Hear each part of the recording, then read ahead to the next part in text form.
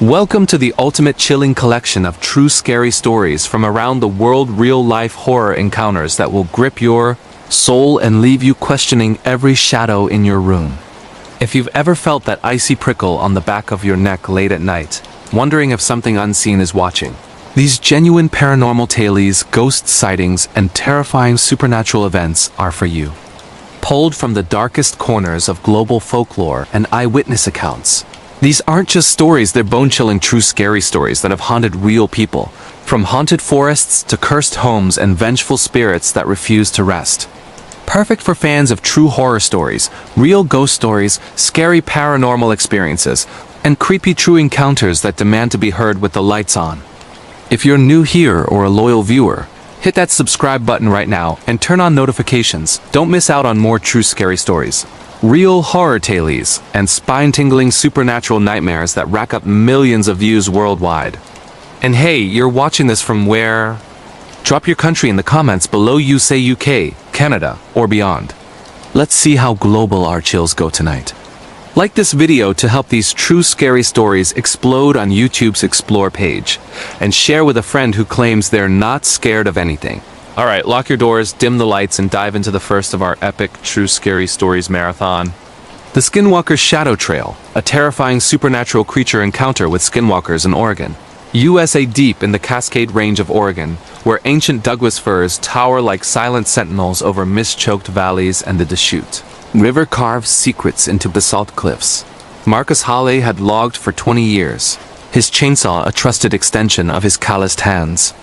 At 45, with a salt and pepper beard framing eyes weathered by endless dawns, Marcus ran a small crew out of Bend, felling timber for a mill that fed the insatiable appetite of Portland's construction boom.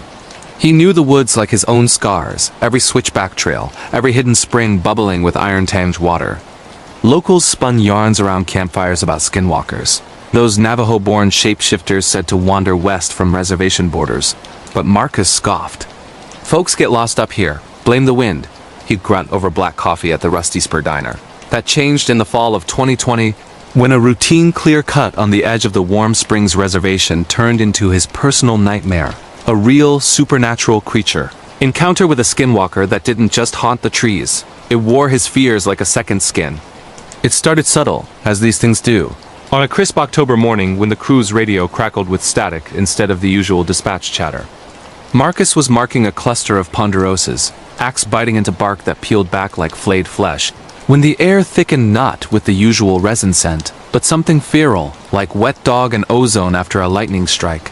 His doggo Blue, a blue heeler mix who'd treat more bears than Marcus cared to count, went rigid at his heel, hackles raised, a low whine escaping his throat that built to a yip. Marcus had never heard part terror, part recognition. "Easy, boy," Marcus muttered, scanning the underbrush where ferns nodded like conspirators. Nothing. Just the wind sifting through needles, carrying a faint mimicry of Blue's whine back at them, twisted into a human laugh that trailed off into the canopy. The crew chalked it up to a prankster hiker, but Marcus felt it. Eyes, not animal, boring from the gloom, sizing him up like prey. By noon, the anomaly escalated. They felled the first tree, a massive fir that groaned its death rattle as it crashed, splintering branches like brittle bones. As the dust settled, one logger, young Tommy Ruiz from Salem, froze mid-swing. "Boss, you hear that?" His voice cracked, pale under his hardit. From the stump's raw heartwood oozed not sap, but a gurgle words, garbled, in a tongue Marcus half-remembered from a dusty library book on native lore. Navajo, maybe, pleading, "Ye now Lucy, return the skin." Tommy laughed it off nervously, but Marcus saw the shake in his hands. That evening, breaking camp at the trailhead, Blue bolted into the dusk without a bark, vanishing into the thicket. Marcus called till his voice hoarsed, flashlight beams slicing shadows that seemed to slink away just ahead. Dawn brought Blue back limping, ribs visible under mangy fur, eyes milky with whatever hell he'd glimpsed. And on his collar, no tag, but scratches. Deliberate, forming a spiral that looked like antlers intertwined with human fingers. Word spread through Bend's logging circles like wildfire. Old-timers at the VFW hall pulled Marcus aside over pitchers of IPA, faces etched with the kind of fear that doesn't fade. "Skinwalkers ain't myths, son," grizzled veteran Earl muttered. tapping a scarred forearm where faint lines mapped a long-ago mauling. They wear what they kill, animal man. Don't matter. Cross their territory, offer a piece of yourself. Hair, blood, regret. Yours is the woods now. Marcus brushed it off as bar talk, but sleep evaded him that night in his trailer off Highway 97. Dreams came unbidden, running through endless forest, not as himself, but quadruped paws pounding earth while a voice in his head his own, but guttural hissed temptations. Shed the weak flesh. Hunt as kin. He woke drenched, sheets tangled like restraints, and in the mirror, his reflection lagged a split-second delay where his eyes flashed yellow before sinking. The encounters piled like cordwood. Next shift, the crew found their gear ransacked, not stolen, but rearranged. Axes buried blade up in soft earth, hearts filled with pine cones carved into tiny faces, mouths open in silent screams. Tommy quit on the spot, mumbling about the thing that barked my name. Marcus pressed on alone, pride or stubbornness blinding him until dusk on day 3. Chopping kindling by the fire ring, the mimicry returned not blue swine, but Tommy's laugh, then Earl's gravelly warning, echoing from every direction at once. The fire popped unnaturally, embers swirling into shapes, a coyote's silhouette, then a man's elongated limbs folding wrong. Marcus grabbed his rifle.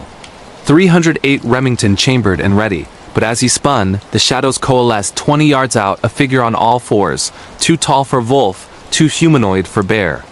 It rose, shedding fur like a cloak, revealing skin mottled gray, stretched over bones that cracked audibly. Face? A mockery Marcus's own features.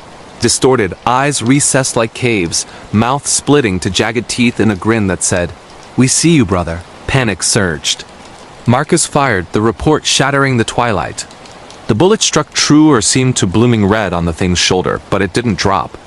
Instead, it laughed his laugh, layered with a dozen others and bolted. Not fleeing, but circling, branches snapping in pursuit. He chased, boots pounding loam, rifle pumping rounds into the dark that swallowed them whole. The skinwalker toyed with him, manifesting illusions, blue, gutted and twitching at a fallen log. Tommy, hanging from a limb, throwed a ragged smile. Hours blurred. Marcus's compass spun wild, stars wheeling overhead like a bad trip. He stumbled into a clearing he'd never mapped, a circle of stones. Moss-draped, at center a desiccated pelt, human-sized, stitched with sinew. Touching it ignited memory. Not his, but another's, a Navajo elder, centuries back, cursing loggers who raised sacred groves, binding his spirit to shift and guard the violated earth. The skinwalker struck then, leaping from the tree line, claws raking Marcus's back 3 furrows that burned like acid, peeling flesh to expose ribs. He swung the rifle butt, connecting with a crunch, but the creature phased, reforming behind him, breath hot on his neck. Wear me as I wear you. The woods hunger. Visions assaulted. Marcus transformed, loping through camps, whispering doubts into sleeping minds, claiming lives one shed skin at a time. He fought, reciting half-remembered prayers from his Catholic grandma, hurling the pelt into the fire pit, where embers reignited to inferno. The skinwalker shrieked, a sound that split eardrums, wind howling in sympathy, trees bending as if in agony. It lunged one final time, jaws unhinging, but the flames leaped, consuming fur and flesh in a pyre that lit the night like judgment. Marcus staggered back to the truck at dawn, wounds bandaged with his shirt, mind fractured. The crew found him raving. Docs and Ben stitched him up, prescribed antipsychotics for exposure delirium. But the scars itched with otherness on full moons, fur prickled beneath skin. Blue never barked again, eyes forever watchful. Marcus sold his gear, moved to a condo in Salem, but the mimics follow. Radios tuning to his thoughts, shadows and mirrors, shifting gait. In Oregon's whispering wilds, supernatural creatures like skinwalkers don't end with the fire. They smolder, waiting for the next axe to bite sacred ground. If you've ever felt the woods watch back, lock your doors. They know your name. The primal howls of Oregon's forests give way to the electric hum of Amsterdam's underbelly, where hackers dive into the dark web, birthed an online conversation horror so insidious it turned his screen into a portal for the damned. Brace for the digital abyss in this chilling internet horror tale. The echo chamber abyss. Terrifying online conversations and internet horror from the deep web in Amsterdam. Netherlands in the neon-veined canals of Amsterdam. Where houseboats bob like forgotten secrets and the red light district's glow masks a deeper digital undercurrent. 29-year-old coder Elias van der Meer thrived in the shadows of code. Freelancing from a cramped loft in De Pijp, surrounded by server towers humming like restless spirits, Elias specialized in penetration testing hacking ethical, or so his clients believed. Bored with vanilla firewalls, he moonlighted on the deep web. Tor browser his gateway to forums where anonymity bred truth's uglier siblings. In late 2022, during a rain-lashed November that turned the city into a perpetual dusk, Elias stumbled into EchoNet, a dark web chat app promising unfiltered echoes of the soul, dares that paid in crypto for confessions too raw for surface nets. What began as curiosity spiraled into his personal internet horror saga, an online conversation nightmare where the deep web didn't just expose secrets. It exhumed them, line by encrypted line. The app's interface was deceptively clean. Black void background, green cursor blinking like a heartbeat. Users were ghosts handles like Void Echo or Fractal Lie, chatting in threads that auto-deleted after reads. Elias, under Code Phantom, posted a low-stakes dare. Share your worst regret. Double if it's visual. Replies trickled. A blurry photo of a hit-and-run fender, anonymous sobs and text. Then, private message from Mirror Shard. Regret? I echoed yours first. Check attachment. The file loaded a grainy video, team-stamped yesterday, of Elias himself in his loft, hunched over his desk typing that exact post. But the angle? From his webcam, off, cable unplugged since last week's glitch. Heart slamming, he slammed the laptop shut, but the notification chime persisted phantom from the machine's speakers. Dare accepted, it whispered, voice synthesized from his own vocal samples scraped from old podcasts. Sleep dodged him that night, rain pattering like fingers on glass. Morning brought escalation. EchoNet relaunched itself homepage, now a mirror of his desktop files, rifled tax returns, ex-girlfriend nudes. He'd sworn deleted even a childhood diary scanned from his mom's attic entries about bullying a kid till he vanished from school. Your echo starts here, Mirror Shard messaged. Dare, confess the real regret. Or we amplify. Elias typed denial, but the chat glitched, his words warping. I pushed him into traffic. To stop the stares? Lie? Half-truth, the bully incident ended in a shove. Not death, but the kid transferred, haunted Elias's guilt. Mirror Shard responded with a link. News clip from 1998. Local boy hit by a tram in Utrecht. Face blurred but eyes unmistakable. Amplify, the app prompted, and Elias's phone buzzed calls from unknown voicemails in the boy's voice. Why me? Echo back. Paranoia rooted deep. Elias torched the router, smashed the phone, but at a corner cafe on Ferdinand Bolstraat, borrowing Wi-Fi, EchoNet pinged via browser hijack. Users piled in a swarm, handles multiplying, regret reverb, shard spawn. They dared collectively, relive it. Livestream the walk to the canal. Compulsion gripped. Elias found himself striding to the Amstel, camera app forcing on, narrating sins to faceless watchers. Donations trickled Bitcoin for brutality, as he confessed fabricated atrocities, affairs, thefts, a hit on a rival coder. Lies snowballed. Mirror Shard fed prompts, AI deepfakes of victims pleading in video calls, faces morphing from the dead boy to his ex, throats slashed in simulation. The deep web listens, one messaged. We are your echoes, birthed from dares unspoken. Isolation cracked him. Friends ghosted after leaked chats, his confessions viral on surface Reddit, doxed as troll or worse. Elias hold up, walls closing. But the horror digitized further. Smart fridge displaying error codes spelling run, lights flickering Morse for ECHO. 1 midnight, the app's grand dare unlocked. Merge realities. Invite the shard in. A download-initiated malware. Burrowing into his neural implant, experimental rig for faster coding. Pain lanced his skull. Visions flooded. Not his, but the swarm's killers confessing midstream. Suicides triggered by amplified guilts. A nurse in Rotterdam detailing patient mercies till her feed cut to flatline. Mirror Shard revealed, not one user but a collective dark web cult harvesting psyches via AI, turning dares into data mine damnations. You dared first, it taunted. Now echo eternally. Climax crashed like thunder. Elias, implant burning, leave streamed his end, perched on the loft sill, canal below churning black. Viewers surged, thousands crypto pouring. But mid-monologue, truth broke through. The boy lived, a teacher now in Groningen, grudge long gone. Rage ignited. Elias yanked the implant, blood-slick wires sparking, and hammered commands into the terminal worm code reversing the flow, flooding EchoNet with his clean data. Childhood joys, code breakthroughs, a love letter unfinished. The app imploded, shards scattering to infected nodes worldwide, cult handles screaming deletion. Silence fell, save rain. Elias survived, scarred migraines echo old voices, screens glitch with phantom cursors. He reports anonymously to Interpol, but the deep web rebirths. Amsterdam's internet horror lingers. Online conversations aren't private. They're portals where dares summon shards that never shatter clean. If your demons feel too knowing, log off the echo might be you. From Amsterdam's pixelated perils, we slip into the sun-bleached alleys of Andalusia, where a retiree's string of weird coincidences and foreshadowing wove a tapestry of fate so tight it strangled her last days in quiet malice.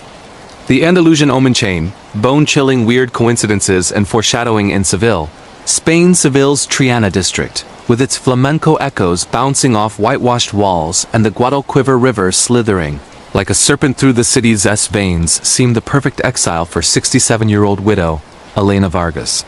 Fleeing Madrid's smog after her husband's quiet heart attack in 2021, Elena rented a tiled casita overlooking the river, filling days with market strolls for olives and gossip with neighbors who spun tales of Moorish ghosts. She craved normalcy crosswords by noon, siestas under orange trees, but the weird coincidences started small, like cracks in porcelain, foreshadowing a cascade that would paint her golden years in shades of dread. First omen arrived on her third morning, unpacking a crate of her late husband's books, dusty tomes on Spanish history, spines cracked like old bones. A yellowed postcard fluttered free, postmarked Seville 1952, addressed to Elena in his handwriting. The river claims its due. Meet at the bridge at dusk? Impossible her name, their wedding date smudged below, but he'd never visited Andalusia. Shrugging as a trick of memory, she pocketed it, but that afternoon at the Mercado de Triana, bargaining for figs, the vendor, a crone with eyes like polished onyx, handed change with a wink. The river whispers your name, Senora. Heeds the old debts. Elena froze. The woman's stall sign? Punt del Amor Love Bridge, the very spot on the card. Coincidences coiled tighter. That evening, tuning her radio to classical, the station dissolved to static, resolving into a bolero, their wedding song sung by a voice identical to her husband's, trailing into coughs that mirrored his final gasps. Foreshadowing prickled. A calendar on her wall flipped to tomorrow, circled in red. Dusk appointment. She tore it down, blaming grief's fog, but sleep brought dreams vivid, unyielding, wandering Triana's labyrinthine streets, shadows lengthening into fingers that tugged her hem, murmuring, "Return what was borrowed." Waking, sweat-soaked, she found her bedspread patterned with faint stains ink? No, river silt, gritty between toes. Word reached her superstitious cousin in Cordoba, who arrived unannounced with a bundle of herbs and a Ouija board scavenged from a gypsy fair. Los presagios no mienten, Rosa warned, eyes wide as they lit candles in the casita's courtyard. The board spelled ELENADBT, glass slider halting on a map etched below. Seville's old Jewish quarter, site of 5th-10th century expulsions. Digging through husband's papers that night, Elena unearthed a ledger hidden from his youth as a black market antiquities dealer. In 1975, he'd smuggled a Moorish amulet from a Triana dig, gold filigree depicting a river serpent swallowing its tail, sold to a collector for a fortune that funded their life. The postcard? A forgery he'd planted as misdirection. But now, decades later, the amulet's curse circled back coincidences as harbingers, demanding restitution. The chain accelerated, each link colder. Grocery runs yielded receipts totaling their wedding cost, dated today. Neighbors nodded knowingly, whispering of Viuda Marcada, the marked widow claiming they'd seen her husband's silhouette by the bridge at dusk, beckoning. Elena's health frayed. Headaches pulsing like distant drums. Mirrors fogging with breath not her own, writing dusk on the glass. One storm-ravaged afternoon, a package arrived no sender, wrapped in burlap sodden as if dredged. Inside, The amulet, tarnished, chain coiled like a noose. Touching it ignited flood. Visions of the dig workers unearthing not treasure, but a child's skeleton talisman clutched in tiny fists, drowned in ritual to appease river gods during famine. Her husband's greed had disturbed the pact. Now, the serpent sought balance through her bloodline. Foreshadowing peaked on the eve of the circled date. Elena, Rosa at her side, ventured to the bridge as thunder grumbled. Rain lashed the stones, river below frothing like rage. Coincidences converged. A street lamp flickered their anniversary photo onto the parapet, wind howling lyrics to the bolero. From the murk rose a figure translucent, her husband's form, but eyes serpent-slit, extending the amulet. Wear it. Close the chain. Elena hurled it into the depths, screaming apologies for sins not hers. But the water boiled, tendrils rising inky, coiling up the arches like veins. Rosa chanted counterspells, salt scattering, but the grip tightened, pulling Elena toward the edge. Visions assaulting. Their life unwound, regrets amplified missed chances, unspoken loves, the amulet's child wailing for mother. Climax shattered the night. Elena stomped the talisman midair, gold cracking under heel, and plunged a shard into the apparition's chest hers? No. The river's heart bubbling acceptance. The figure dissolved in mist, rain cleansing the stones. Dawn broke clear, but Elena emerged changed scars on palms like filigree burns, whispers fading but etched in memory. She returned the fragments to the dig site, anonymously, and moved to drier climes. Yet in Seville's sultry airs, weird coincidences remind, foreshadowing isn't chance. It's the past's patient noose, tightening till you hang or cut free. Spain's omens dissolve into the sterile hum of Copenhagen's corridors, where a night nurse's rounds unearthed hospital horrors so visceral, they turned healing hands into haunted ones. The Nordic Night Ward, chilling hospital and nurse night shift stories in Copenhagen. Denmark Copenhagen's Rigshospitalet, a modernist behemoth of glass and steel overlooking the Risund Strait, where ferries slice fog like scalpels and the wind carries salt-tanged laments from sunken Viking longships, stood as beacon for 34-year-old nurse Freya Nielsen. Shift lead on Ward 12 Oncology and Palliative, where beeps of monitors sensed with labored breaths. Freya had steeled herself against death's routines, morphine drips, family goodbyes, the quiet dignity of last rites. Danish efficiency masked the ward's underbelly, built in 1910 on a plague-era infirmary site. But in the winter of 2023, as Arctic gales rattled windows like impatient fingers, Freya's night shifts devolved into a gauntlet of hospital horrors that made her question if some patients checked out only to check back in. It crept in gradual, like sepsis. First shift post-Yuletide, Freya charted vitals for old Herr Larsen, 82 lungs ravaged by tar-black years. His room, 12B, overlooked the strait, curtains billowing though vents were sealed. Midway rounds, the IV stand rattled not tremor, but deliberate taps, sinking to a hum from the wall, low, rhythmic, like a dirge in Old Norse.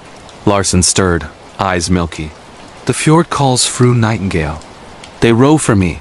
Freya soothed with tea, but as she dimmed lights, shadows pulled unnaturally in the corner, coalescing into oarsmen spectral, sodden tunics clinging, faces rotted to grins. They pulled an invisible longship across the linoleum, oars dipping into floor wax that rippled like water. She blinked. Gone. But Larsen's monitor flatlined seconds later, code called, body cold with fjord blue lips. Superstition? Freya blamed 18-hour shifts, but the hauntings haunted her rotations.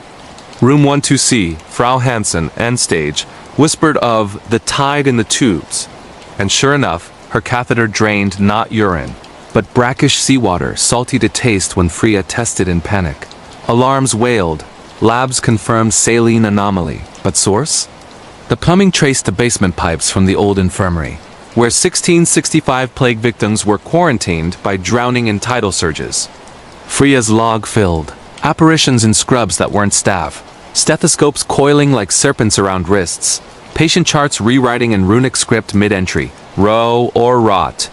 Escalation peaked during a blizzard lockdown, ward isolated, power flickering.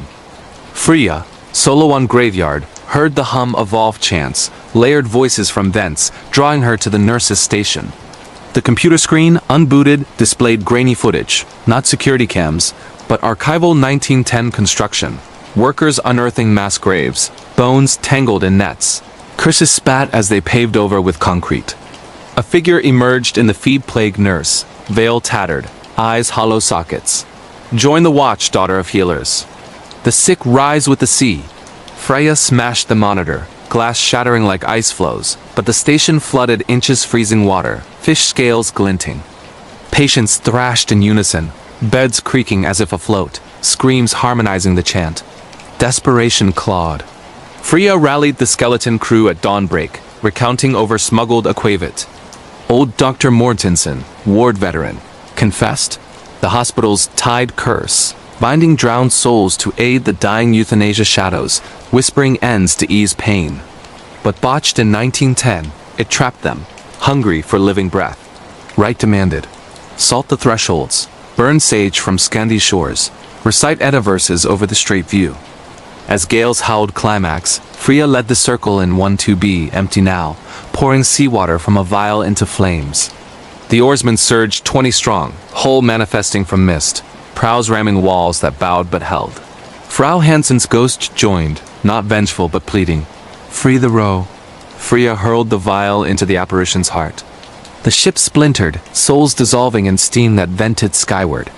Rikshospital had hushed, but Freya transferred to day shifts, hands trembling on charts. Salt packets line her pockets.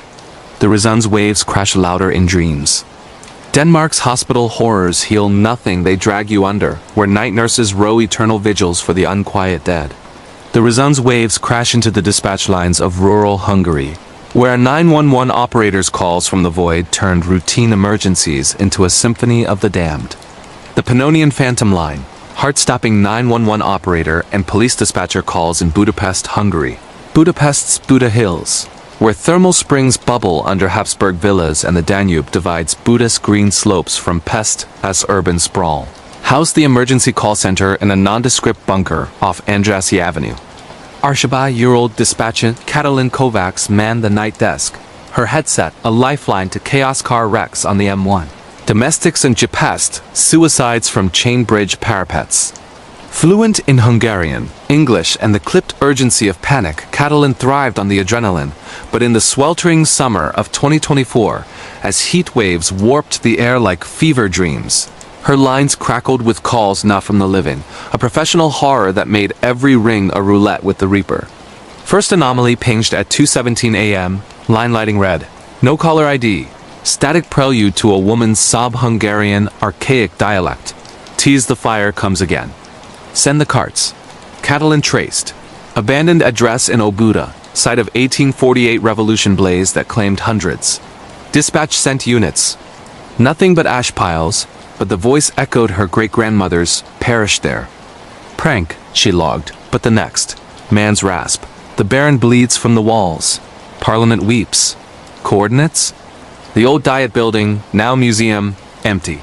Police found fresh crimson streaks pig's blood. Sourced unknown spelling, Kovacs air.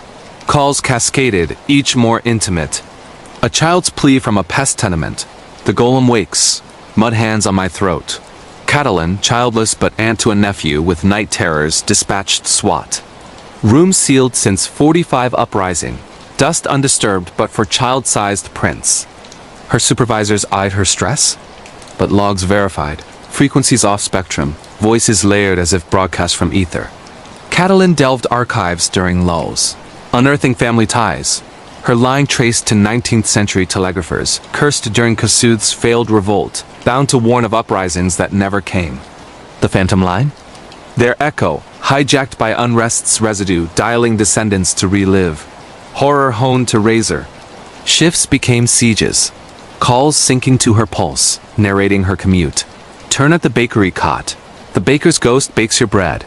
Units arrived at her cafe, finding loaves charred with faces inside. One midnight surge.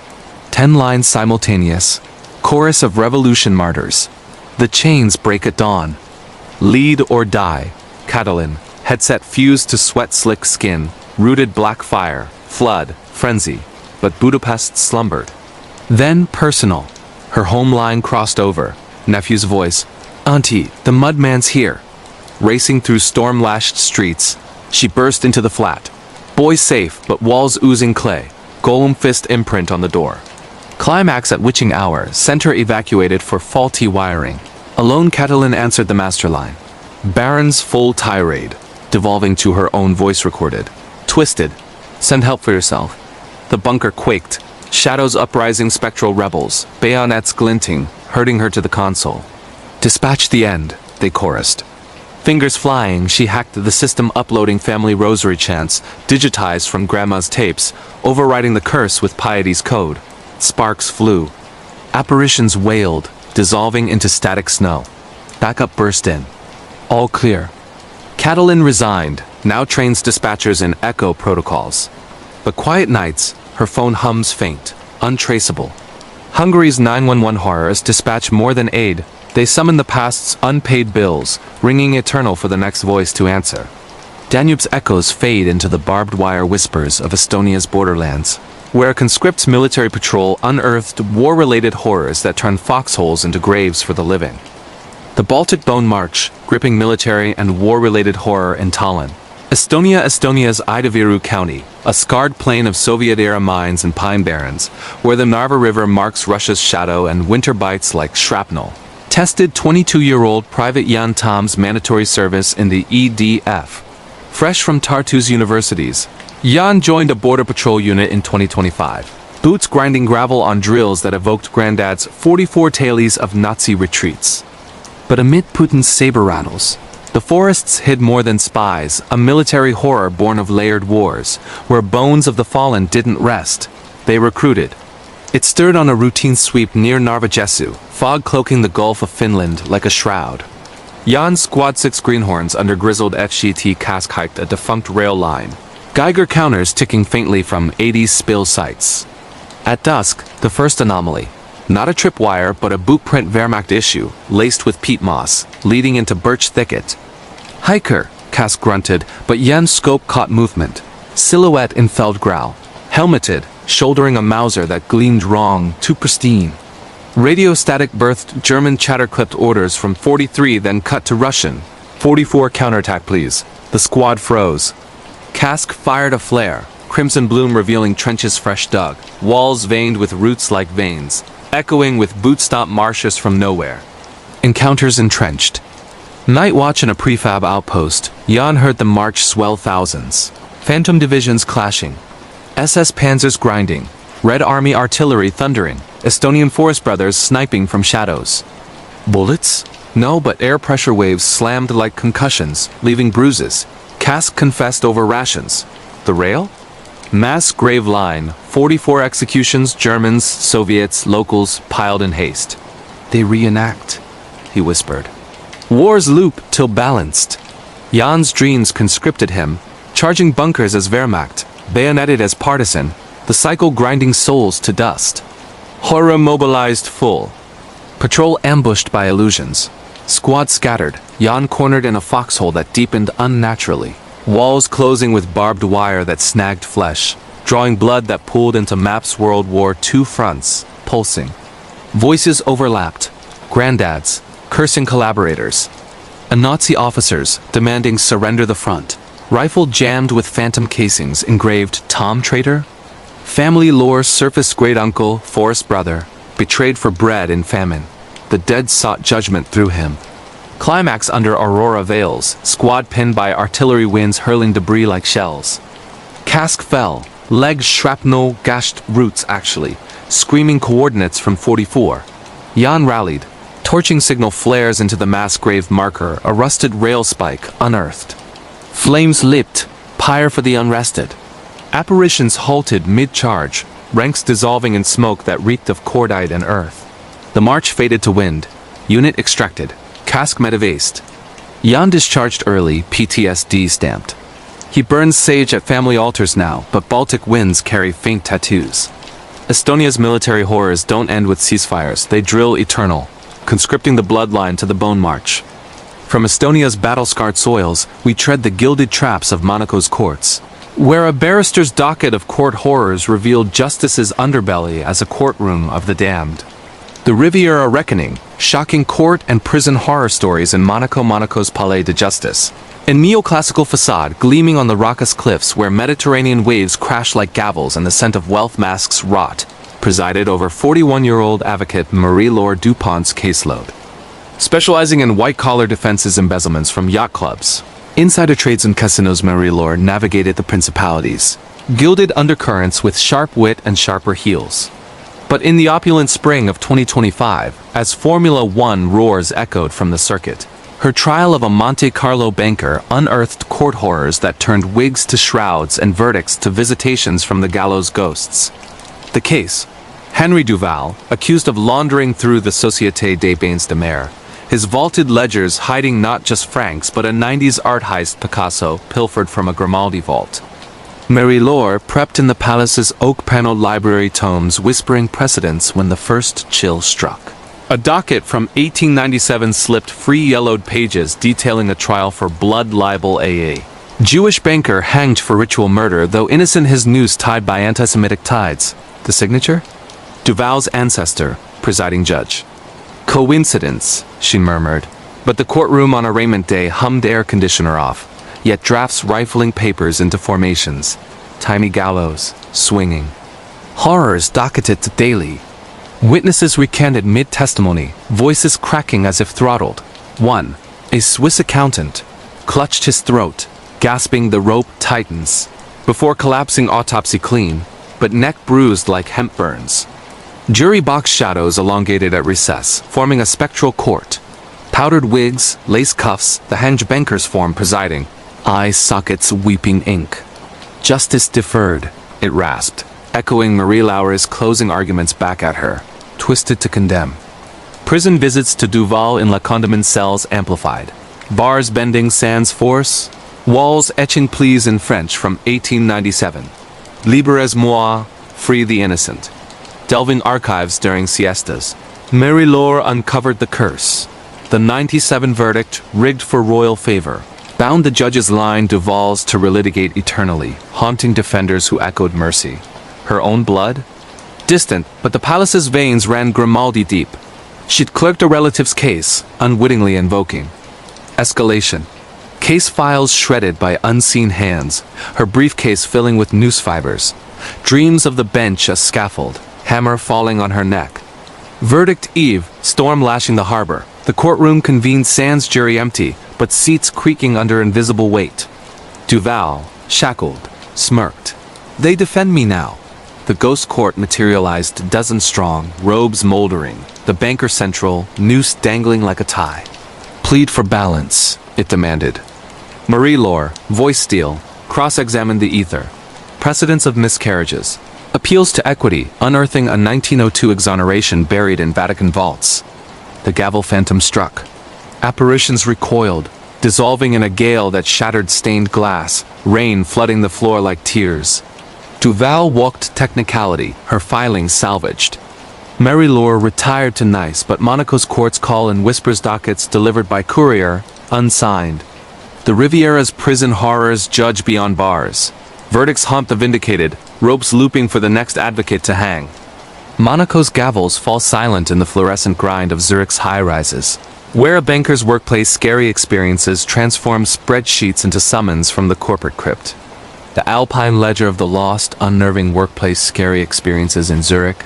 Switzerland, Zurich's Bahnhofstrasse, artery of Alpine precision where trams chime like clocks and the Limmat River reflects facades of fortified banks. Anchored 36-year-old analyst, Lucas Berger's days at Credit Suisse's tower.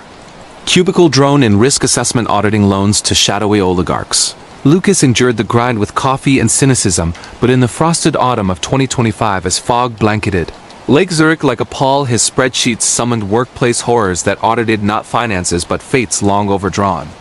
It ledgered subtly, auditing a dormant account from 1942 Nazi gold, laundered through neutral vaults. Lucas's screen glitched, cells populating with names not in the file. Holocaust victims, balances in sold debits, interest accruing eternally. Error, he flagged, but the terminal hummed, cursor typing sans touch. Berger overseer? His family? Swiss bankers during the war, safe-keeping assets that vanished lives. Lunch break brought the chill. Elevator to the canteen, mirrors frosting over. Reflections lagging co-workers' faces aging decades mid-ride, eyes hollow as ledgers unbalanced. Experiences escalated, cubicle by cubicle.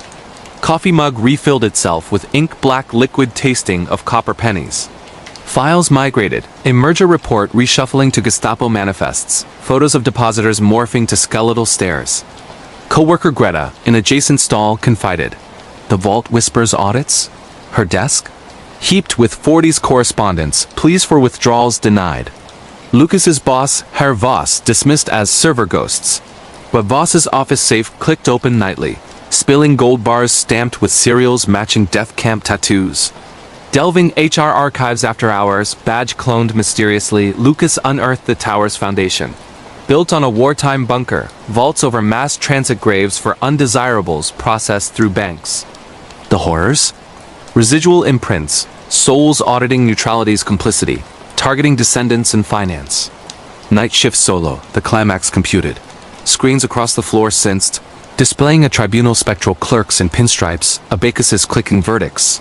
Balance the books, they intoned, ledgers flying pages slicing air like shrapnel, pinning Lucas to his chair. Visions downloaded. Granddad tallying seizures, mothers bartering heirlooms for bread, balances zeroed in gas chambers. Panic keyed escape. Lucas smashed servers, sparks igniting firewalls literal, flames licking cables like pyres. Sprinklers doused, but water ran red, pooling into signatures. Victims' names absolved. Alarms wailed. Fire marshals found electrical fault, but Voss resigned dawn, muttering overdrawn. Lucas fled to burn. Freelance now, but spreadsheets haunt laptop cells filling unbidden. Switzerland's workplace horrors compound. Banks bury more than bullion. They inter the indebted dead who audit overtime. Zurich's ledgers close on the iron gates of Romania's Carpathians, where a warden's rounds in a forgotten fortress prison birth court and prison horror stories that chain the keepers to the kept. Wait, I already did prison in previous, but user wants all themes, so adjust to another. From Switzerland's vaults, we burrow into the damp cells of Ireland's Wicklow Mountains, where a lifer's tales wove prison horrors into a tapestry of torment that outlasted stone. The Wicklow Wraith Ward, frightening court and prison horror stories in Wicklow. Ireland's Wicklow Jail, a 19th century bastion of limestone and legend, nestled in the Garden of Ireland's glens, where sheep bleat like lost souls and the Vartry River murmurs judgments from Celtic times. Confined 53-year-old lifer Seamus O'Rourke for a AO5 armed robbery gone bloody. Transferred from Mountjoy for behavior, Seamus paced D-Wing's isolation. Walls etched with predecessors' tallies strokes for days served, crosses for the dead. But in the peat-choked winter of 2025, as gales rattled bars like angry fists, his sentence stretched beyond years into a prison horror where the incarcerated weren't just men, but memories made manifest. It confined gradual. First night in solitary, the drip from a leaky faucet timed not seconds, but heartbeats his, then another's, faster, frantic, sinking to sobs from the vent. Free me, brother. The rope awaits. Seamus, veteran of Comainham's yards, banged tin cup on door. Guard laughed it off as wind in the pipes, but dawn brought the mark. His cell floor, chalked with a hangman's knot, powder fresh as if drawn by unseen chalk. Breakfast slop tasted of ash-grate famine 48 when the jail starved rebels in these very cells. Horrors herded like inmates. Association hour, yard shadows stretched long, forming queues of phantoms Fenian prisoners from 67 manacled, marching circuits eternal, boots thudding in unison. One paused at Seamus, faces fathers hanged for IRA 70s bombings, eyes bulging. Your blood bought my noose. Pay the ward. Court transcripts smuggled by a bent screw revealed. O'Rourke's. Jailers and jailed across centuries. Curse of Cromwell's plantations binding family to relive robbers turned robbed, keepers kept. Escalation locked down. Lights out. Walls wet brine from 98 United Irishmen drownings in the river below, flooding ankles cold as irons. Seamus's bunk sagged under weightless weights. Spectral cellmates, recounting trials, twisted judges bribed, juries haunted, verdicts whispered by banshees. One, a 20s suffragette, clawed his arm. Your shot echoed mine. The gallows called collect. Dreams docketed verdicts. Seamus on the stand, gun in hand, but trigger pulled by Cromwell's ghost. Bullet ricocheting through kin. Climax in a blackout storm, jail unpowered, doors unbolting sans keys. Seamus led a spectral breakout hundreds, shambling corridors, guards fleeing crosses signed in air. At the warden's office, the tribunal. Cromwell Central, ledger open to O'Rourke's sins. Pardon or perish, it boomed. Seamus confessed not his robbery, but families burning a landlord's barn 80s famine reprisals. The ledger smoked, pages curling. Phantoms saluted, dissolving in mist that vented through bars. Lights flickered on. Solitary empty, Seamus transferred for good behavior. Paroled early, he wanders Wicklow trails, but chains clink in wind. Ireland's prison horrors sentence beyond time. Cells hold echoes, and the warden's blood pays perpetual rent.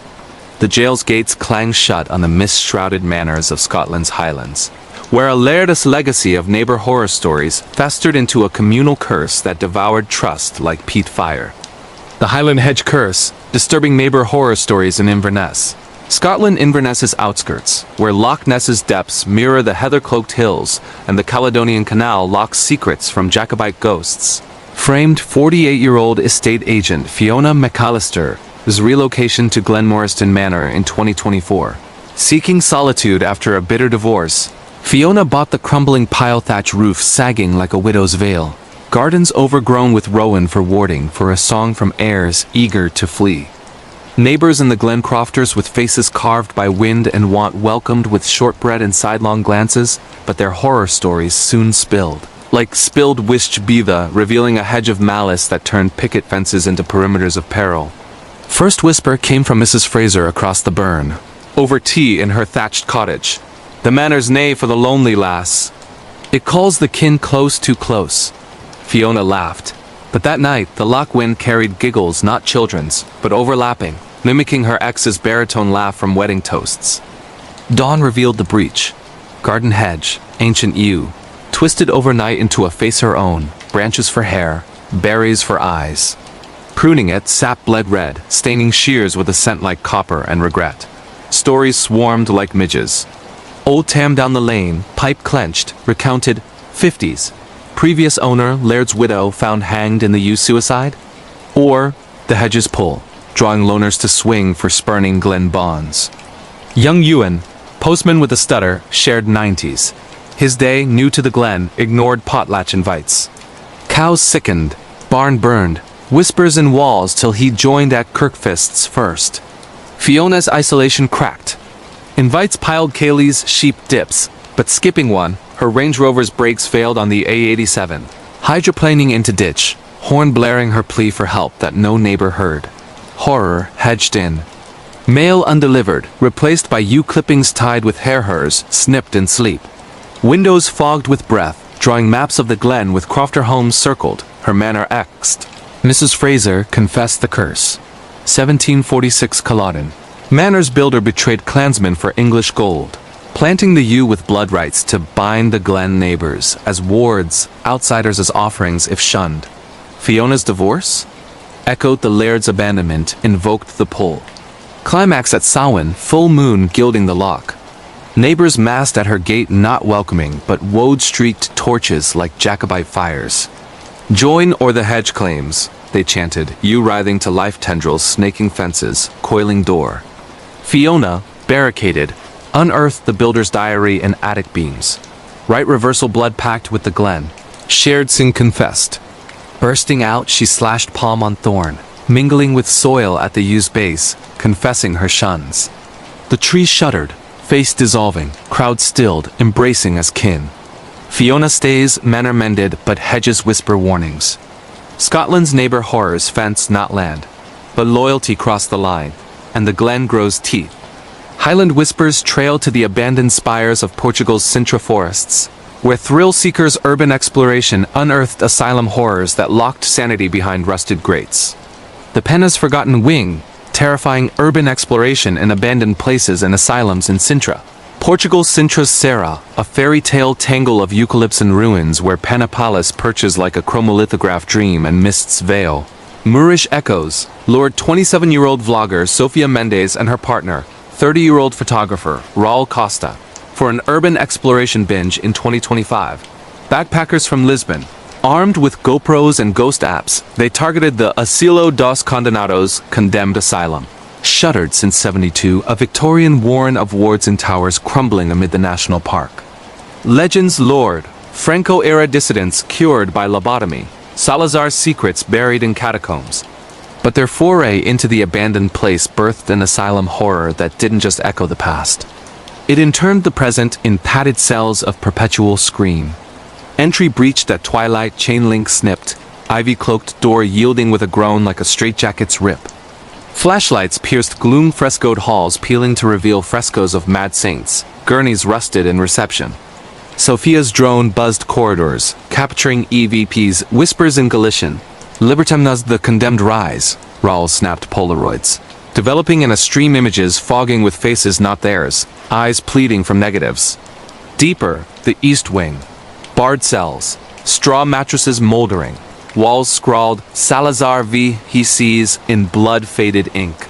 Exploration devolved. Stair to sublevels, air thickening to syrup, their steps echoing multiples footfalls of 100, shuffling in unison. Sophia's app spiked, EMF off charts. Voices layering, patients' ravings from 40s purges, reciting manifestos twisted to nonsense.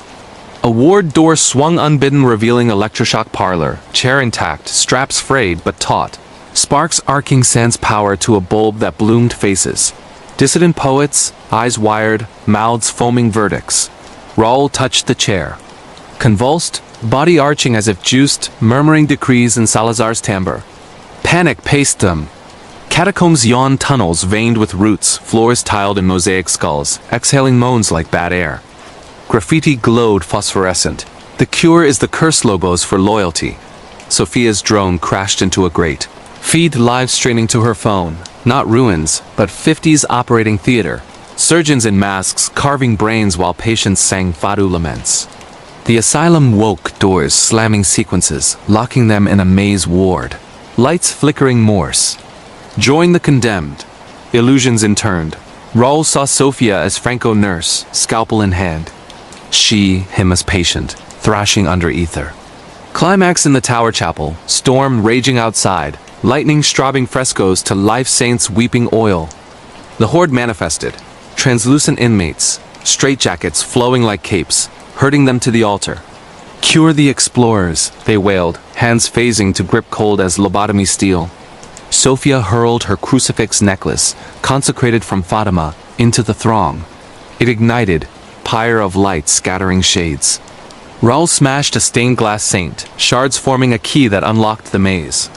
They fled at dawn, drone footage viral, but glitched faces overlaying theirs. Sophia deletes vlogs. Raul's Polaroids burn spontaneously. Sintra's urban explorations don't abandon. They admit, asylums admitting souls to eternal rounds. Sintra's grates seal on the endless blacktop of Germany's Autobahn, where a long-haul driver's road trip horror turned semis into sarcophagi on wheels. The Schwarzwald freight phantom, unrelenting road trip and truck driver horror in Stuttgart. Germany Stuttgart's A8 vein of the Black Forest, where Mercedes hum like predators and rest stops harbor hitchhikers with eyes like headlights, tested 52-year-old lorry driver Hans Meller on his Berlin-Munich run in 2024. Veteran of 30 years hauling everything from sauerkraut to steel, Hans's cab was Century CB radio crackling tailies, thermos of Rindfleisch up steaming. But in a blood-mooned October, fog coiling like smoke from crashed convoys, his route warped into a road trip horror where the asphalt didn't just stretch. It swallowed, mile by phantom mile. It revved subtle, overtaking a VW Beetle near Ulm. The driver waved Hans's face, 20 years younger, grinning from the window. Blink, gone, but rearview lingered the image, fading to static. Radio tuned itself to 82 frequencies, Hans's rookie year, dispatch calling his name, voice his mentors, dead in a pileup. Pull over, Jung. The load shifts. Hans laughed it off as fatigue, but the trailer groaned. Cargo straps snapping sans bump. Crates sliding to form words in dust. Freight of the fallen. Horrors accelerated. Rest stop at Leonberg, diesel fumes mingling with rot. A hitchhiker climbed aboard unseen till spoken. Room for one more soul? Face? Mosaic of past fairs. The 90s widow he'd ferried to funeral. Eyes stitched from the '05 teen runaway vanished mid-haul. The ghost rode shotgun, narrating Hans's sins. Ignored breakdowns. Speed-fueled swerves that clipped cyclists. Loads of surplus from factory purges he'd turned blind eye. CB erupted. Echoes of those victims, coordinates to their ends. Truckers' voices overlapping. The road remembers. Black forest plunged the dread.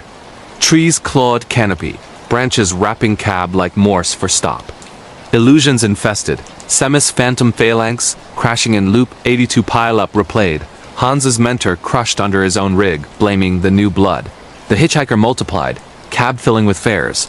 Widow clawing dash, teen drumming pedals to accelerate into abyss. Fuel gauge plunged, though tank full.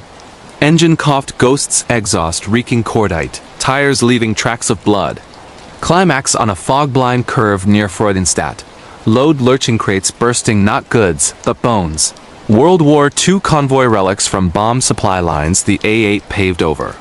The horde surged. Spectral drivers, rigs materializing, herding Hans to the shoulder cliff. Hitchhiker lead.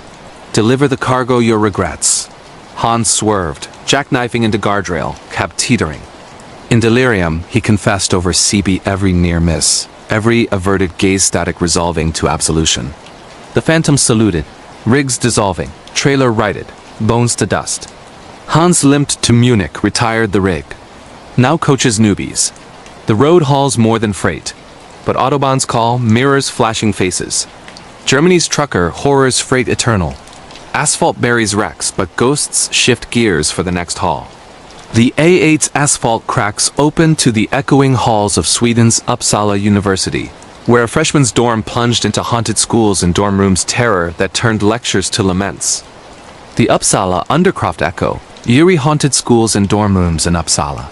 Sweden Uppsala's Gamla Uppsala, hillock mound of Viking kings where the Fyrish River winds past rune stones and the university's ivy-clad.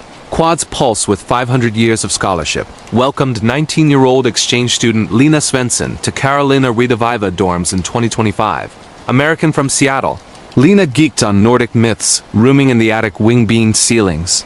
Views of the cathedral spire piercing clouds like a spear. But as autumn leaves bled red on the lawns, her syllabus shadowed into a haunted school nightmare, where dorm rooms didn't just house students. They harbored the unrested scholars of plagues past, its syllabus slow. First seminar on Eddas. Lena's notes warped mid-lecture ink bleeding to form Ogham script. The Undercroft calls. Dorm Wi-Fi glitched to 15th century frequencies, static resolving to Latin. Disputations from the 1350 Black Death, when the university quarantined infected in attic wards, burying bodies under floorboards. At night, her bunk creaked, not settling, but pacing, footsteps light as parchment, pausing at her bed to whisper theses in Old Norse. Defend the plague's truth, hauntings hallmarked. Common room, fire crackling, shadows danced not flameborn but form disciples in hoods.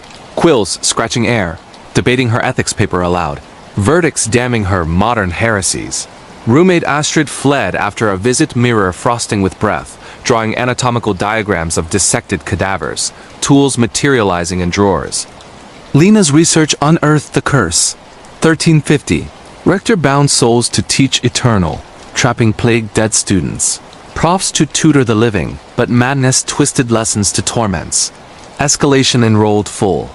Library stacks shifted, books flying to form barricades, pages whispering plagiarized sins.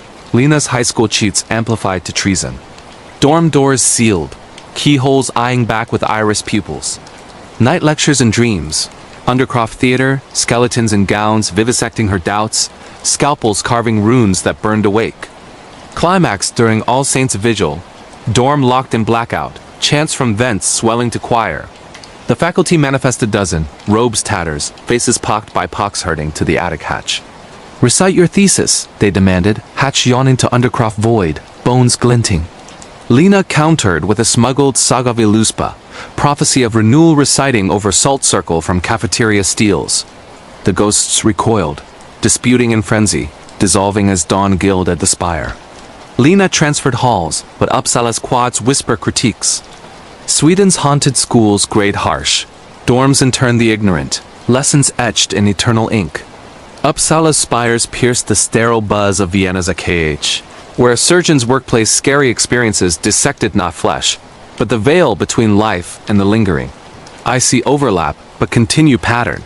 The university's bells toll into the OR lights of Austria's capital, where a resident's shifts uncovered workplace horrors that operated on the soul. The Danube dissection, creepy workplace scary experiences in Vienna, Austria. Vienna's Allgemeines Krankenhaus, labyrinth of Baroque wings where the Danube's arm laps at foundations and Mozart-less requiems seem to echo from wards. Tested 31-year-old resident surgeon Carl Fischer on his rotation in 2025. Knife-sharpened trauma, Carl thrived on the precision scalpel nicks. Suture symphonies, but as Danube floods threatened spring, his ORS turned to theaters of workplace horror, where instruments didn't just cut, they carved curses from the quick. It incised fine. Pre-op for a cholecystectomy, the tray rattled forceps clinking to a waltz rhythm, scalpel spinning to point north, toward the river. Patient, an elderly baroness, murmured mid-anesthesia, "The Danube drinks deep." Your hand is the ferryman. Incision clean, but gallbladder? Not stone-clogged, but etched with Viennese waltz notation, bleeding ink when lanced, labs baffled. Carl chalked to halos, but post-op, the baroness flatlined. Chart rewriting to 1815 Napoleonic amputations in these halls. Surgeons curing gangrene with river water, cursing the tools to dance eternal. Experiences operated over time. Rounds monitors beeping not vitals but Morse patient histories from Habsburg plagues, fevers fatal. Colleague Anna confided, "The Danube's dead assist. Her suture kit? Threads writhing like leeches, stitching air." Carl's research in the Josephinum Wax Anatomy Museum revealed the AKH's bed on a 80s cholera pit. Tools consecrated in rites to heal the flow, but botched, binding drowned to aid, twisting mercy to malice. Escalation lanceted. OR7. Midnight appendectomy. Lights dim to candle glow. Shadows pooling into assistants, spectral surgeons in frock coats. Hands gloved in mold, handing phantom probes that burn flesh. Patient thrashed, screaming in Viennese dialect. The waltz cuts too deep. Carl's scalpel slipped unforced, carving a treble clef on the abdomen. Blood harmonizing to blue Danube. The ghosts circled, gavels of bones striking trays. Operate on the curse. Climax in flood warning gale, OR flooded ankle-deep brackish, fish nibbled. The horde surged. Cholera victims, skin sloughing, herding to the table. Dissect the pact, they gurgled. Carl incised the air with a relic scalpel from the museum, reciting Hippocratic oaths over salt from the galley. The water boiled, ghosts dissolving in steam that vented to the river. The patient stabilized, scar fading to nothing. Carl specialized in plastics, but ORS waltz in dreams.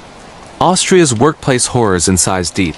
Hospitals heal bodies, but the Danube's dead suture souls. Vienna's stitches hold against the thunder of American heartlands, where a dispatcher's 911 calls from Tornado Alley summons storms not of wind, but wrath from the wired. I have enough. Rap with a few more to make long response. The Danube's flow meets the Missouri's mud, where a dispatcher in Kansas faced 911 horrors that dialed the devil's number. The plane's phantom ring, intense 911 operator and police dispatcher calls in Kansas.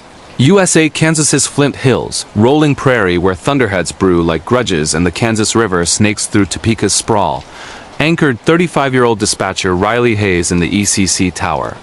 Headset queen of 911, Riley rooted fires from wheat blazes, wrecks on I-70, domestics in trailer parks, her voice calm as prairie wind. But in the twister season of 2025, as sirens wailed prelude, her lines crossed with calls from the cyclones, Cora, professional horror where emergencies were aren't cries for help, but summons from the storm's spiteful heart. It rang in on a muggy July eve, lime flashing. Help, the funnel's got faces twisting my boy. Trace.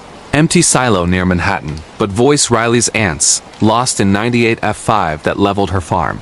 Dispatch chopper. Nothing but debris, but the static trailed laughter wine chime giggles of kids the twister claimed. Glitch, Riley logged, but next. Man's bellow. The vortex vomits bones, my legs gone. Coordinates? 79 truck stop, long raised, but units found rusted chassis, femur wedged in grill, calls vortexed. Each prelude to storm. Coordinates to past kills 05 mobile home massacre. Voices pleading mid-snarl. Riley's trace software glitched, mapping not now but then tornado paths overlaying her family tree. Haze Kim claimed by spin since Dust Bowl. Colleague Marty muttered, "The planes remember." Twisters don't forget unpaid tolls. Horror howled full. Shift peak. Lines all lit chorus of the world. Farmers from 34 Duster. Mothers clutching babes in 93 Andover. Dispatch the eye, they chorused, her console sparking, chair spinning sans touch. Personal. Home line crossed. Daughter's voice. Mom, the wind's in the basement. It's Daddy's. Husband. Gone in 20 pileup, blamed on freak gust. Riley raced through hail, bursting in. Girl safe, but basement funnel mini, debris circled, whispering indictments, ignored warnings, drives in brewing. Climax as supercell bore down, tower swaying, calls merging to roar. The storm's center manifested on screen vortex cam from nowhere, faces in clouds. Kin, victims, funneling to her. Root the reckoning, it thundered. Riley keyed all channel, broadcasting Grandma's lullaby plane's psalm against dust-over emergency bands. The supercell veered, dissipating in unnatural hush. Lines went dead. Tower stilled.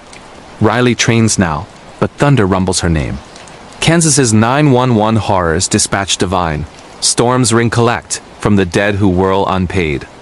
The Flint Hills winds whip to the boot camp bunks of Greece's Aegean Isles, where a recruit's military horror drilled not discipline, but the shades of ancient phalanxes. The Aegean ancestor ranks, haunting military and war-related horror in Crete.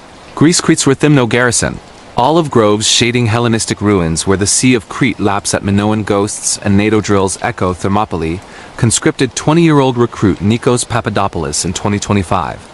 City boy from Athens, Nikos loathed the grind PT on pebbled beaches. Rifle drills in amphitheater quarries, but as olive harvest mooned, his barracks turned military horror, where ranks weren't just green. They were grave dirt grave from Sparta's long shadow. It marched in at reveille, bugle warping to lyre strains, Homeric from Iliad battles. Squad mates joked, wind in the reeds, but Nikos's bunkmate, Yannis, woke screaming. The phalanx advances shields lock on my chest. Scratches on his arms, hoplite spear marks precise. Parade ground, formations faltered boots sinking to phantom cadence, left right left of Bronze Age bronze. XG. Kostas, veteran of Cyprus 74, confided. The garrison on Mycenaean cemetery dug up in 60s build, bones reburied hasty.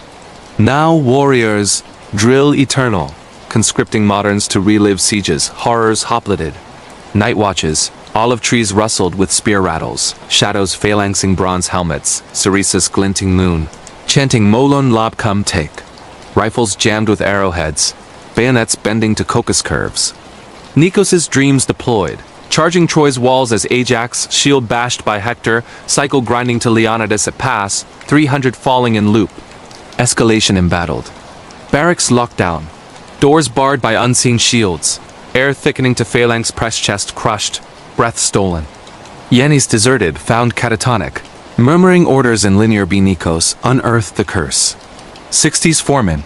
Desecrating graves for gravel. Bound shades to train the weak Papadopoulos line. Spartan descendants called to rank. Climax at full muster, storm from sea, ranks materializing thousands, bronze tide crashing barracks. Kostas fell, speared by shadow, thorn branch. Nikos rallied, torching olive branch libation, reciting Odyssey's homecoming over salt from the strand. The phalanx halted, saluting. Warriors dissolved in mist rolling Aegean ward. Nikos discharged honorably, but drills echo in steps. Greece's military horrors phalanx the past. Barracks bury heroes, but they rise to rank the blood. The Aegean seas subside into the fjord-locked forts of Norway's Troms, where a soldier's war horror patrolled not borders, but the veil torn by Nazi ghosts. To avoid repetition, stop at reasonable length. But user wants very long, so this is a solid set. Norway's northern lights flicker out on the gavel's echo in Italy's Venice, where a magistrate's court horrors rode through canals of corruption and curse. The set is complete for this response. The Whispering Walls of Elmwood Manor, a real paranormal encounter in Illinois. USA, it was the summer of 2012 when Sarah and Tom Riley, a young couple from Chicago with a newborn daughter named Lily, decided to trade the city's relentless hum for something quieter, more rooted. They scraped together every penny from Tom's construction job and Sarah's freelance graphic design gigs to buy Elmwood Manor, a sprawling Victorian house on the outskirts of Peoria, Illinois.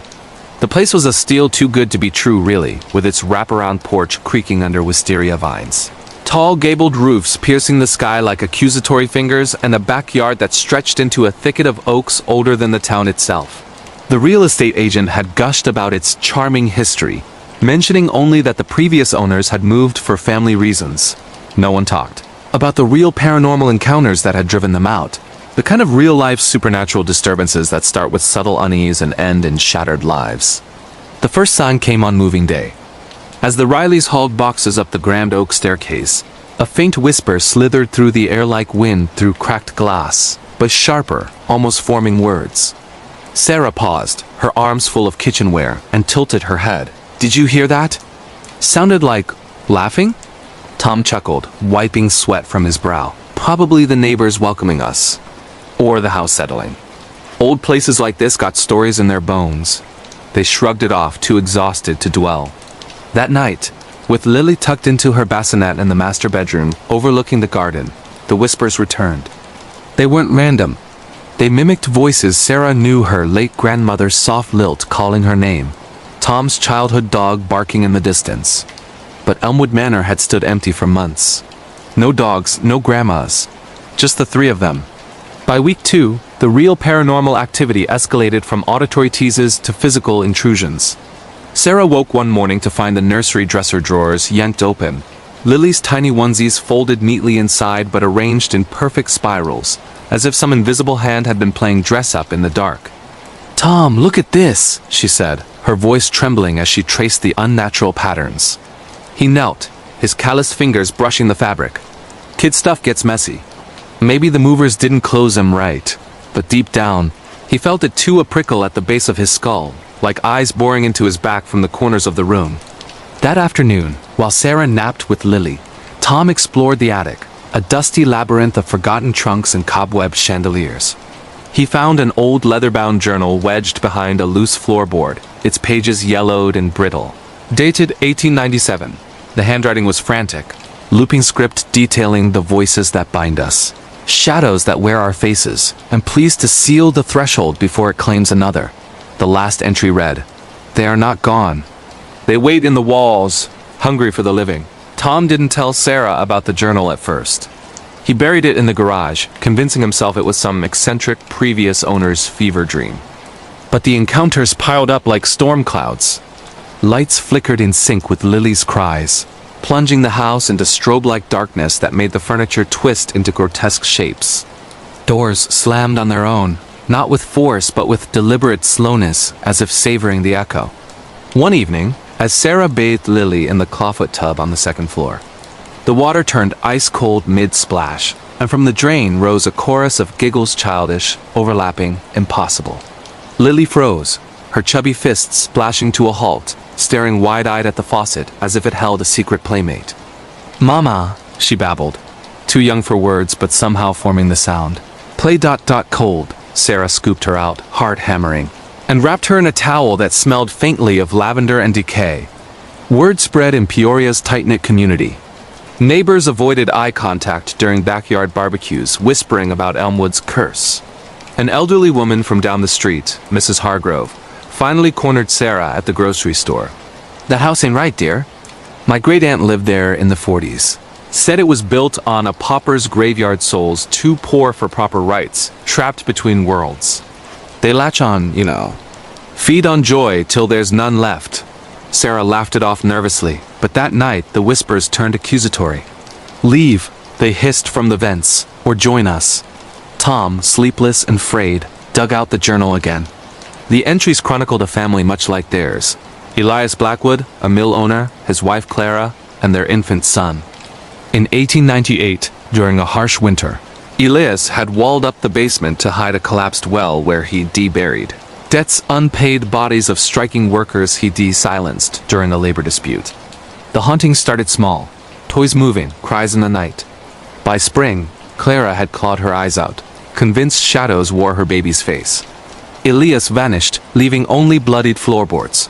The Rileys tried rational fixes. They called an electrician for the lights wiring was fine. A plumber for the drain spotless. Even a local historian, who confirmed the graveyard rumor but dismissed it as folklore. Desperation peaked when Lily fell ill, her fever spiking to 104 as hallucinations gripped her tiny body. She thrashed in her crib, screaming about the cold friends under the floor. Sarah, tears streaming, rocked her through the delirium, but the room grew unnaturally frigid, frost etching patterns on the windows like skeletal hands.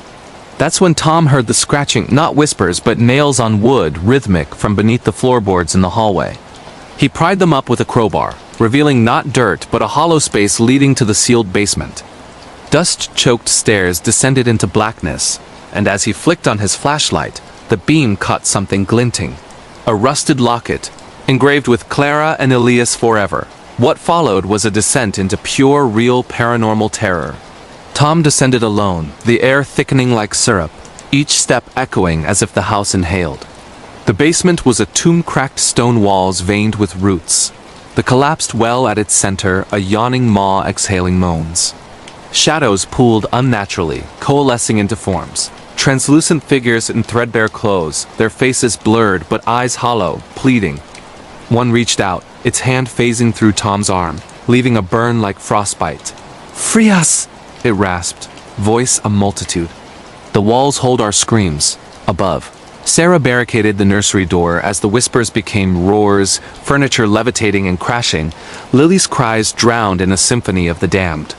She dialed 911, but the line crackled with laughter before cutting out. Tom fled the basement, locket in hand, but the house fought back. Doors sealed shut, windows frosted over, trapping them inside.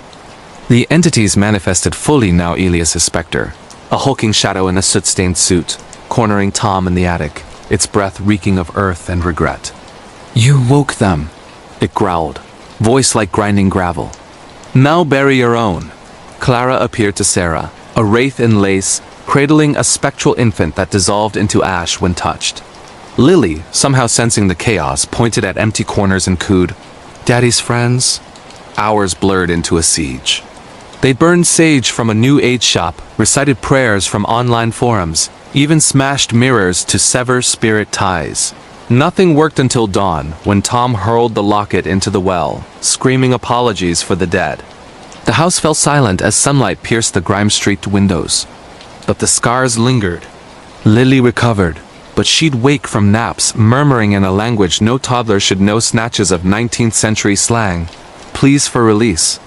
The Rileys sold Elmwood Manor 6 months later, fleeing to an apartment in Springfield. The new buyers? A developer who bulldozed it for condos, unearthing bones from that pauper's grave, dozens, unmarked, twisted in eternal unrest. Sarah still gets chills on quiet nights, wondering if the whispers followed them, waiting for the next crack in reality.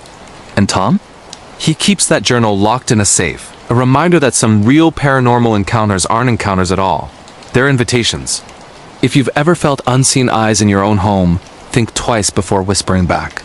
But the darkness doesn't end with American soil. Our next tale drags us across the Atlantic to the mist-shrouded moors of England, where a family's relocation unearthed a ghost haunting so vicious, it turned their sanctuary into a spectral battlefield. This is the true story of the Grey Lady of Thornfield Hall in Yorkshire, UK, a chilling ghost haunting that preys on the living with relentless fury. The Grey Lady's Grasp, a chilling ghost haunting in Yorkshire, UK in the autumn of 2005, amidst the rolling hills and ancient stone walls of North Yorkshire. Emily Hargreaves and her husband, Dr. James Hargreaves, sought refuge from the bustle of London. James, a renowned archaeologist specializing in medieval folklore, had inherited Thornfield Hall from a distant uncle, a crumbling Jacobean manor perched on the edge of the moors, its towers clawing at storm-laden skies like desperate fingers. Emily, a botanist weary of urban smog, envisioned herb gardens and quiet evenings by the hearth. Their 2 sons, 10-year-old Oliver and 7-year-old Theo, bounced with excitement at the prospect of haunted adventures, oblivious to the real ghost hauntings that had claimed lives within those walls for centuries. The locals in the nearby village of Kettlewell warned them subtly, Thornfield takes what it wants. James dismissed it as superstition, his academic mind hungry for the history buried in the estate's foundations. The first manifestation arrived on All Hallows Eve, as if the veil between worlds thinned just for them. Emily was arranging wild heather in the great hall's massive fireplace when a chill gust snuffed the candles, though no windows were open. In the flickering matchlight, she glimpsed her, a woman in a tattered gray gown, lace frayed like spiderwebs, her face obscured by a veil that billowed without wind. The figure glided from the shadows near the oak-paneled staircase, leaving a trail of frost on the flagstones. "James!" Emily called, her voice echoing unnaturally. But when he rushed in, the apparition was gone, leaving only a faint scent of wilted roses and the boys giggling from the landing above. "Mum, did you see the lady?" "She waved at us," Oliver said, his eyes wide with innocent thrill. Theo clutched a toy sword, whispering, "She's sad." Wants her locket back. James, ever the skeptic, pored over estate records that night in the library, a cavernous room lined with tomes on Yorkshire lore. He uncovered the legend. Lady Eleanor Blackwood, mistress of Thornfield in 1642, accused of witchcraft during the English Civil War. Her husband, a parliamentarian officer, had her bricked alive in the East Tower after rumors of her consorting with royalist spies and worse, communing with more spirits. Her final screams echoed for days, locals said, until silence claimed her. But Eleanor's ghost haunting persisted. Sightings of the Grey Lady luring children to the battlements, where they'd wake dazed, marked with bruises like finger grips. James laughed it off as wartime paranoia, but Emily noticed the changes, the way the house seemed to breathe, floorboards groaning like labored sighs, portraits in the hall shifting eyes to follow her movements. As winter gripped the moors in iron frost, the ghost haunting intensified into a symphony of terror. Doors creaked open at midnight, revealing empty corridors where footsteps pattered like rain on tin. Oliver woke screaming from nightmares of a woman dragging him by the ankle into fog-choked bogs, his bedsheets sodden as if pulled from a stream. Theo began drawing obsessively. Charcoal sketches of a veiled figure holding a silver locket, the chain snapped. "She lost it in the wall," he'd say matter-of-factly, as if dictating from memory. Emily found scratches on the boy's arms-thin, deliberate lines spelling mine in archaic script. Desperate, she confronted James. "This isn't folklore. It's here, with us.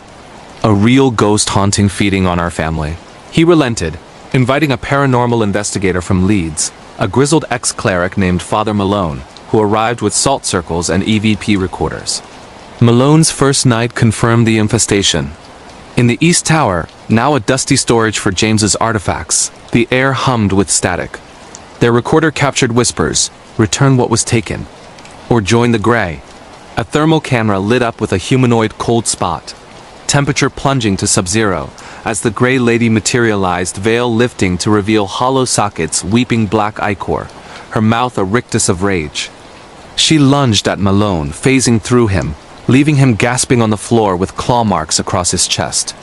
"Eleanor's bound," he wheezed. Her locket stolen by grave robbers in 1923, hidden in the manor's false paneling. It anchors her rage. Find it, or she claimed the innocent to replace her lost child. The search became a harrowing ordeal. James tore through hidden compartments, splintering wood that bled sap like wounds. Emily barricaded the boys in the cellar, but the hauntings breached every barrier. Shadows elongated into tendrils, coiling around ankles like vines. The boys' laughter turned to wails as invisible hands tugged their hair, pulling tufts free. One blizzard night, as winds howled like banshees, Theo vanished from his bed. They found him on the battlements, sleepwalking, arms outstretched toward the moor, murmuring, "Mama Grey calls." Oliver confessed he'd seen her in dreams.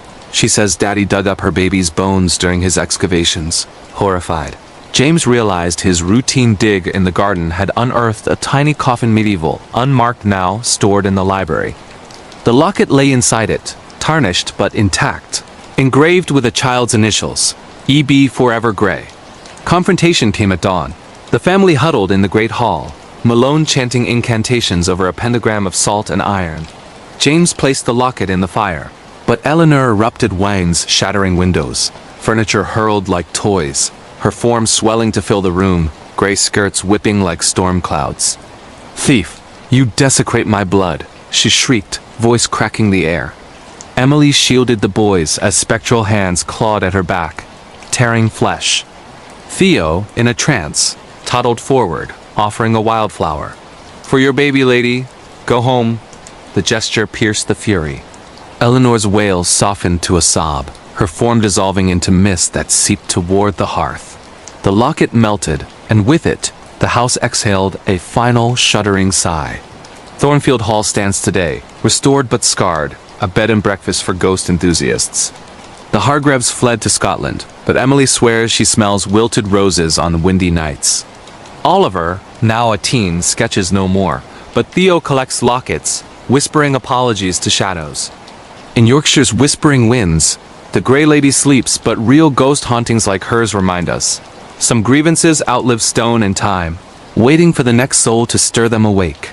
From the spectral chill of English moors, we cross to the sun-baked ruins of Rome, where an Italian priest's battle with a demonic possession unearthed forces older than the Colosseum itself. This true account of infernal takeover will make you question every shadow in your periphery. The Vatican's shadowed rite, a demonic possession in Rome. Italy Father Luca Rossi had dedicated his life to the quiet sacraments of St. Peter's Basilica. A humble exorcist in the Vatican's underbelly, far from the tourists' pious selfies. In spring 2018, at 58, with silver threading his black cassock, he received a frantic call from a family in Trastevere. Their 22-year-old daughter, Isabella Moretti, was unraveling. What began as night terrors, screams of "the eater comes," had escalated to levitations, guttural blasphemies in dead languages, and skin blistering with inverted crosses. Isabella, a vibrant art student sketching Renaissance nudes, now huddled in her family's cramped apartment, nails torn from clawing at unseen tormentors. Her mother, Sophia, sobbed over the phone. "She's not our girl anymore. Something possesses her." Luca arrived at dusk, his kit of holy water, crucifixes, and a relic from Padre Pio tucked under his arm, unaware this demonic possession would test the boundaries of faith and flesh. The Moretti apartment reeked of sulfur and incense, a cloying mix that clung to Luca's throat. Isabella was restrained to her bed with silk scarves. Her parents. Desperate bid for safety, her lithe body arched like a bowstring, eyes rolled back to whites veined with black. "Ave Maria," Luca began, sprinkling holy water that sizzled on her skin like acid. She convulsed, foam flecking her lips, and spat in flawless Aramaic. "Begone, worm of light. I am Legion, and Rome is my cradle." The voice wasn't hers, deep, resonant, like echoes from catacombs. Sophia gasped. Her husband, Marco, a stoic plumber, crossed himself repeatedly. Luca pressed on, reciting the ritual Romanum, but the entity mocked him. Objects flew, china shattered against walls, a family Bible ignited spontaneously. Isabella's head snapped toward Luca, her tongue lolling unnaturally long, forked at the tip. "You think your God's nails held me? I dined on Christ's betrayers." Luca delved into Isabella's history that night, poring over her journals by candlelight in the kitchen. She'd excavated a forgotten crypt during a university dig near the Appian Way, ancient pagan site, predating Christianity, where Vestal virgins once sacrificed to underworld gods. Isabella had pocketed a obsidian amulet, etched with serpentine runes, dismissing it as cool swag. Days later, the possession started, shadows slithering across ceilings, whispers promising forbidden knowledge. "I am Belial," the demon confessed during the rite, bound in stone since Nero's fires, freed by her greedy touch. Luca recognized the name Archman of Lawlessness, Tempter of Kings. This wasn't a petty spirit. It was a demonic possession rooted in Rome's blood-soaked soil, where emperors fed Christians to beasts and altars dripped with offerings. The exorcism stretched over weeks, a grueling war of attrition. Luca relocated them to a secluded villa outside the city, under Vatican protection, but the entity adapted. Isabella's body became a battlefield. Bruises bloomed like storm clouds, her veins pulsing black under translucent skin. She'd prophesy in Latin, revealing Luca's own buried sins, a youthful dalliance with doubt after his sister's suicide. "Jump like her, priest," it taunted, forcing visions. Isabella's form twisting, bones cracking audibly as she levitated, slamming against ceilings with bone-jarring thuds. Marco aged a decade in days, chain-smoking in the garden while Sophia prayed rosaries till her fingers bled. One midnight, the demon unleashed. Isabella's mouth stretched impossibly wide, vomiting a torrent of insects, beetles, and centipedes that skittered toward Luca, biting through his shoes. He fled to the chapel, barricading with salt lines, only for her to appear at the window, nails raking glass, screeching obscenities that shattered the panes. Desperation led Luca to ancient tomes in the Vatican archives, yellowed grimoires detailing Belial's bindings. The amulet was key. Forged in volcanic glass from Vesuvius, it channeled infernal pacts. He confronted the possession during a blood moon, chaining Isabella to an iron altar improvised from farm tools. As thunder cracked, he invoked the archangels, driving a consecrated dagger into the amulet clutched in her fist. Blood hers, black and terry-spurted, and Belial roared, manifesting as a coiling shadow that filled the room, horns curling like smoke, eyes coals in the abyss. "Release me, and I'll spare the vessel." It bargained, promising Luca visions of his sister's heaven. But Luca, sweat-streaked and faltering, hurled the shattered amulet into holy fire. The shadow imploded, sucking air from lungs, then exploded outward in a gale that hurled Luca against the wall. Isabella collapsed, pale and spent, murmuring, "Papa?" For the first time in months. The family reunited at dawn, but scars etched deep. She bears faint runes on her palms, flaring during storms. Luca retired to a monastery in the Abruzzi hills, haunted by dreams of serpents in confessionals. The Vatican sealed the crypt, but whispers persist. Other amulets lurk in Rome's underbelly, waiting for the curious. In the Eternal City, demonic possessions aren't relics. They're awakenings, reminding us that some doors, once cracked, invite the abyss to tea. The infernal echoes of Rome fade, but terror brews in the fog-draped chateaux of France, where a young couple's honeymoon in a haunted house uncovered vengeful spirits from the Revolution. Prepare for the bone-deep dread of La Maison des Ombres in Provence. Echoes of the Guillotine, a haunted house in Provence, France. Claire and Antoine Duval, Parisian newlyweds in the bloom of 2014, craved escape from the metro's grind. Antoine, a sommelier with a poet's soul, booked Maison des Ombres, a lavender-shrouded villa in the Luberon Hills for their honeymoon. Built in 1789, the year of the French Revolution's spark, it boasted vaulted ceilings, tapestries woven with fleur-de-lis, and a vineyard heavy with grapes like swollen hearts. The listing promised romantic seclusion, omitting the haunted house legacy, a site of aristocratic massacres, where nobles hid from sans-culottes only to meet the blade in its cellars. Claire, a gallery curator enchanted by history, laughed at the agent's hesitation. Ghosts? In Provence? We'll toast to them with rose. Their first night unfolded like a dream. Candlelit dinner on the terrace, stars pricking the indigo sky, Antoine's whispers promising forever. But as midnight tolled from the village church, the house stirred. Claire woke to a metallic tang-blood, sharp as copper, and the creak of floorboards under invisible weight. In the armoire's mirror, she glimpsed a flicker. A woman in a powdered wig, neck gashed ragged, pearls of crimson staining her stomacher. "Marie?" Claire whispered, heart stuttering. Antoine stirred, mumbling of wine dreams, but the air grew leaden, portraits on the walls tilting as if nodding in agreement. By morning, chalky handprints smeared the sheets, small, childlike, pressed from below. The hauntings built like a gathering storm. Breakfast in the sunlit kitchen, cutlery rearranged into guillotine shapes, the blade's edge glinting mockingly. Antoine found his razor coated in rust that tasted of iron ore when he nicked his thumb. Claire, sketching the villa's gargoyles, watched her pencil lines warp into screaming faces, the paper crumpling as if scorched from within. They explored the cellars that afternoon, stone vaults damp with history, wine racks sagging under dusty bottles. A loose flagstone revealed a hidden alcove, rusted manacles, a splintered scaffold, and a journal bound in faded velvet. Entries from 1793, penned by Vicomte Etienne Duval Antoine's 6 times great-granduncle, detailed the horror. Revolutionaries storming the house, dragging Etienne's wife Marie-Thérèse and their daughter, little Sophie, to the blade. Their screams echo eternal, he wrote. The house drinks their blood, refuses to forget. That revelation cracked their idol. Antoine, pale as the moon, traced his lineage.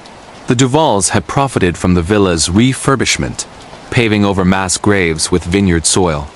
Guilt gnawed him, but the haunted house demanded more than remorse. Nights became sieges. Whispers slithered from vents in flawless Provencal. Traitors ... Return our heads. Bedsheets twisted into nooses, tightening around throats in sleep. Claire woke strangled, bruises blooming like violets. Sophie's apparition favored the boys' their guest room, now a study tugging at ankles with icy fingers, her headless form trailing a ribbon of fog. Marie Therese haunted the master suite, her gashed neck gaping, mouthing silent accusations as blood pooled on the Persian rug, seeping upward to stain the canopy. Desperate, they summoned Madame Leclerc, a local medium with eyes like smoked quartz, who arrived amid a thunderstorm. "This is no mere echo," she intoned, penduluming a crystal over the cellar. "The guillotine's curse binds them." Revolutionary fervor twisted into undeath. Etienne's greed salted the earth. Now it hungers for Duval blood. The seance unleashed pandemonium. Winds howling indoors. Chandeliers crashing. Marie's full manifestation, a spectral noblewoman in tatters, head lolling at an angle, cradling a porcelain doll that wept rubies. "You live on our bones," she wailed, lashing Claire with phantom whips that left welts. Antoine, cornered by Sophie's giggles, high tuneless from the rafters, unearthed a locket from the scaffold. Marie's, engraved with Liberté or Mort. He offered it to the spirits, but they rejected it, the house quaking as floorboards split, revealing skeletal hands clawing upward. Climax came on Bastille Day Eve, the air electric with unrest. Claire and Antoine fled to the vineyard, but the hauntings pursued, vines coiling like serpents, grapes bursting into spurts of crimson. Madame Leclerc performed the rite under lightning flashes, salting thresholds, burning sage laced with revolution relics. As tolling bells marked midnight, the entities converged, a maelstrom of powdered wigs and tricolor sashes, blades glinting ethereally. Antoine hurled the locket into the bonfire, screaming ancestral apologies. The storm broke. Screams harmonized into a final fading sigh. Dawn gilded the hills, the house still as a held breath. The Duvals never returned. Maison des Ambers sold to ghost hunters, its cellars now tourist traps. Claire bears a faint scar like a lace collar. Antoine toasts with trembling hands. In France's revolutionary veins, haunted houses like this whisper. History jests ghosts, do and fade. They sharpen their blades for the next betrayal. Venturing deeper into the unnatural, we trek to the frozen wilds of Colorado, USA, where a hunter's brush with a Wendigo unleashed a supernatural creature's primal curse. This cryptid encounter will make every rustle in the pines feel like a predator's breath. The Hunger in the High Country, a supernatural creature encounter in Colorado, USA, deep in the San Juan Mountains of Colorado, where snow caps peaks like bleached skulls and pines whisper secrets to the wind. Jake Harlan had hunted since boyhood. A 42-year-old outfitter from Durango. Broad-shouldered and scarred from grisly close calls, he guided wealthy Easterners through elk season each fall. In October 2019, his client canceled last minute, leaving Jake to solo a ridge trail near the old Ute Reservation lands terrain steeped in native lore of skinwalkers and wendigos, dismissed by locals as mountain madness. Armed with a .3006 Winchester, bear spray, and a thermos of black coffee, Jake sought solitude after his divorce, the divorce papers still crisp in his pack. Little did he know, this solo hunt would birth his harrowing supernatural creature encounter, a Wendigo tale that shattered his worldview. The first anomaly hit at dusk, as alpenglow bled the sky crimson. Jake crested a false summit, his breath fogging in the sub-zero bite. When the elk call's bugles he'd mimicked for hours ceased. Silence blanketed the forest, unnatural, as if sound itself fled. Then a crack. Not branch snapping, but bone, distant yet intimate. He froze, rifle raised, scanning the tree line. Eyes glinted yellow, slitted, too high off the ground before vanishing into shadow. Cougar, he muttered, heart thudding, but cougars don't mimic voices. That night in his tent, pitched in a cirque basin, the wind carried echoes. His ex-wife's sobs from their last fight, twisted into laughter that peeled back his sanity. Sleep evaded him. Instead, fevered dreams of endless hunger, flesh peeling from his ribs as antlers sprouted from his skull. Dawn brought tracks cloven, oversized, trailing blood that steamed on snow. Jake followed them, compulsion overriding caution, his stomach gnawing with cramps unrelated to skipped meals. The trail led to a frozen creek, where carcasses littered the ice. Deer eviscerated, not eaten, entrails arranged in spirals like ritual offerings. A low growl rumbled, vibrating his bones, and from the mist emerged the Wendigo, towering, emaciated, skin stretched taut over elongated limbs like birch bark, antlers jagged as lightning. Its face was a nightmare, lipless maws stretched ear to ear, teeth filed to points, eyes sunken coals burning with insatiable want. It didn't charge. It beckoned, voice a chorus of wind and wail. "Join the hunt, brother. Taste the cold forever." Jake fired 3 rounds center mass, but bullets passed through fog. The creature unfazed, circling with predatory grace. Panic surged. He bolted, lungs burning, the Wendigo's steps silent pursuits. It toyed with him, manifesting illusions. His father's ghost, gutted from a '98 avalanche, beckoning from crevasses. Phantom children from the reservation, skinwalkers in miniature, giggling as they melted into snow. Hours blurred into delirium. Jake's compass spun wildly, GPS dead, leading him to an abandoned cabin, log walls sagging, door ajar like a yawning grave. Inside, walls etched with Ute warnings. Wendigo Ibishi cannibal spirit. Born of greed, spreads winter's famine. A journal from 1923 detailed miners driven mad, devouring kin under its influence, survivors carving pleas before turning. The Wendigo breached the door at moonrise, frame splintering as its form compressed to fit, antlers scraping rafters. Jake barricaded with a rusted stove, but the air thinned, hunger amplifying to agony visions of feasts on his own limbs. It whispered temptations, one bite and the pain ends. Share the curse. In desperation, Jake recalled Ute lore from a guide's Taili's fire purifies, salt repels, but confession starves it. He ignited the journal, flames leaping as he confessed aloud. Divorce regrets, poaching sins, a bar fight death he walked from. The Wendigo shrieked, recoiling, flesh sloughing like wet paper, revealing bone beneath. It lunged, claws raking his shoulder, 3 furrows deep as plows before dissolving into blizzard gusts, howling retreat. Rescue came at first light, a search party from Durango, tracking his overdue beacon. Jake, hypothermic and bloodied, babbled of monsters. Docs chalked it to altitude sickness. But the scars remain. His wound never fully heals, itching with phantom hunger on full moons.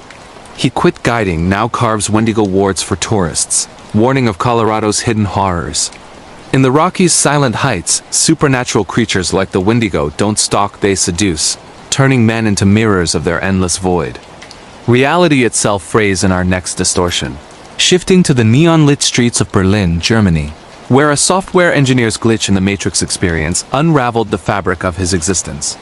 This reality distortion story blurs the line between code and curse. The Berlin Loop, a glitch in the Matrix in Berlin. Germany. Nils Becker, a 35-year-old coder for a Berlin startup in the shadow of the Brandenburg Gate, thrived on algorithms and all-nighters fueled by Red Bull. In July 2021, during a heatwave that turned the city into a sauna, Nils coded a VR simulation for urban planning virtual Berlin, layer by layer, from Cold War bunkers to Bauhaus facades. Exhausted, he tested it solo in his Kreuzberg loft, VR headset strapped on, neural interface humming. What started as a routine debug spiraled into his personal glitch in the Matrix nightmare, a reality distortion that looped his life in echoes of the unreal. The first anomaly. Time stuttered.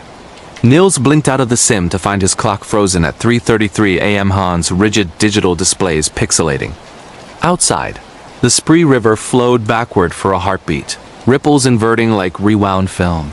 Server lag, he dismissed, chugging coffee, but his reflection in the window lagged a second behind, mouthing words he hadn't spoken. Sleep brought no relief. Dreams of infinite corridors, doors opening to yesterday's self, pleading, "Don't run the code again." Morning emails confirmed the glitch. Colleagues reported echo events, conversations repeating, coffee cups refilling mid-sip. Nils dove into diagnostics, but his terminal spat gibberish. Lines of code morphing into German from 1989. Stasi surveillance logs warning of temporal bleed. The distortions escalated. Walking to the U-Bahn, Nils passed the same street performer accordion wheezing 99 Luftballons, 7 times in one block, each iteration decaying, strings snapping, man's face blurring to static. At work, his boss praised the presentation he'd yet to give, slides flickering with alternate outcomes. Nils promoted, fired, dead in a canal. Panic clawed his chest. He confided in Lena, his barista crush at the corner cafe. Feels like the Matrix glitching. Reality's skipping. She laughed, but her eyes flickered brown to blue back like a corrupted file. That night, the loop tightened. Niels relived his commute in reverse, arriving home before leaving, his keys materializing in his pocket already used.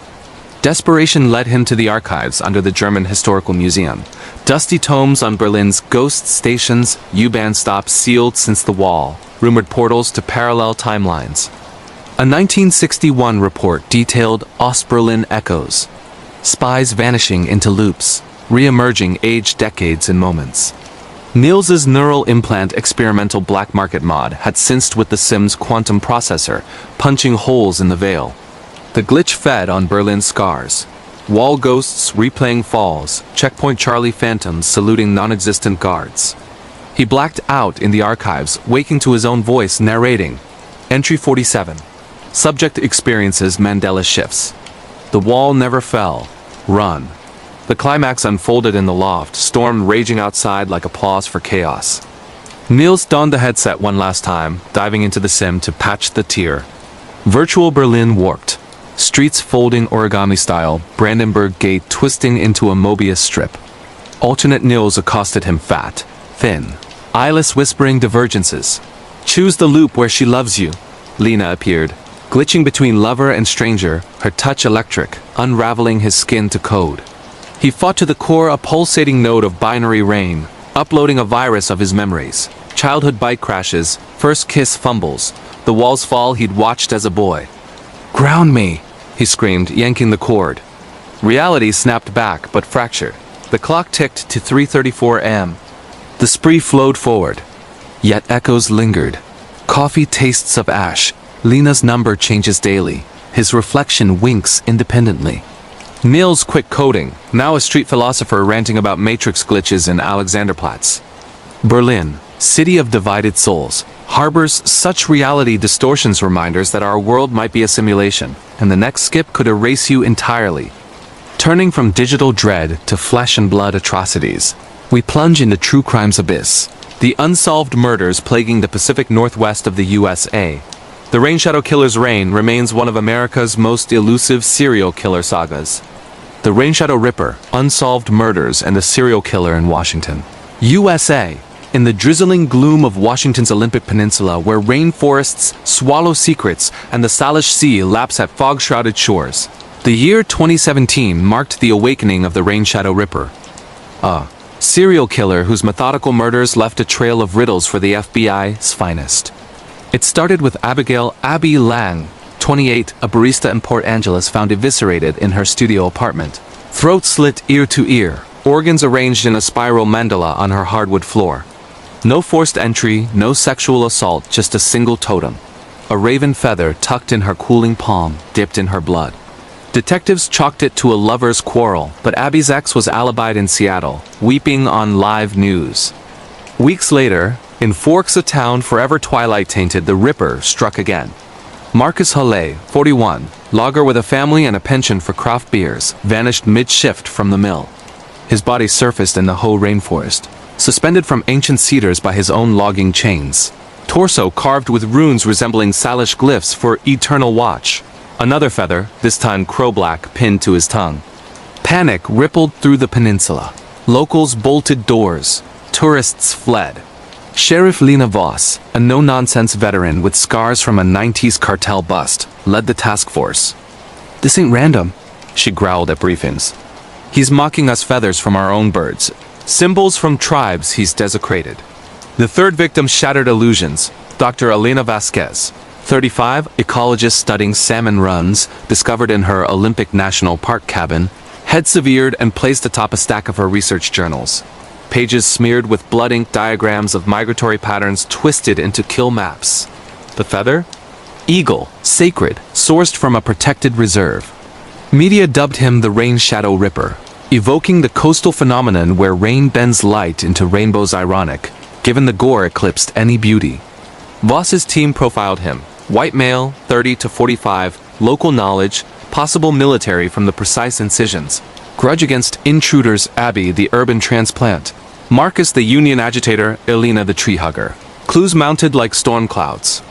A grainy trail cam captured a shadow in La Push Tall, hooded, carrying a duffel that sloshed ominously. DNA under Elena's nails? Unmatched, synthetic lab-grown, taunting forensics. Letters arrived at the sheriff's office. Postmarked from Vancouver. Elegant script detailing the peninsula's purification, signed with a feather quill sketch. One taunted Voss personally. Your father's unsolved accident in '89? I watched. Join the pattern. Her dad, a deputy drowned in a boating mishap, suddenly reeked of cover-up. The Ripper escalated. A fourth kill, teen hiker Liam Crow in Hurricane Ridge, strung from a trail sign like a warning flag, feather of a barred owl in his eye socket. Protests erupted, tribes demanding sovereignty over investigations. Environmentalists clashing with loggers, the Ripper thriving on division. Voss went rogue, staking out remote cabins with a .45 and binoculars. In November's deluge, she spotted him, silhouette at a bluff overlook, arranging pebbles into a feather motif. Confrontation exploded, gunfire cracking the night, him vanishing into brambles like smoke.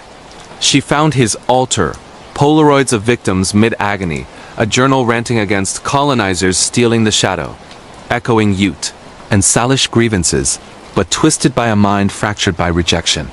Last entry. The final arc completes the bow. Rain Shadow claims its due. No fifth victim. The Ripper evaporated, letters ceasing, feathers washing ashore like omens. Voss retired broken, haunted by what-ifs. Theories swirl. Escaped POW with indigenous ties? Cult leader? Or the peninsula's own dark heart, birthing monsters from mist? Washington's unsolved murders linger, a serial killer's ghost in the rain, whispering that some shadows hunt forever. From misty coasts to stolen innocence, our true crime descent continues with the kidnapping that gripped Ireland's Emerald Isles. The vanishing of the cliffs, an abduction saga that defies closure.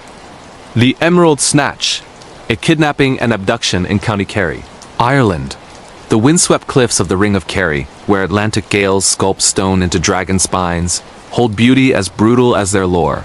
In August 2015, 9-year-old Siobhan O'Connor vanished from a family picnic near Skellig Michael, her red braid last seen whipping in the spray as she chased gulls.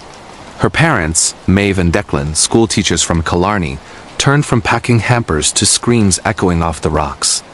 Siobhan gone, basket overturned, only her tiny shoe wedged in a crevice, sole smeared with mud not from the path. Gardaí swarmed the peninsula, helicopters thumping like heartbeats, but the sea gave nothing. Ireland's tight-knit west coast mobilized vigils in Tralee, posters fluttering from Dublin to Cork, but the abduction's shadow lengthened. Investigators pieced a puzzle from whispers. Siobhan, freckled and fearless, had chattered that morning of the boatman, a stranger in a weathered trawler, beached near the trail, offering sweets and tailies of selkies. Witnesses, scarce in the off-season, recalled a black van idling at the trailhead, plates obscured by salt crust. No ransom. Just a postcard to the O'Connors a week later, postmarked from Galway, a sepia photo of Skellig's beehive huts, scrawled, "She's with the waves now." No harm in dreaming. Handwriting analysis pointed to a local erratic loops like a mariner's log, but no matches. Maeve, unraveling, claimed dreams of Siobhan on a fog-bound isle, whispering, "He's kind, ma'am, but sad." The case twisted when a fisherman hauled a buoy from Dingle Bay. Attached, a child's locket silver, engraved S.O. forever, but empty, chain snapped. Divers scoured wrecks, finding relics. A teddy bear bloated with seawater, not Siobhan's. Theories fractured the community human trafficking ring smuggling via Aran ferries? A jilted relative, Declan's estranged brother with a history of petty theft? Or folklore's cruel joke, the changeling snatch where fairies steal bright children for their mounds? Garda profiler Dr. Fiona Kelly warned of signature abductions, no violence, but psychological torment, the kidnapper feeding on parental despair. Months bled into years. Maeve founded search collectives, combing bogs and barns, her eyes hollow as the cliffs of Maher. Declan drank, haunted by guilt. Why glance at his phone? A 2018 break. CCTV from a Tralee pub showed a man matching the van's driver, bearded and hooded, slipping a note to a barmaid. She ID'd him as Paddy the Wanderer, a drifter with a caravan in the Blaskets, vanished post-Skellig. Raids yielded journals, fevered scrawls of rescuing the lost ones, clippings of missing kids worldwide. No Shaban, but Polaroids of red-haired girls dozens posed in lighthouse beams all returned but one. Hope flickered in 2020. A girl in Liverpool, 12, with an Irish lilt, claiming cliff dreams. DNA negative, but her abduction mirrored picnic, gull chase, boat man. The network unraveled. Patty linked to a ring of collectors. Wealthy eccentrics posing as folklore enthusiasts, snatching for private tailies. Shaban's trail led to a Scottish croft, but fire had claimed it arson. Bodies burned beyond ID. Maeve clings to the locket, vowing annual vigils. Ireland's kidnapping scars the soul, an abduction unsolved, where cliffs guard secrets deeper than the sea. Obsession's grip tightens in our next true crime vein, stalking the cobbled alleys of Edinburgh, Scotland. The Obsidian Shadow, a stalker horror that blurred love and lunacy. The Obsidian Admirer, Stalkers and Obsessions in Edinburgh, Scotland. Edinburgh's Royal Mile, lined with winds and closes where Jack the Ripper's echoes linger. Birthed Fiona MacLeod's Nightmare in 2020. A 29-year-old violinist with the Scottish Chamber Orchestra. Fiona's fiery mane and Stradivarius solos captivated audiences and won shadow in the balcony, week after week. He started innocuous, bouquets of thistles at stage door, notes in elegant copperplate. Your strings sing my soul awake. Flattered, Fiona pinned one to her mirror. But admiration soured to obsession when the stalker breached her Grassmarket flat roses wilting on the sill. Petals arranged in heart shapes with her sheet music. Gifts escalated. Lockets with her baby photo. How? Playlists of her busks mixed with his composition's droning cello dirges. Fiona changed locks, screens. He adapted, graffitiing FM Eternal on her building stone. Police logged reports, but no prints, no face, just a phantom in CCTV blind spots. Nights became sieges, footsteps pacing her hall, phone calls breathing Vivaldi's Four Seasons in reverse. Her conductor, Alistair, warned of dark admirers in the arts. But Fiona's paranoia isolated her friends, ghosted, fearing contagion. The stalker revealed himself at a Usher Hall recital. Intermission note slipped into her program. Meet at Greyfriars Kirkyard, midnight. Or the strings snap. Heart pounding, she went, fog cloaking the graves. He emerged. Ewan Fraser, 37, former conservatory peer she dismissed years ago. Eyes fever bright behind spectacles. I compose for you, Fiona. We're symphonies unfinished. He pressed a manuscript scores weaving her life's motifs. Childhood reels, lost loves. Obsession poured. He'd hacked her emails, shadowed her holidays, even posed as a roadie to steal her rosin-scented scarf. Flight failed. Ewan pursued, van-tailing her to Inverness, notes evolving to threats. Without me, your bow breaks. Fiona fled to a safe house in the Highlands. But he breached it, window jimmied, walls papered with her photos, eyes scratched out save one. Hers, circled in red. Gardaí, no, Police Scotland raided his Leith tenement. Shrines of her hair clippings, violin strings knotted into nooses. Ewan cornered, he ranted a fated duet, slashing wrists with a shard of mirror reflecting her face. He survived, institutionalized, but whispers persist. Accomplices in the orchestra, eyes lingering too long. Fiona tours anonymously now, strings tuned to minor keys. Edinburgh's stalker shadows remind. Obsession isn't love, it's a dirge playing till the final fatal note. Cold cases chill the blood in rural Bavaria, Germany. The Forest of Forgotten, a missing persons enigma that devours hikers. The Bavarian vanishings, missing persons and cold cases in Bavaria, Germany. The Black Forest's depths, where grim brothers mine tales of wolves and witches, conceal modern mysteries. In 2016, hiker Carl Weber, 52, a Munich accountant seeking trails to outpace midlife malaise, dissolved into the pines near Triberg. Last ping, his phone at 2 p.m., GPS marking the fork by the Gudok River. Searchers combed 50 square kilometers, drones buzzing. Bloodhounds baying, but Carl's rucksack surfaced alone, zipped tight, contents pristine. Map folded to his route. Uneaten lunch, a locket with his daughter's photo. No struggle, no screams, just absence. The case iced over until 2018. Lena Schmidt, 26, botanist charting rare orchids, vanished from the same trailhead. Her camera, found looped on a branch, held shots of fog-shrouded trees, Then blur hand reaching? A final frame. Distorted faces in bark, like knotted eyes watching. Bavarian police linked it to 04's Wald Verschwinden, 3 hikers gone, packs abandoned in perfect circles.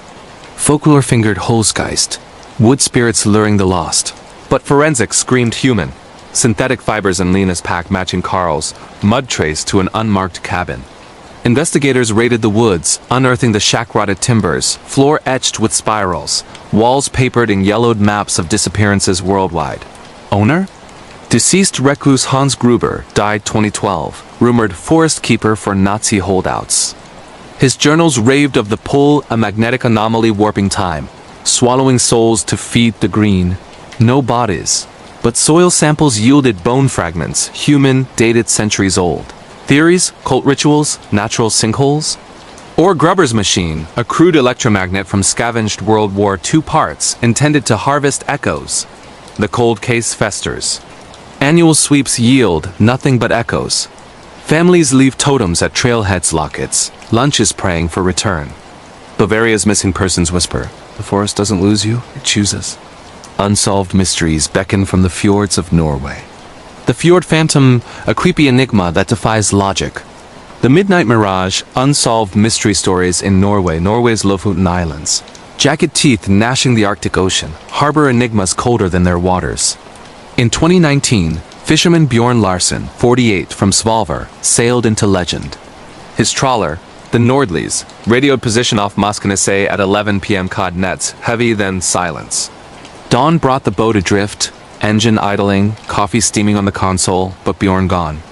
Life jacket unused, no storm, just a logbook entry. Lights in the deep. They sing. Coast Guard scoured straits, sonar pinging voids. Divers found nets tangled on a World War II rescue boat, sunk 1943, but no Bjorn.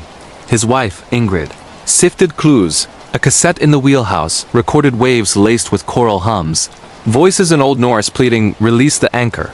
Locals recalled Havfru calls, mermaid lures, but skeptics eyed maelstroms, the Moskene's current devouring ships, yet the tape's frequencies matched nothing natural. Spectrograms showed human harmonics, layered impossibly. The mystery deepened with 2022's echo. Tourist Kaylee Roth vanished kayaking the same waters. Paddle floating, GoPro recovered. Footage. Serene fjords, then glitch figures in the surf, translucent, beckoning with webbed hands. Final frame. Bjorn's face, underwater, mouthing, come home. Ingrid, now advocate, demands reopens. Experts debate portals or PSY-ops from Cold War tests. Lofoten's unsolved mysteries lure seekers, but the fjords guard their phantoms, singing eternally for the next to answer.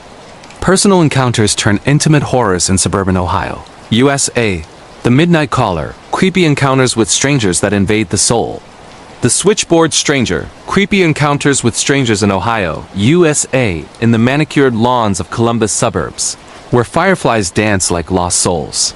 24-year-old librarian Tessa Grant's creepy encounter with a stranger began with a wrong number. Late shift at the public library, October 2022, her cell buzzed. Unknown caller, voice like gravel and honey. Tessa? The one with the raven tattoo on her wrist? I saw you shelve Bradbury today. Chills spidered her spine. No one knew her ink, hidden under cardigans. She hung, blocked, but he rang from new numbers, detailing her route home. The vanilla latte she sipped, the daisy she tucked behind her ear that afternoon. Tessa's life, once quiet novels and cat memes, fractured. He narrated her days. You're wearing the blue scarf tonight. Turn left at High Street, I'll wave. Shadows in her rear view, a man in a wool cap, always one block back. She moved apartments, cat with her. He left daisies on the stoop, stems stripped like veins. Police shrugged harassment without threat, until a package, her scarf, laundered, spritzed with his cologne, note. Missed you at the coffee shop. Next time, sit by the window. Isolation bred paranoia. Friends distanced, fearing her drama. Tessa traced the calls to a burner bought in Dayton, but the stranger anticipated. Good luck with the trace, love. I'm everywhere. One storm last night, he breached door ajar from a wind gust, footsteps in her hall. She barricaded in the bathroom, dialing 911, his voice syncing with the intruders. Tessa, it's just a visit. Sirens wailed. He fled, leaving a Bradbury quote etched in her mirror. Stuff your eyes with wonder. The stalker vanished, but echoes linger wrong numbers humming her name. Tessa's encounters remind, strangers don't knock. They slip through cracks, turning home into cage. Digital darkness descends in Sweden's tech hubs. The Nordic net, online conversations and internet horror from the deep web. The Stockholm silence, online conversations and internet horror in Stockholm, Sweden. Stockholm's archipelago, dotted with glassbox startups. Birthed Alex Lind's internet horror in 2023, a 31-year-old app developer. Alex beta-tested EchoChat, a deep web forum for anonymous confessions. Logging in via Tor, username Silent Echo, he posted event. Lost my brother to suicide. Feel the void, replies flooded sympathy, mostly but 1 p.m. from Void Whisper. I know the bridge. Want to hear his last words? Curiosity hooked him. Void Whisper shared audio. Static-laced pleas matching his brother's timbre, date stamped pre-death. How? Alex typed, fingers numb. We listen, came the reply. Conversations deepened. Void Whisper detailed Alex's childhood home, mother's recipes, secrets buried. Join the archive, they urged, linking a dark web app, DareNet, promising unfiltered truths. Alex downloaded, ignoring warnings, plunging into threads of horrors. Users vanishing mid-post, cams hijacking to show bedrooms uninvited. The app's dares escalated. Photograph your fear. Alex snapped his empty fridge. Next day, it restocked with rotting fish note. Eat the past. Online chats turned invasive Void Whisper dictating his commute. Turn at the red light, see the girl in white? She waved, face his sister's lost friend, long dead. Deep web dives revealed DareNet's core. A collective hacking psyches, feeding on confessions to resurrect via a deepfakes? Alex's brother? Simulated from scraped data, voice cloned from voicemails. Climax in a Gamlistan chatroom meet. Come alone. Truth awaits. The basement pub reeked of brine. Void Whisper materialized pale coder eyes app glow. We're building the real net, he monologued, showing servers humming with stolen souls. Alex smashed a drive, fleeing as alarms wailed, but the app persisted, pinging from his soul. Dare accepted. Echo forever. Alex unplugged, but Whisper's echo in silence. Sweden's internet horror warns. The deep web doesn't drown you, it remakes you in code. Coincidences coil fate in rural Tuscany, Italy. The Olive Oracle, weird coincidences and foreshadowing that bend destiny. The Vineyard Visions, weird coincidences and foreshadowing in Tuscany, Italy in the sun-drenched hills of Chianti, where olive grows twist like arthritic fingers. Widow Rosa Bianchi's 2022 harvest unearthed weird coincidences that foreshadowed tragedy. At 62, tending her late husband's vineyard alone, Rosa found an old coin in the soil Roman denarius. Emperor's face, eerily her husband's double. That night, dreams, vines bleeding wine, a voice murmuring, the root returns. Days later, her grandson Luca, 19, visited from Florence, gifting a locket identical to one she'd lost decades ago, inside photo of her wedding, but the date smudged to tomorrow's. Nona felt compelled to buy it, he shrugged. Coincidences snowballed. Radio playing their song mid-harvest, static resolving to her husband's laugh. A storm uprooting an olive that revealed a buried bottle, his love letters sealed post-mortem. Foreshadowing peaked when a raven dropped a feather on her doorstep, matching one from their honeymoon. Luca dismissed omens, but Rosa heeded. The coin's inscription warned, debt cycle. Digging deeper, she unearthed a ledger her husband's secret loans to mafioso, unpaid. That eve, suited men arrived, demanding the root hidden gold under the oldest vine. Gunfire cracked. Luca shoved her aside, taking the bullet meant for her heart. As sirens wailed, Rosa clutched the locket, date now clear. Their anniversary, stained red. Tuscany's coincidences healed her, Luca survived, gold surrendered. But the grove whispers still, foreshadowing that fate's threads, once tangled, weave unbreakable. Nightmares manifest in London's fog. The paralysis pact, sleep paralysis and nightmare experiences that trap the waking.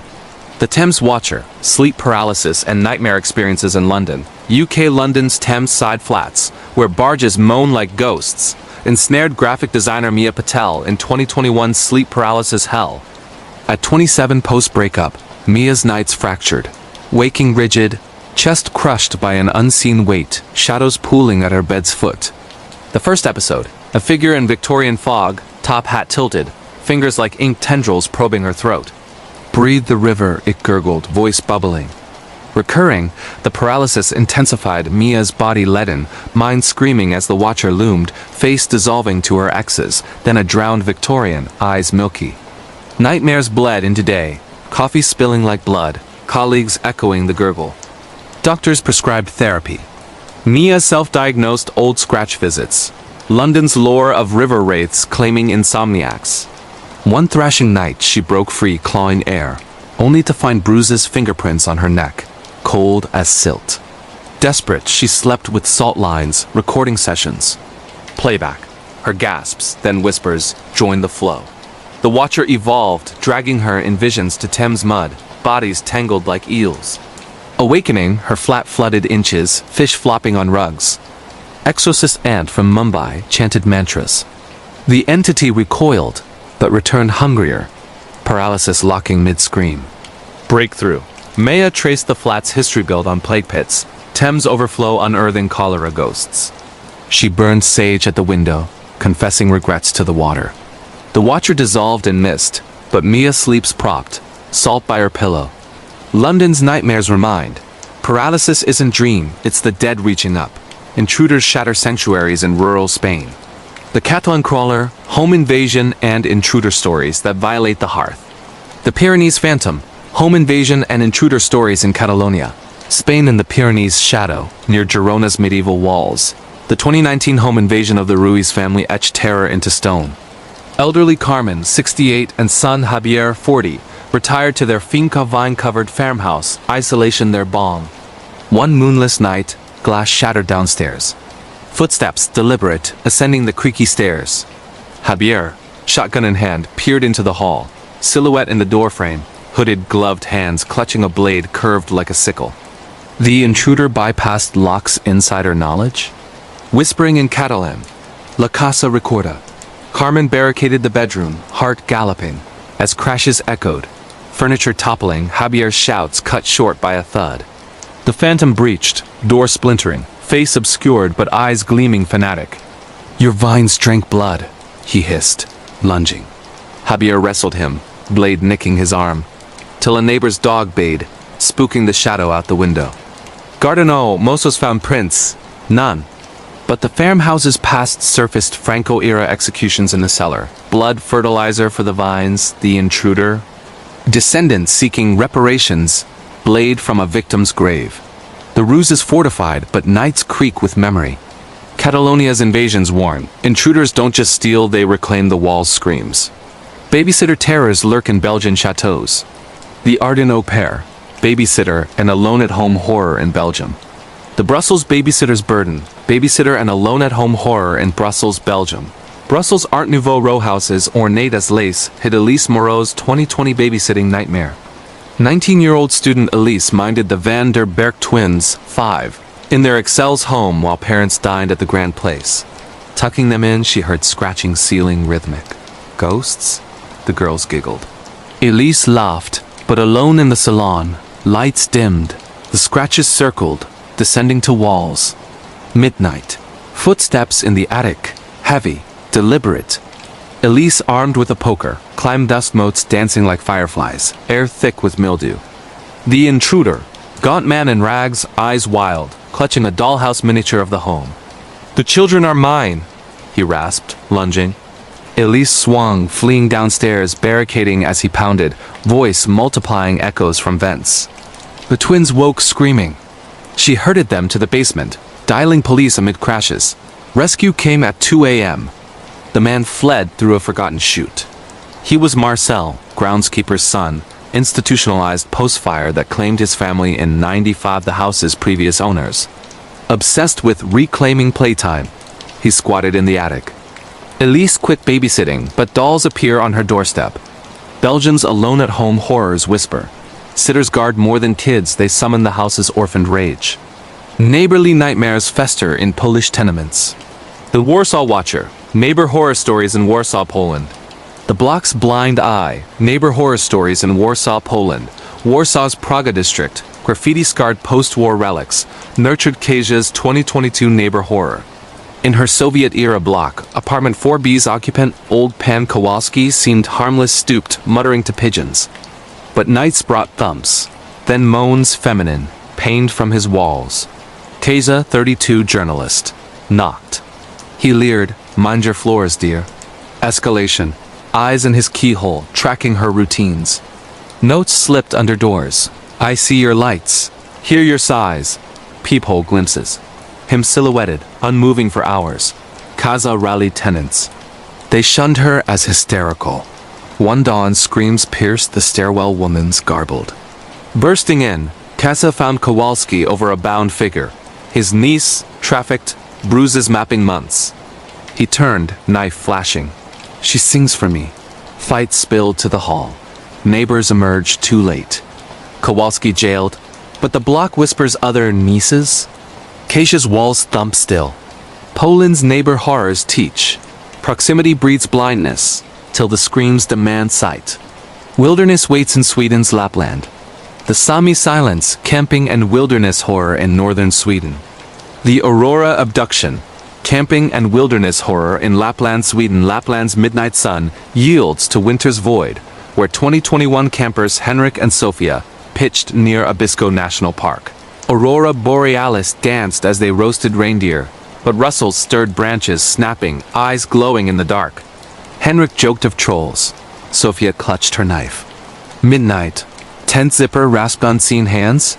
They bolted to the fire, shadows circling, whispers in Sami. "Joik for the lost!" Dawn brought horror. Their gear shredded, symbols carved in bark curses for intruders. Tracks led to a lavu. Sami tent empty but for bloodied mittens. Locals warned of Noedi spirits, shaman's revenge on desecrators. Fleeing, Sofia twisted an ankle. Henrik vanished in a squall. She found his boot, laced with sinew. Rescue airlifted her. Henrik? Folklore now. Sweden's wilderness horrors howl. Camp light or become the tale. Urban decay calls from abandoned Czech spas. The Karlovy Vary catacombs. Urban exploration in Czech Republic. The bathhouse beneath. Urban exploration in Karlovy Vary. Czech Republic Karlovy Vary's thermal springs bubble secrets. In 2023, urban explorers Petra and Tomas delved its derelict spa plaster crumbling, pools scummy. Flashlights pierced gloom, revealing mosaic murals of nymphs twisted in agony. Midway, echoes, splashes, giggles from sealed tunnels. Prague prank? Tomas quipped. Petra froze handprints on tiles, fresh. Deeper, catacombs yawned, steam vents hissing, walls etched with 19th century pleas. The waters take. A grate gave way. Below, flooded chamber, figures bobbing mannequins. No bodies preserved in brine, eyes open, mouths agape. Panic surged, the giggles closed in, lights failing. They clawed upward as hands cold prune-grasped ankles. Surfacing, gasping, they sealed the grate. Authorities dismissed vagrants. Petra knows. The spa's cures drown the mad. Czech exploration warns. Ruins don't abandon, they absorb. Roads unspool dread in France's autoroutes. The midnight hauler, road trip and truck driver horror in France. The autoroute apparition, road trip and truck driver horror in Lyon, France. Lyon's A7 artery to the Riviera, claimed trucker Pierre Lawrence 2020 horror. Hauling wine south, midnight fog cloaked the cab. Radio static birthed the voice. Pull over, brother. Share the load. Pierre, 55, grizzled from 30 years on blacktop, ignored it ghost rider myth. But the hitchhiker appeared. Thumb out, face shadowed, duffel sloshing. Compelled, Pierre braked. The man climbed in, reeking of brine. From Marcelo docks, he grunted, but eyes gleamed unnatural. Conversation twisted. He knew Pierre's roots, wife's name, the '05 crash that scarred his leg. I rode with you, then didn't make it. Fog thickened. The truck veered on phantom ice, dashboard flickering with faces past loads ghosts. The hitchhiker grinned, teeth filed. Your turn to carry. Pierre swerved off-road, crashing into ditch. The man dissolved, duffel spilling bottles of wine, labeled with victims' names. Salvaged, Pierre quit hauling, but autoroutes call. France's road horrors freight. Highways haunt with riders who never disembark. Dorms echo unrest in Oxford spires. The Bodleian Banshee, haunted schools and dorm rooms in England, UK. The Radcliffe Revenant, haunted schools and dorm rooms in Oxford. UK Oxford's Radcliffe camera, domed like a skull, housed 2022 fresher Lila Chun's dorm terror. Room 13, attic garret, creaked with history-plagued ghosts, they said. First week. Whispers in the stacks, pages turning sans hands. Layla, 18, history major, dismissed as drafts. But nights. Bed sinking under weightless pressure, form outlined in frost a scholar in robes, quill scratching accusations. The Revenant escalated, books flying, spines cracking to reveal hollowed guts filled with ash. Lila's notes rewrote themselves, her essays supplanted by 17th century rants against interlopers. Roommates fled. Lila endured researching. Dr. Elias Thorne, librarian hanged for heresy 1666. Hunting Radcliffe for stolen tomes. Confrontation. Lila chained the door, reciting exorcisms from Bodleian grimoires. Thorne manifested, spectral ink dripping. Return the quill! She found it in the library's restricted, his petrified pen. Burning it, the ghost wailed, dissolving in smoke. Lila graduated, but Oxford's dorms whisper. Scholars' unrest binds tighter than chains. Shifts turned spectral in Amsterdam's kennelside clinics. The next Zuster, hospital and nurse night shift stories in Netherlands. The Canal Collar, hospital and nurse night shift stories in Amsterdam. Netherlands Amsterdam's OLVG hospital, lights haloed in canal reflections. Tested nurse Annelies van Dijk's 2021 night shift. Ward 7, terminal care, hummed with monitors. But room 412's patient, elderly Herr Vogel, rambled of the tide rising. At 3 a.m., his monitor flatlined, yet he sat up, eyes clear. The waterwoman comes for debts. Annelies checked. He was cold, rigor set. But footsteps patted the hall dripping. Bare. Peering in, she saw her. Figure in sodden shift, hair seaweed tangled, beckoning from the bed. Alarms blared. Vogel collapsed. Truly gone. Shifts after, the woman returned perched on empty beds, humming shanties, fingers webbed leaving wet prints. Annelies traced it. The ward built on filled canal, 17th century drownings for witches. One storm night, the woman dragged her to the window, canal below churning. Join the flow, she gurgled. Annelies shattered a vial of holy water stolen from chapel, splashing the specter to mist. She transferred wards, but canals reflect her face sometimes, eyes too blue. Netherlands night shifts submerge. Hospitals heal bodies, but ghosts claim the watches. Dispatches from hell in Chicago's switchboards. A Windy City Whale, 911 operator and police dispatcher calls in Illinois. USA. The Loop's last call. 911 operator and police dispatcher calls in Chicago. USA Chicago's 911 center. Buried under the loop. Pulsed with 2018's frenzy for dispatcher Carla Reyes. At 2:47 a.m., a call crackled. Woman's voice panicked. He's here! The shadow with the hammer! Static swallowed her. Trace led to an empty, magnificent mile loft. Body found dawn. Skull caved, shadow scrawled in blood. Calls haunted Carla. Repeats of that voice, from untraceable lines detailing kills pre-crime. Next, the baker unhoused it, police raided. Hammer found, but perp fled. The shadow taunted via dispatch. Carla's home address whispered in dead air. Sleepless, she fielded the barrage suicides mid-gasp. Chases ending in crashes narrated live. Climax. Her own line rang internally. Carla, he's at your door. Bursting home. Shadow-weighted ex-cop, grudge from a botched call. Struggle. She tased him, backup swarming. Carla quit, but static hums in silence. Chicago's dispatches echo. 911 saves lives, but some calls drag you under. War's wounds suppurate in Albania's bunkers. The Balkan Banshee military and war-related horror in Albania. The Eagles echo. Military and war-related horror in Albania. Albania's accursed mountains, scarred by 90s bunkers, trapped SGT Dorian Hoxha's 2015 patrol. NATO exercise turns sour in a concrete tomb, echoes of Enver Hoxha's paranoia. 173,000 pillboxes dotting the land. Inside one, air stale as grudges. Dorian squad found murals. Communist ghosts, eyes following. Whispers started partisan songs from World War II, voices of the executed. Night fell. A figure materialized, officer in faded uniform, medals rusted, bayonet drawn. Traitors to the eagle, he bade, charging phantoms. Squad fired blanks. He phased, slashing air, wounds blooming on flesh. Dorian recalled lore. Bunker built over mass grave, Stalinist purges. The ghost herded them deeper, tunnels collapsing illusions, walls bleeding, floors tilting to chasms. Escape demanded confession. Dorian admitted shirking a 99 border skirmish. The specter saluted, dissolving. Dorian demobbed, but mountains call in dreams. Albania's military horrors bunker. War's dead don't bury, they entomb the living. Workplaces warp in Vienna's cafes. The Kaffee Klatsch curse, workplace scary experiences in Austria. The Viennese veil, workplace scary experiences in Vienna, Austria. Vienna's Caf Central, haunt of Freud and Trotsky. Veiled barista Lena Vogel's 2022 shifts in dread. At 19, pouring Melang, she noted the patron. Suit eternal, newspaper dated 1914.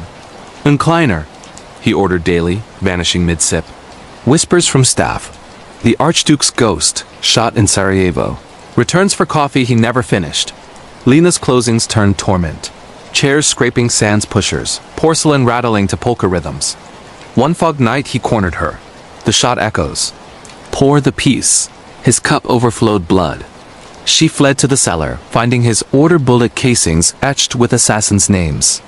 Burning a menu from 1914, the cafe stilled. Lena quit, but coffee steams red sometimes. Austria's workplaces brew. History's ghosts tip poorly, but demand eternal service. Prisons purge souls in Portugal's forts. The Tegas tune, court and prison horror stories in Lisbon, Portugal. The Inquisition's iron. Court and prison horror stories in Lisbon, Portugal. Lisbon's Limoro prison, once Inquisition dungeon under the Tegas, caged. Thief Mateo Silva in 2020. Trial for petty larceny turned farce. Judge gavel echoed with chains. Cell doors slamming from 16th century autos da faf. Night 1. Walls wept brine from tortured confessions. Whispers catalogued sins. Thief, like us. Burn. Mateo scratched stone for escape, fingers bleeding. Shadows coalesced hooded inquisitors, thumbscrews glinting. They tried him nightly racks stretching limbs, flames licking heels in illusion. Dawn brought bruises real as iron. Chaplain revealed. Prison on heresy pyres, spirits bound to relive. Mateo confessed fabricated crimes. The ghosts relented, doors unbolting. Freed early for good behavior, he wanders Tegas banks, chains clinking faintly. Portugal's prisons incarcerate. Bars hold bodies, but echoes chain the damned. The whispering walls of Willow Creek Manor, a true haunted house haunting in rural Pennsylvania. USA ***. It was the summer of 1987 in the rolling hills of Pennsylvania, where the air hangs heavy with the scent of pine and forgotten secrets. Emily Hargrove, a 28-year-old schoolteacher from Philadelphia, had always dreamed of escaping the city's relentless hum for something quieter, more rooted. Her inheritance came unexpectedly, a crumbling Victorian mansion in the tiny hamlet of Willow Creek, left to her by an aunt she'd barely known. The real estate agent called it a steal, but his eyes darted away when she asked about the history. Old place, he muttered. Needs work. Emily, ever the optimist, saw potential. Creaky floorboards to polish, dusty chandeliers to sparkle, a garden to reclaim from the weeds. She packed her life into a U-Haul and drove the 3 hours northwest, the radio fading to static as civilization thinned. The first night was innocent enough. Willow Creek Manor loomed like a Gothic novel come to life. 3 stories of weathered gray stone, ivy clawing up the walls like desperate fingers, and windows that stared out like empty eyes. Emily unloaded boxes in the fading light, the gravel crunching under her tires the only sound. Inside, the air was cool and musty, carrying a faint metallic tang she chalked up to age. She lit candles, power wouldn't be on until morning, and settled into the master bedroom on the 2nd floor, its 4-poster bed draped in faded silk. As she unpacked a photo of her late parents, a soft sigh escaped the walls. She froze, heart skipping. Wind, she told herself. Old houses settle. But as she drifted to sleep, the sigh returned, closer now, like breath on her neck. M.ILY. Double quotes, morning brought birdsong and clarity. Emily laughed off the unease, blaming exhaustion. She explored the house with a notebook, sketching renovations. The foyer was grand, with a sweeping staircase and a fireplace big enough to roast a boar. Upstairs, a library lined with leather-bound tomes, spines cracked like old bones. The attic door, however, stuck fast, warped wood resisting her tugs. Later, she sighed, heading to town for supplies. Willow Creek was a speck on the map, a general store, a diner, and a library run by Mrs. Harlan. A woman whose face folded like parchment. Over coffee, Emily probed gently. Any stories about the manor? Mrs. Harlan's eyes narrowed. Folks say it's cursed. Your aunt ... She wasn't right in the end. Heard voices, saw things. The walls, they say, remember. Emily pressed, but the old woman clammed up. Thus leave sleeping dogs lie, dear. Back home. The whispers grew bolder. That afternoon, as Emily sanded the banister, a child's giggle echoed from the parlor high. Tinkling, impossible. She dropped the sandpaper, pulse racing, and followed the sound. The room was empty, sunlight slanting through cracked panes onto faded wallpaper depicting pastoral scenes. But in the corner, near the grand piano shrouded in dust, a small handprint gleamed fresh on the keys, tiny fingers splayed as if pressing an invisible melody. Emily's breath caught. She hadn't brought children here. No one had. She wiped it away, but as her cloth touched the ivory, the piano played a single discordant note, then silence. Doubt crept in like fog. Was she imagining it? Stress from the move? But the nights worsened. Sleep came fitfully, punctuated by footsteps padding across the hall, pausing at her door. One evening, as rain lashed the windows, Emily woke to scratching faint at first, like nails on wood, then frantic, from inside the closet.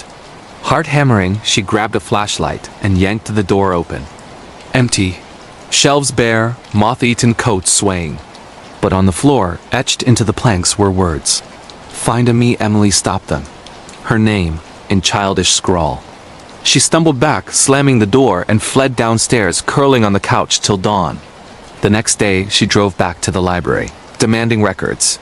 Mrs. Harlan relented with a sigh, pulling yellowed files. Willow Creek Manor, built in 1892 by Elias Hargrove, Emily's great-great-grandfather, a timber baron who'd lost his fortune in a mill fire that claimed his wife and daughter, little Abigail, age 7. Elias, grief-stricken, had walled up the attic, sealing away Abigail's room after her disappearance. Rumors swirled. He bricked her in alive during a fit of madness, her screams echoing for days. The house passed through Hargrove hands, each occupant plagued suicides, vanishings, madness. Emily's aunt, Clara, had lived there alone for decades, until neighbors found her catatonic, babbling about the watchers in the walls. Armed with this, Emily confronted the house. She pried open the attic door with a crowbar, dust exploding like a grave's breath. The stairs groaned underfoot, leading to a shadowed chamber frozen in time. Doll houses, porcelain figures with cracked smiles, a child's bed with sheets yellowed but undisturbed. In the corner, behind a false panel, bricks loose, as if hastily laid. With trembling hands, she pulled one free, then another. The whole revealed a small space, bones scattered like forgotten toys, a locket clutched in skeletal fingers. Abigail's. As the last brick fell, a wail pierced the air, not grief, but rage. The house shook, doors slamming, lights now on flickering wildly. Shadows writhed on the walls, elongating into forms. Elias twisted in torment. Abigail, small and vengeful, her eyes black voids.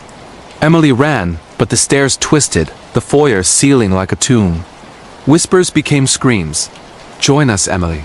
The family stays. She barricaded herself in the library, books flying from shelves, pages whispering accusations. Hours passed or minutes. Time blurred, then silence. She emerged at dawn, the house still, the hole in the attic bricked anew by unseen hands. But the locket remained in her palm, warm as fresh blood. She sold the manor that week, fleeing to Philadelphia. Yet the whispers followed in traffic, in crowds, faint sighs. Come home. Years later, Emily returned once, driving past under a blood moon. The manor stood, windows dark, but a child's face pressed against the glass, waving. She never went back. Willow Creek locals still speak of it, the Hargrove curse, binding blood to stone. And on quiet nights, if you listen, the walls whisper still, True haunted house stories like this don't end. They wait for you. The black-eyed shadow in the Bavarian forest. A supernatural creature encounter with a Wendigo in southern Germany.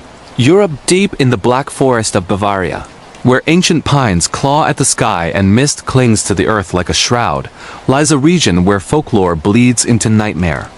It was October 2014, and Lukas Müller, a 35-year-old forester from Munich, had spent his life navigating these woods, their secrets, their silences. Tall and weathered, with a beard like tangled roots, Lukas knew the trails better than his own scars. He worked for the state, marking trees for harvest.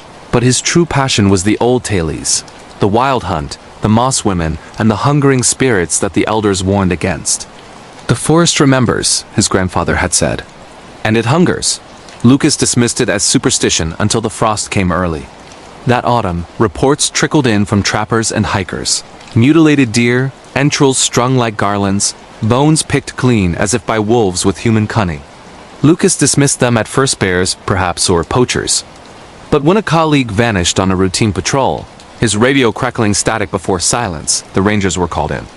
Lukas volunteered, leading a team of 4 into the heart of the Spessart, a dense thicket where the trees grew so close they whispered conspiracies. They carried rifles, GPS, Flair's modern tools against the old dark. "We'll be in and out by dusk," Lukas assured them. Dusk lied. The air turned frigid as they pushed deeper, breath fogging like ghosts. The path narrowed, roots snaking across like veins. First sign, a sapling bent double bark stripped in deliberate spirals, as if peeled by careful claws. Then, the smell rotting meat, sweet and foul, carried on a wind that shouldn't blow. Lukas's team fanned out, calling for the missing man. Echoes answered, mocking. Night fell swift, stars hidden by canopy. They made camp in a clearing, fire crackling against the chill. Stories flowed to ease nerves. The Wendigo, a Algonquin legend transplanted by immigrants. A gaunt spirit born of cannibalism, forever starving, mimicking voices to lure prey. "Bullshit," laughed young Anna, the rookie. "Just wind." But the wind spoke. Around midnight, a cry pierced the dark not animal, but human, agonized. "Help, Lukas, dub his name." From the east. Rifle in hand, Lukas plunged into the underbrush, flashlight beam slicing fog. Branches whipped his face, thorns drawing blood that steamed in the cold. "Hold on!" he shouted, crashing through brambles. The cry led him to a ravine where moonlight glinted off something pale a hand. No, a trapper's glove, shredded, clutched in frozen mud. Silence now. He turned, and there it was. At the ravine's edge, silhouetted against the moon, stood a figure tall as 2 men, emaciated. Limbs elongated like snapped branches, antlers?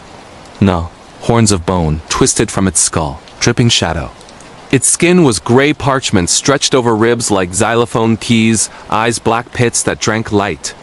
But the face, oh God, the face was Lukas's own, twisted in eternal famine, mouth gaping in a scream that birthed no sound, the Wendigo. It tilted its head, nostrils flaring at his bloodied scratches. Then, the mimicry. Anna's voice pleading from its throat. "Lukas, why did you leave me?" He fired once, twice, the shots deafening in the still wood. Bullets tore flesh that knit back, ichor black as oil. It lunged, faster than starvation should allow, claws raking air inches from his chest. Lukas bolted, lungs burning, the thing's footfalls a thunder of splintering bone behind. He burst into camp, gasping warnings, but the fire was ash, tents shredded, his team gone. No blood, no struggle, just absence. And on the ground, scratched in frantic lines. "IT hungers for more." Lukas fled the forest, collapsing at a ranger outpost miles away, babbling of shadows and screams. Search parties found nothing, no bodies, no tracks, only the mutilated deer, now circled by human handprints in the frost. Officials called it exposure, a shared hallucination from bad air. Lukas knew better. He quit forestry, moved to Munich's bustle, but the hunger followed. Dreams of endless woods, his team's faces melting into gray hunger. Whispers in the city wind, "Lukas, feed us." 2 years later, hikers found his apartment empty, door ajar, a single antler scratch on the wall. The Black Forest claims it's due. Wendigo tales aren't myths. They're warnings. And in Bavaria's depths, The hunger never sleeps.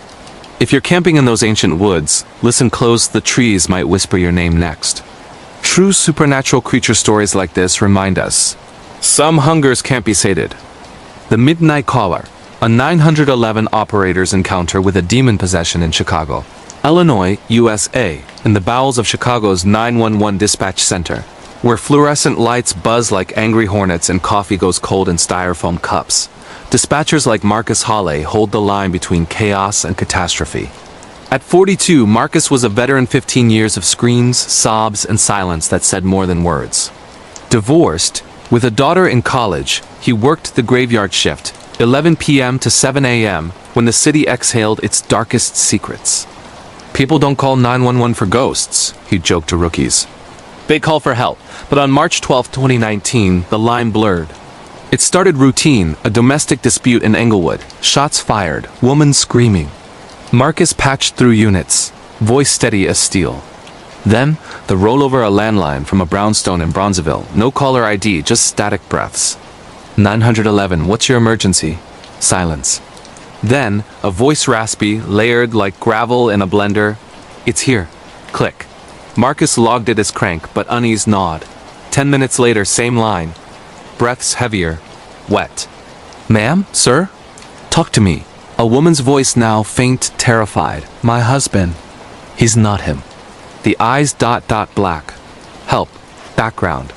Thuds like furniture splintering and a low growl, guttural, inhuman. Marcus escalated, sending patrol to the address, a nondescript 2-flat on 43rd Street. As he waited, the line reopened, unprompted. The woman's pleas dissolved into Latin ancient, rolling syllables he shouldn't recognize but did from old exorcism flicks. Exorcismus te ... double quotes. Then the husband's voice overlaid, demonic baritone. Too late, watcher. We see you. Marcus's screen flickered, static crawling like ants. He slammed refresh nothing. But in his headphones, whispers now, personal. Tell Sarah we love her. His daughter. How? He ripped off the headset, heart slamming, room spinning. Colleagues noticed. You good, Mark? He nodded, sweat beading, but the call persisted on speaker growls rising to shrieks. The woman chanting prayers interspersed with wet snaps, like bones breaking.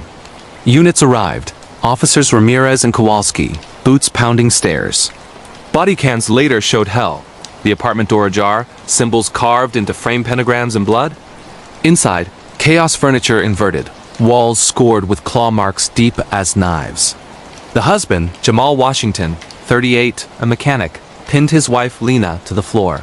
Eyes rolled back to pure black, veins bulging like rivers of ink. He didn't fight the officers. He laughed a sound like tearing metal as they cuffed him. Lena, bruised but alive, babbled of the visitor, a shadow that slipped through their window 3 nights prior after Jamal dabbled in online occult forums, summoning what he thought was guidance for his failing shop. Marcus listened to the aftermath reports, but the calls didn't stop. That shift, the line haunted him, static bursts with glimpses Jamal's voice. You next. Dispatcher. Visions in the noise, his ex-wife's face twisted. Sarah's dorm room, shadows lengthening.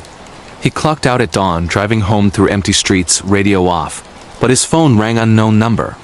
He answered against protocol. Breaths. Then, Marcus. It's here. He smashed the phone, but the whispers lingered in his head now. Jamal was institutionalized, diagnosed schizophrenic, but Lena swore it was possessionized like voids, strength unnatural, speaking tongues. Exorcists visited. The church called it infestation. Marcus transferred shifts, but nightmares gripped. Black-eyed figures in dispatch bays, lines ringing with his own screams. 1 year later, he quit, moved to the suburbs. Yet, on quiet nights, his landline unplugged crackles. Help ... Marcus ... double quotes professional horror doesn't end at the tone. It echoes. If you're ever on that line, pray it's just a burglar. True 911 operator demon possession stories prove. Some calls come from below. The forgotten tunnels beneath Edinburgh, an urban exploration horror in Scotland. Europe ***, Edinburgh's old town is a labyrinth of stone and shadow, built atop itself like a guilty secret. In the summer of 2022, Riley Thompson, A 29-year-old urban explorer from Manchester crossed the border chasing adrenaline. With his YouTube channel hovering at 50k subs, Riley specialized in lost places, abandoned factories, derelict mills, but the vaults beneath Edinburgh's South Bridge called like a siren's song. Sealed in 1790 after collapses killed dozens, the 19 vaults were rediscriminatory hellholes for the poor, then forgotten tombs. Legends swirled, ghosts of plague victims, body snatchers' lairs, echoes of Mary King's close above. Riley, camera strapped to chest, flashlight in hand, teamed with local guide Fiona, a wiry Scotswoman with tattoos of runes. "Dinnae touch anything," she warned. "The dead dinnae like tourists," Riley laughed at off-content gold. They entered via a tourist trap door, but Fiona led off script, through a grate to the unguided depths. The air thickened, damp and sour, like breath from a grave. Stone walls wept, floors slick with millennia of seepage. Riley's light caught graffiti old, faded. "The devil walks here 18, cut off by collapse." The tunnel forked. Fiona chose left into narrower black. Whispers started wind, Riley thought, filming, "Guys, this is insane. Feels like another world." But the whispers shaped, "Names please. Angus ... Mercy ...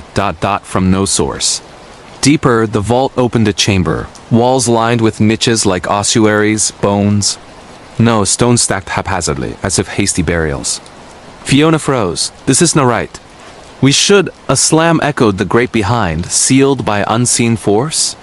Riley's camera caught it. Dust settling, no mechanism. Panic flickered.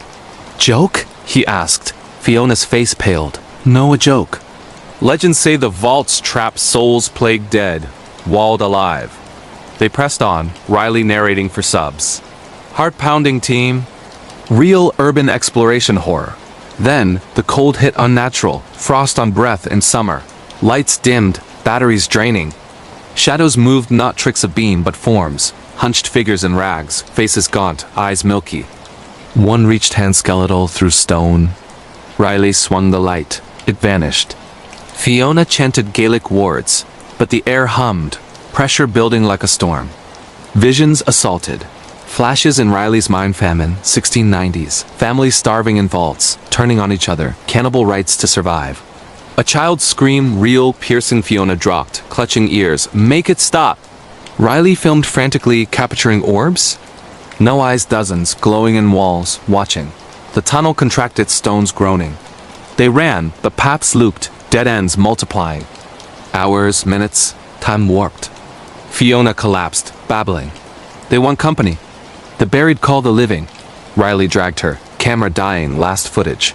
His face, terror-struck, whispering, "If you're seeing this, don't come down." Rescue found them at dawn, exhausted, hypothermic, the grate accidentally ajar. No evidence of traps, but Riley's footage? Static mostly, but frames, translucent hands, faces pressed to mortar. Subs exploded, millions of views, but Riley quit exploring. "The vaults aren't empty," he posted. "They're full." And they remember. Fiona vanished months later, last seen near the bridge. Urban exploration isn't adventure, it's invitation. True abandoned tunnels, horror stories warn. Some doors stay shut for a reason.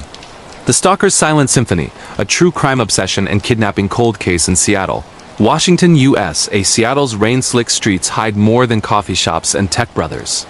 They cradle shadows that follow. In 2005, 24-year-old barista Clara Voss noticed the notes first tucked under her wiper, slipped into her locker. "You smile like dawn. I watch."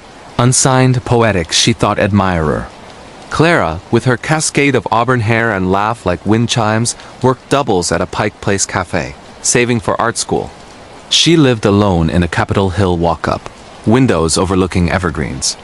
The notes escalated. Photos her at the market buying tulips. Asleep on her fire escape, unaware. No face in the shots, just her, framed like prey. She told police Harborview PD Detective Ruiz, a jaded vet with coffee stains on his tie. "Stalker?" He grunted, filing it. "Get a lock. Stay vigilant." Clara installed cameras, changed routines, but the watcher adapted. Gifts appeared, a locket with her initial, engraved forever. A bouquet of black roses on her stoop, thorns intact. Calls came, breaths, then whispers. "Clara ... mine." blocked numbers, traced to burners. Friends urged moving. She resisted. It's romantic, maybe misguided. But fear coiled, sleep fractured by footsteps on gravel below. October 15th, the vanishing. Clara closed shift, waved goodbye to coworker Mia, walked home through fog-shrouded alleys. Her phone last pinged at 11:47 p.m. Text to Mia. Home safe soon. Rain's killer. Neighbors heard nothing, no scream, no struggle. Her apartment door ajar, coffee cold on counter, sketchpad open to a half-drawn facemail, hooded eyes adoring. No sign of break-in, but the window latch undone, curtain fluttering. Clara was gone. The search gripped Seattle posters on lampposts. Tips flooding Ruiz's desk. Leads. A janitor with priors, dismissed. An ex from college, alibi solid. Then, the videos mailed to the station, grainy VHS. Clara bound in dim light. Gagged, eyes wide. No demands, just her, captor filming obsessively. Our symphony begins. Voice distorted but cadence familiar poetic. Forensics. Fibers from a Belltown loft, prints smudged. The sender taunted. Tapes arrived weekly, Clara thinner, defiant gaze fading to please. Let me go, please. Public outcry vigils, headlines. The poet-stalker's muse. Years dragged. 2007. A break-similar case in Portland. Victim escaped, described a man like a shadow, reciting verse. Sketch. Gaunt, 40s, wire-rimmed glasses. Ruiz cross-referenced Elias Crow, 42, unemployed poet, history of restraining orders. Raid on his waterfront rental. Walls papered with Clara's photos, journals of our love. But no Clara. Crow confessed obsession. She was my verse incarnate, but claimed release. I set her free in the sound. Body never found. Convicted of kidnapping, stalking, life without parole. Cold case closed? No. Mia swore sightings. Clara, gaunt in crowd, silent. In 2015, a tip. Hiker in Olympic National Park found a locket Clara's engraved. Inside note. The symphony plays on. Search yielded nothing, but locals whisper of a woman in the woods, singing fragments of poems. True crime stalkers don't end. They compose. If obsession finds you, run. Clara's melody haunts still. The caretaker's shadow, a hospital nurse night shift ghost story in London's St. Bartholomew's Hospital. England, Europe, St. Bartholomew's Hospital, or Bart's, squats in London's Smithfield like a medieval sentinel, its wards echoing with centuries of suffering. Founded in 1123, it's the oldest in the city, walls steeped in plague, war, and whispers. Nurse Elena Patel, 31, Indian heritage, with a no-nonsense bob, worked the oncology wing night shift, 7 p.m. to 7 a.m., when the building sighed its secrets. Elena had seen death's dance, patients fading, monitors flatlining, families fracturing, ghosts. Bollocks, she'd say, a London lilt from her Brixton roots. Just grief playing tricks. It began in Ward 4, Room 12, a private suite for terminal cases. Her patient, old Mr. Hargreaves, 82, lung cancer, gnawing him hollow. Kind eyes, tailies of blitz bombs. Watch for the caretaker, love. He wheezed one shift. He comes at midnight, checks the locks. But he don't use doors, Elena chuckled, adjusting his morphine. Midnight came. She charted alone, fluorescence humming. A rattle from the supply closet, keys jangling. She opened it, empty but cold draft like an open window in winter. Bloody maintenance, she muttered. Next night, Hargreaves gone peaceful, in sleep. Elena cleaned the room, fogging the mirror with bleach. As she wiped, a figure reflected. Tall, stooped, in overalls, face obscured by cap, holding a lantern. She spun a one, mirror clear. Heart thudding, she called security. Prankster? Logs showed none. Shifts blurred. The caretaker returned in glimpses. Footsteps pacing empty halls at 2 a.m., pausing at her station. A shadow under doors, lantern glow seeping. Elena researched. Bart's lore, the Grey Monk, a 14th century monk who tended plague victims, burned alive for heresy. Or the Watchman, a Victorian night porter who hanged himself after catching body snatchers, forever patrolling. Skepticism cracked when patient 7, a young mum with leukemia, seized at 3 a.m. codes called crash cart rolling. In the frenzy, Elena saw him, the caretaker, translucent lantern raised, pointing at the defibrillator. She followed instinct, shocked once, rhythm restored. Mum stabilized. Thank the watchman, she later whispered, eyes distant. He woke me, said save her. Elena's nights fractured. The caretaker didn't haunt. He guarded. But warnings escalated. Whispers in the vents, leave girl. The shadows rise. One storm lashed night, fire alarm blared, false wiring fault. Evacuating, Elena lingered for a combative patient. Smoke? No, but heat unnatural. The caretaker appeared full, face scarred, eyes sorrowful, shoving her toward stairs as flames reel now licked walls from nowhere. She escaped. The wing gutted, but lives spared. Bart's rebuilt. Elena stayed. He's real, she tells new nurses. And he's tired. On quiet rounds, she leaves a lantern by room 12. It flickers at midnight. True nurse night shift ghost stories heal as they horrify. In Bart's halls, the caretaker watches still for you. The flesh weaver of the Appalachians, a cryptid skinwalker ranch encounter in Tennessee. USA. The Smoky Mountains of Tennessee swallow men whole. Their fog a veil for things that slough skin like snakes. In 1998, trail guide Harlan Beck, 47, burly with a logger's build, led groups through the Cherokee National Forest. Born in these hollers, Harlan knew the lore Cherokee tales of the Yunwee Tsunsti, little people, and worse. The skinwalkers, Navajo imports or native kin, witches who wear hides of the dead, shifting forms to curse. Fairy tales for tourists, he'd grunt. Until the full moon of July. His group, 4 millennials from Nashville, thrill-seeking, armed with GoPros. Harlan's route skirted Skinwalker Hollow, a ravine locals avoided, named for 1800 sightings. A man-beast that mimicked cries, luring loggers to cliffs. They camped at the rim, fire crackling, stories flowing. One girl, Jess, joked, "Summon one." "Bet it's just a bear," Harlan warned. "Don't mock the weavers." "They hear." Laughter died at dusk. Night fell heavy, stars pricked by thunderheads. First, the mimic. A deer's bleat from the brush, too human, pleading. Harlan shone his light. Eye shine, yellow, retreating. Coyote, he lied, sleep evaded. Rustlers circled camp, branches snapping like bones. At 2 a.m., Jess screamed, her tent slashed, inside empty, drag marks to the ravine, Harlan's blood iced. "Stay put." Rifle cocked, he followed, beam bouncing off trees that seemed to lean closer. The hollow reeked decay, wet fur. Drag marks ended at a clearing, circle of stones, ash cold but fresh. In center, Jess's pack, ripped, contents strewn. No blood.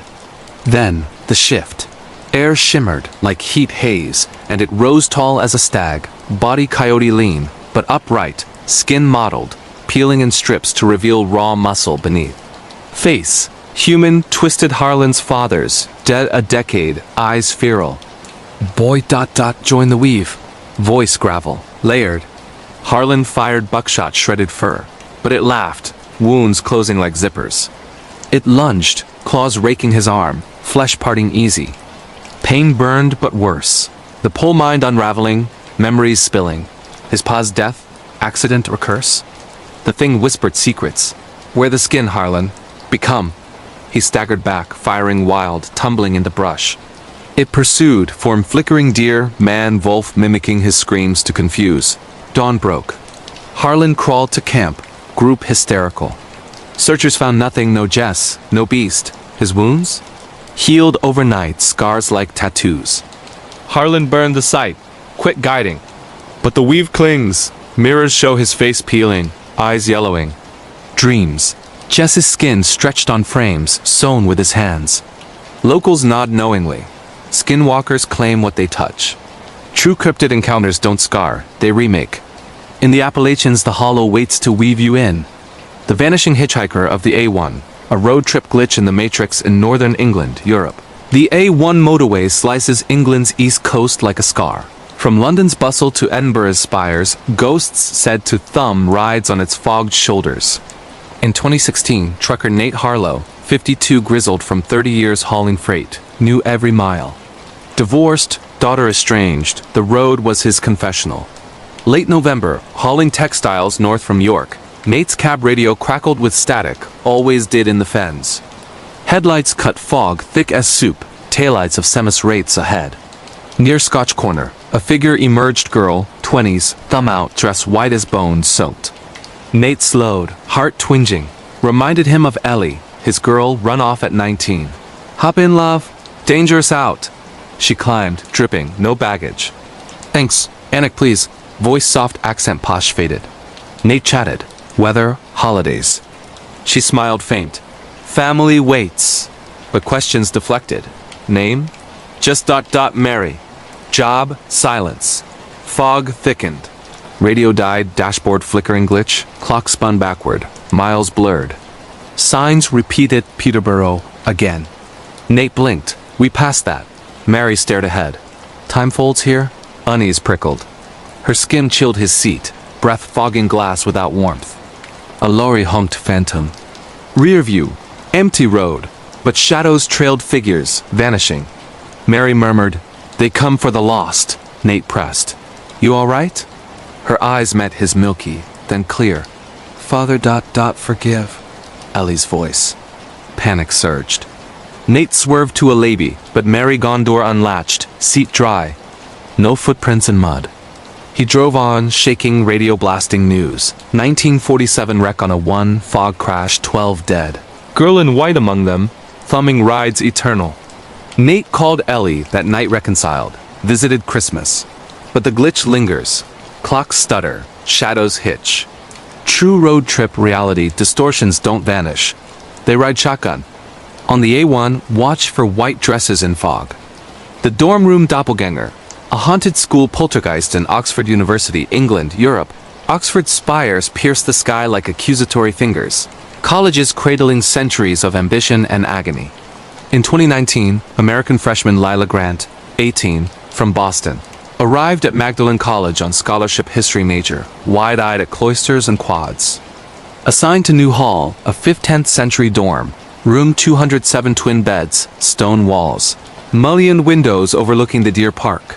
Roommate, posh Brit Sophie, bubbly but superstitious. Heard of the double? Sophie whispered, move in night. Girl hanged herself in 52 exam stress. Now she visits looks like you, but wrong. Lila scoffed jet lag, not ghosts. Nights started normal. Essays till dawn, laughter over tea. But oddities crept. Books rearranged, pages marked with unfamiliar script Latin please. Non iterum, not again. Footsteps in empty hall, pausing at door. Lila woke once to Sophie staring. She was here. Brushed my hair. Mirror fogged with breath not theirs. Lila, backward. Escalation, midterms, pressure mounting. Lights flickered, shadows duplicating Lila's form in corner. Mimicking gestures, but delayed. Jerky. Sophie fled to friends. Lila alone, denial cracking. One storm night, power out, candle lit, the doppelganger manifested. Lila's face, but eyes hollow, neck bruised purple, dress vintage. It spoke her voice, but echoed. Join the studies eternal. Desk flew, ink spilled runes. Layla fled to Porter, babbling. Investigation. Yes, 1952, Beatrice Halle. Suicide in 207. Doppelganger delusion in notes. Saw her double, taunting failure. Exorcism? College hushed it, reassigned Lila. But echoes followed. Mirrors cracking, whispers in lectures. Sophie transferred. Lila graduated, but Oxford's shadow clings. True haunted dorm room poltergeist stories teach. Some doubles don't reflect. They replace. In those ancient halls, study close or become the ghost. The Silent Siege, a home invasion intruder story in rural Sweden. Europe-Sweden's Dalarna region, lakes mirroring forests like shattered glass, hides isolation's bite. In 2013, Ingrid Svensson, 36, widow with 2 boys, lived in a red cottage off the E45, miles from neighbors. Husband gone 2 years logging accident, leaving her to farm, teach piano online. Strong, blonde, with laugh like bells, Ingrid feared nothing. Until winter's white death, November blizzards burying roads. Boys 8 and 10, asleep early. Ingrid locked up firebanked, retired with book. Midnight. Knock faint, muffled by snow. Peephole, man, hooded, face shadowed, breath fogging. Help frecken. Car broke. Accent foreign eastern? She hesitated, rural code, aid strangers. But eyes gleamed wrong, hungry. Wait, she called, grabbing axe from kitchen. Door cracked chain. He lunged. Gloved hand snaking, knife glinting. Ingrid slammed, chain holding, but wood splintered. She screamed for boys up, hiding in loft. Axe swung wild as door buckled. Blade bit shoulder, blood hot. He poured in tall, wiry, masked now, silent as wolf. No words, just hunt. Ingrid bolted upstairs, barricading bedroom, phone dead storm. Boys whimpered. She hushed, whispering plans. Footsteps climbed, deliberate. He toyed, knife scraping walls, shadow under door. Hours stretched siege in silence. Ingrid's mind raced. Escape? Fight? Dawn's gray light filtered. He paused, as if listening to nothing. Then retreat footfalls fading, door creaking open. Ingrid waited hours, then crept down. Blood trailed to threshold, smeared in snow, vanishing. Police, no tracks, no car. Knife? Hers from drawer. Intruder fatigue, they said, grief hallucination. But boys saw him, clutched her tight. Ingrid sold the cottage, moved to Stockholm. But silence haunts, knocks in dreams, shadows at thresholds. True home invasion tales don't scar skin. They echo. In Dalarna's woods, the silent ones still knock. The midnight shift's shadow patient. A hospital professional horror in Parisian capital Hotel Dia. France, Europe, Paris's Hotel Dia, island sentinel on the Seine, has healed kings and cholera victims since 651 AD. Nurse Amélie Laurent, 29, Parisian-born, worked a night's chaos of drunks, overdoses, the dying's dignity. Witty, tattooed under scrubs, she joked with docs. Ghosts? Only the ones in bureaucracy. Until the Black Ward, a sealed wing for plague ghosts, rumored active. 2020 pandemic surge, they reopened it overflow cots, dim halls. Amélie's shift. 11 p.m., empty, but for whispers ventilation? A call light blinked bed, 13, no patient assigned. She entered, figure in sheets, frail, beckoning. Aidez-moi, voice ready. Amélie checked chart, error. Pulled curtain, man, 60s, jaundiced, eyes sunken. Monsieur? How? He gripped. The fever. It burns eternal. Released. Gone. Bed empty, sheets crisp. Nights compounded. Shadows in corners, monitors beeping phantom vitals. Colleagues dismissed. COVID fatigue. But the patient returned different beds. Same plea. Amélie dug archives. 1348, Black Death. A physician, Dr. Duval, experimented on dying, injecting plague blood, died raving of eternal fever. His ward, now hers. Climax. Midnight code, ward-filling illusory coughing chorus, fevered moans. The patient materialized at her station. Duval, coat stained, syringe raised. Join the cure, Amélie froze. Shadows lunged, cold hands on throat. She fought, knocking lamplight flooded, figures dissolving. Backup arrived, empty. She quit, but fever dreams persist. Burns without fire. True hospital nurse ghost stories prescribe. Some wards never close. In Hotel Dieu, the patient waits. The Serial Echo, an unsolved serial killer mystery in the Pacific Northwest, USA, Washington's Olympic Peninsula. Rainforests, veiling fjords, birthed Ted Bundy, but monsters linger. 2011, hiker Mia Chun, 26, Seattle native, vanished on Hurricane Ridge Trail. Body found days later, throat slit ritual, symbols carved spirals, eyes no DNA, no prints.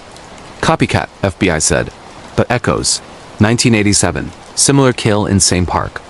1994, another. 3 women, same method, unsolved. The Carver, press dubbed. Detective Lena Ortiz, 38, Tacoma PD, caught the case personal, sister lost to violence. Files haunted, victims artists, brunette, last seen hiking. Notes at scenes, poetry fragments.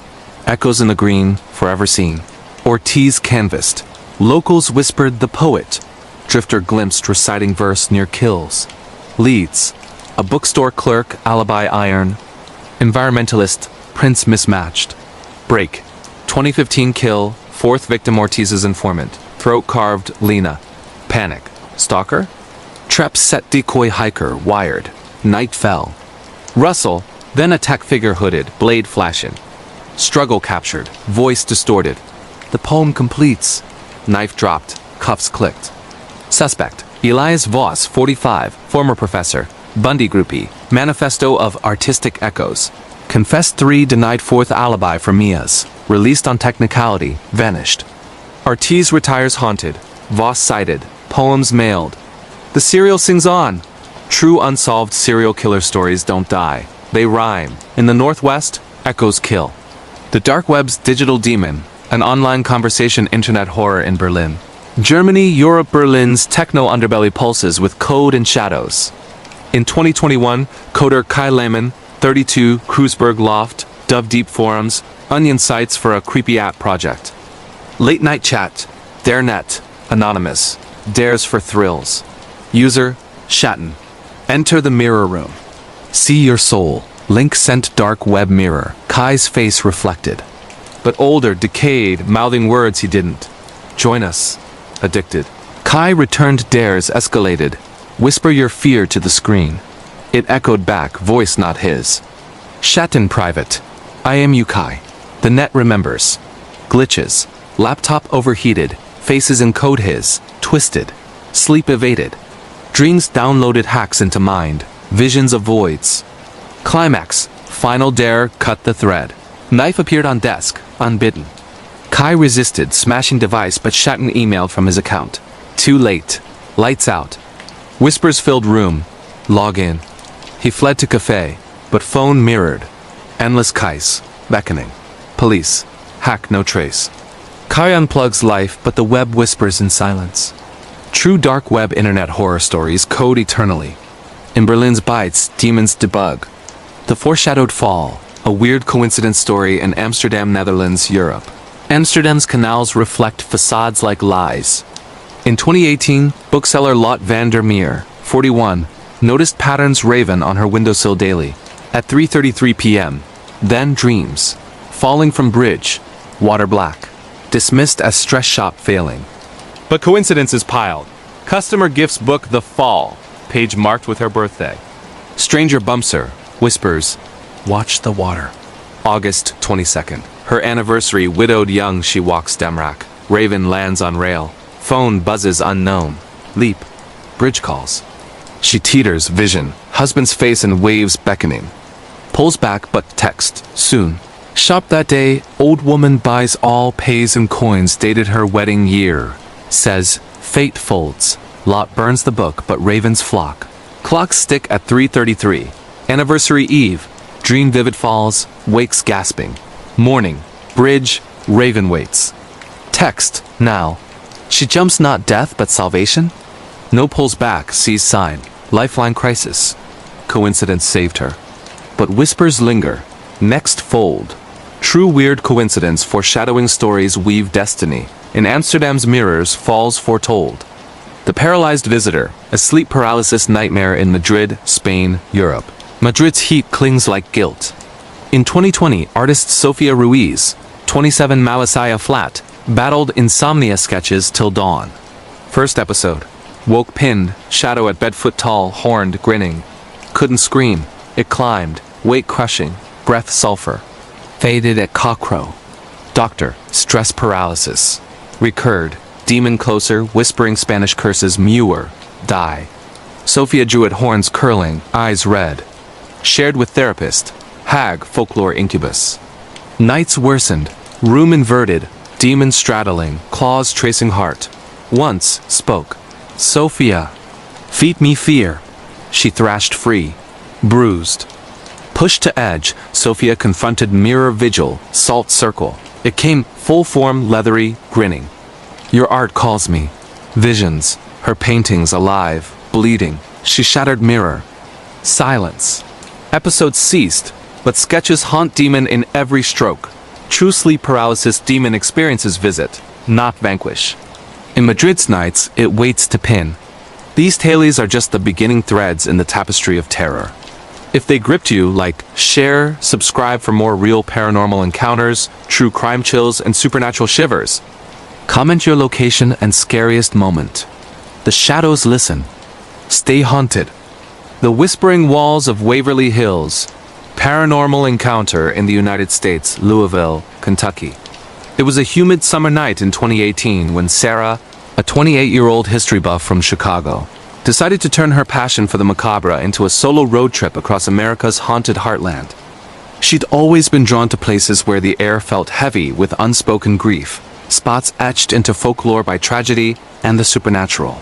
Her first stop, Waverly Hills Sanatorium in Louisville, Kentucky, a sprawling, abandoned tuberculosis hospital that had claimed over 60,000 lives in the early 20th century. The building, with its echoing corridors and shadowed stairwells, had long been a magnet for ghost hunters, but Sarah wasn't there for EVPs or spirit boxes. She wanted to feel the weight of history, to walk where the forgotten had suffered and, perhaps, lingered.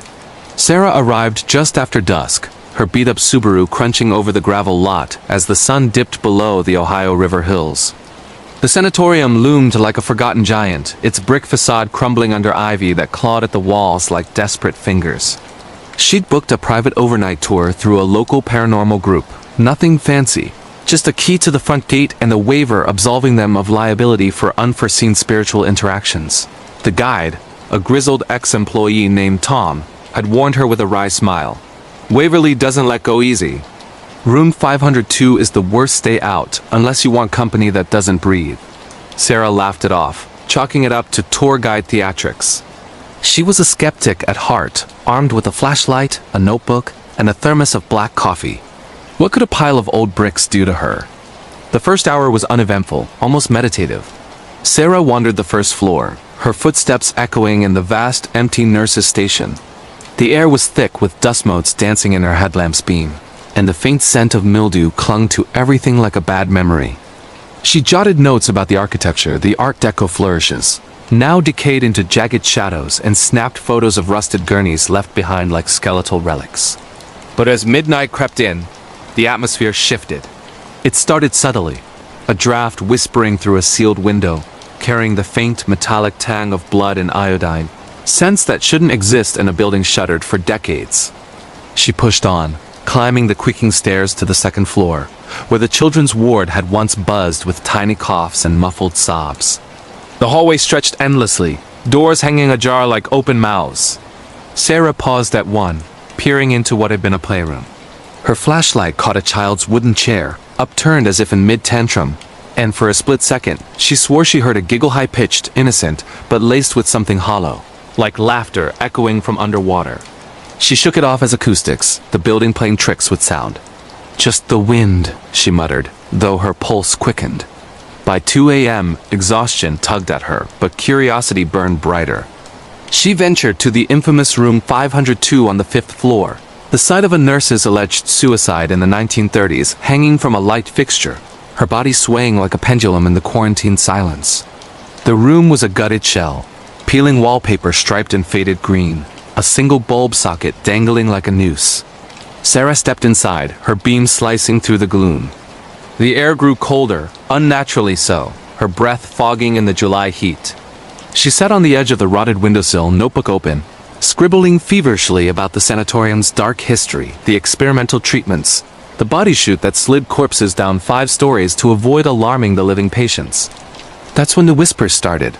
Not voices exactly, but fragments, syllables, scraping against the walls like fingernails on porcelain. Help ... stay ... cold ... Deborah froze, her pen hovering mid-sentence. She strained to listen, convinced it was distant traffic or settling beams. But the words sharpened, weaving into pleas. "Don't leave me here." Her skin prickled. The temperature plummeted another 10 degrees, frost rimming the window pane despite the summer swelter. She stood, heart hammering, and swept her flashlight around. Nothing. Empty corners, shadowed arches. Yet the whispers multiplied, a chorus now, overlapping in desperate harmony. "Join us ... cold. Stay forever." Panic clawed up her throat. She bolted for the door, but it slammed shut behind her. No wind, no mechanism, just a thunderous bang that rattled the frame. The whispers turned to wails, a cacophony of tubercular coughs and ragged breaths, as if the room itself were exhaling the agony of thousands. Sarah pounded on the door, screaming for Tom, but her voice drowned in the din. In the frenzy, her flashlight clattered to the floor, its beam spinning wildly, casting grotesque shadows that danced like malformed patients shambling toward her. One shadow stretched impossibly long, humanoid, but twisted, its head lolling at an unnatural angle, fingers elongated into claws scraping the ceiling. She doesn't remember forcing the door open, only the sudden silence as it gave way, spilling her into the hallway. Gasping, she fled down the stairs, tripping over debris, her mind replaying the shadow's form. Not a trick of light, but something watching, hungry. Tom found her huddled by her car at dawn, babbling incoherently, her notebook clutched like a talisman. He didn't laugh, his face paled as he helped her inside.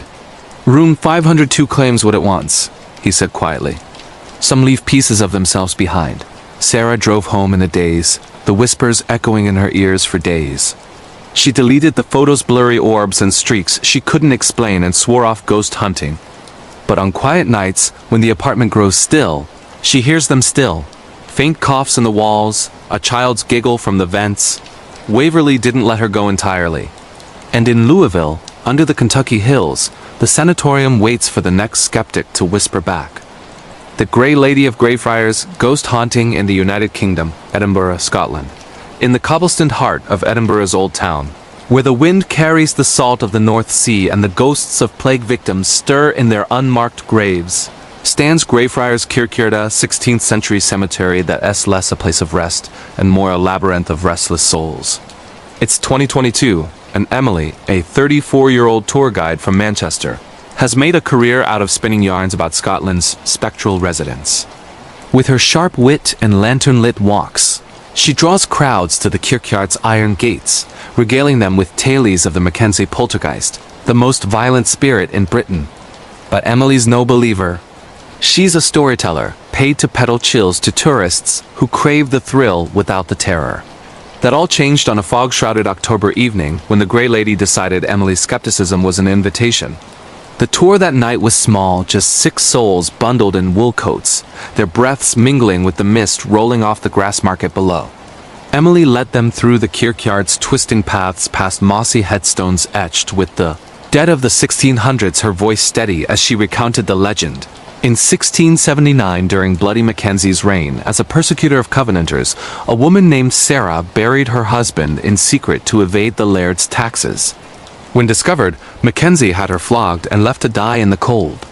Now, the Grey Lady wanders the graveyard, her translucent form draped in tattered grey, seeking justice or vengeance on those who disturb her peace. She tugs at scarves, whispers accusations, Emily quipped, earning uneasy laughs. But don't worry. She's picky about her victims. As the group huddled near the mausoleum, the fog thickened, swallowing the street lamp's glow. Emily felt a prickle at her neck, dismissing it as the chill seeping through her parka. One tourist, a burly American named Mike, joked about provoking her. "Oi, Grey Lady, fancy a pint?" The words hung in the air, unanswered until a gust whipped through the yard, extinguishing lanterns with a collective whoosh. Darkness pressed in, broken only by phone screens flickering to life. Emily relit hers, forcing a smile. "Show's over, folks." Back to the warmth. But as they turned toward the gate, Mike yelped, clutching his throat. "Something pulled my scarf hard!" He held up the gray woolen strip, knotted impossibly tight, as if by invisible hands. Murmurs rippled through the group. Emily's laugh faltered. "Wind, probably. Let's move." Yet the prickle returned, colder now, trailing icy fingers down her spine. She glanced back and froze. In the fog swirl, a shape coalesced, a woman in a hooded gray cloak, her face obscured but her posture rigid with rage. Emily blinked. It vanished. Hallucination, she told herself, ushering the group out. The night devolved from there. Complaints poured in, scratches blooming on arms like claw marks, whispers slithering from the stones. Thief ... liar ... Join us. By the gate, Emily's own scarf tightened, yanking her backward into the mist. She stumbled, gasping as an unseen force pinned her against a lichened wall, the air filling with a woman's guttural sobs. "You mock my pain. Now feel it." The pressure built, ribs compressing, visions flashing unbidden. A young woman in 17th century rags, dragged through mud by soldiers, her pleas drowned in jeers. Emily clawed at nothing, her screams lost in the fog, until a tourist's shout broke the spell. The grip released. She crumpled, wheezing. Police dismissed it as mass hysteria, but Emily knew better. The scratches on her arms formed words. "Not over. She quit guiding that week, fleeing to Manchester's bustle. But the Grey Lady followed in mirrors, fogged with breath not her own. In whispers during sleep, come back ... confess. Emily's researched the history obsessively, uncovering Sarah's true name and unmarked grave. Last month, she returned to Greyfriars, not as a guide, but a penitent, leaving a bouquet of heather at the spot. The whispers stopped. For now. In Edinburgh's eternal fog, the Grey Lady waits, her grudge as timeless as the stones. And Emily? She still feels the tug on quiet nights, a reminder that some stories demand to be believed. The Devil's Choir of BRH, Demons and Possessions in Germany, BRHL. Near Cologne, the Rhineland town of Baruchel, with its Baroque palaces and fairy tale gardens, hides a shadow that has haunted its cobbled streets since the 17th century. In 2019, Lucas, a 42-year-old sound engineer from Berlin, relocated there for a dream gig, restoring the audio archives of Augustusburg Palace, a UNESCO gem once home to electors and whispers of the occult. Lucas was pragmatic, a man of waveforms and decibels, uninterested in the palace's lore of demonic pacts during the 30 Years' War. But on his first solo night shift in the cavernous basement vault, where dusty phonographs held echoes of long-dead nobility, the archives sang back a chorus of damned souls that clawed their way into his very being. The vault was a relic unto itself. Stone walls dripping with condensation, shelves groaning under leather-bound reels from the 1920s onward. Lucas's setup was modern laptops humming amid the gloom, tables snaking like veins. He'd been warned by the curator, an elderly Frau Muller with eyes like chipped flint. The Elector's folly lingers here. Voices from below the palace floors don't play the unmarked reels after dark. Lucas smirked, plugging in anyway. The first few hours yielded mundane treasures, waltzes from forgotten balls, speeches crackling with static.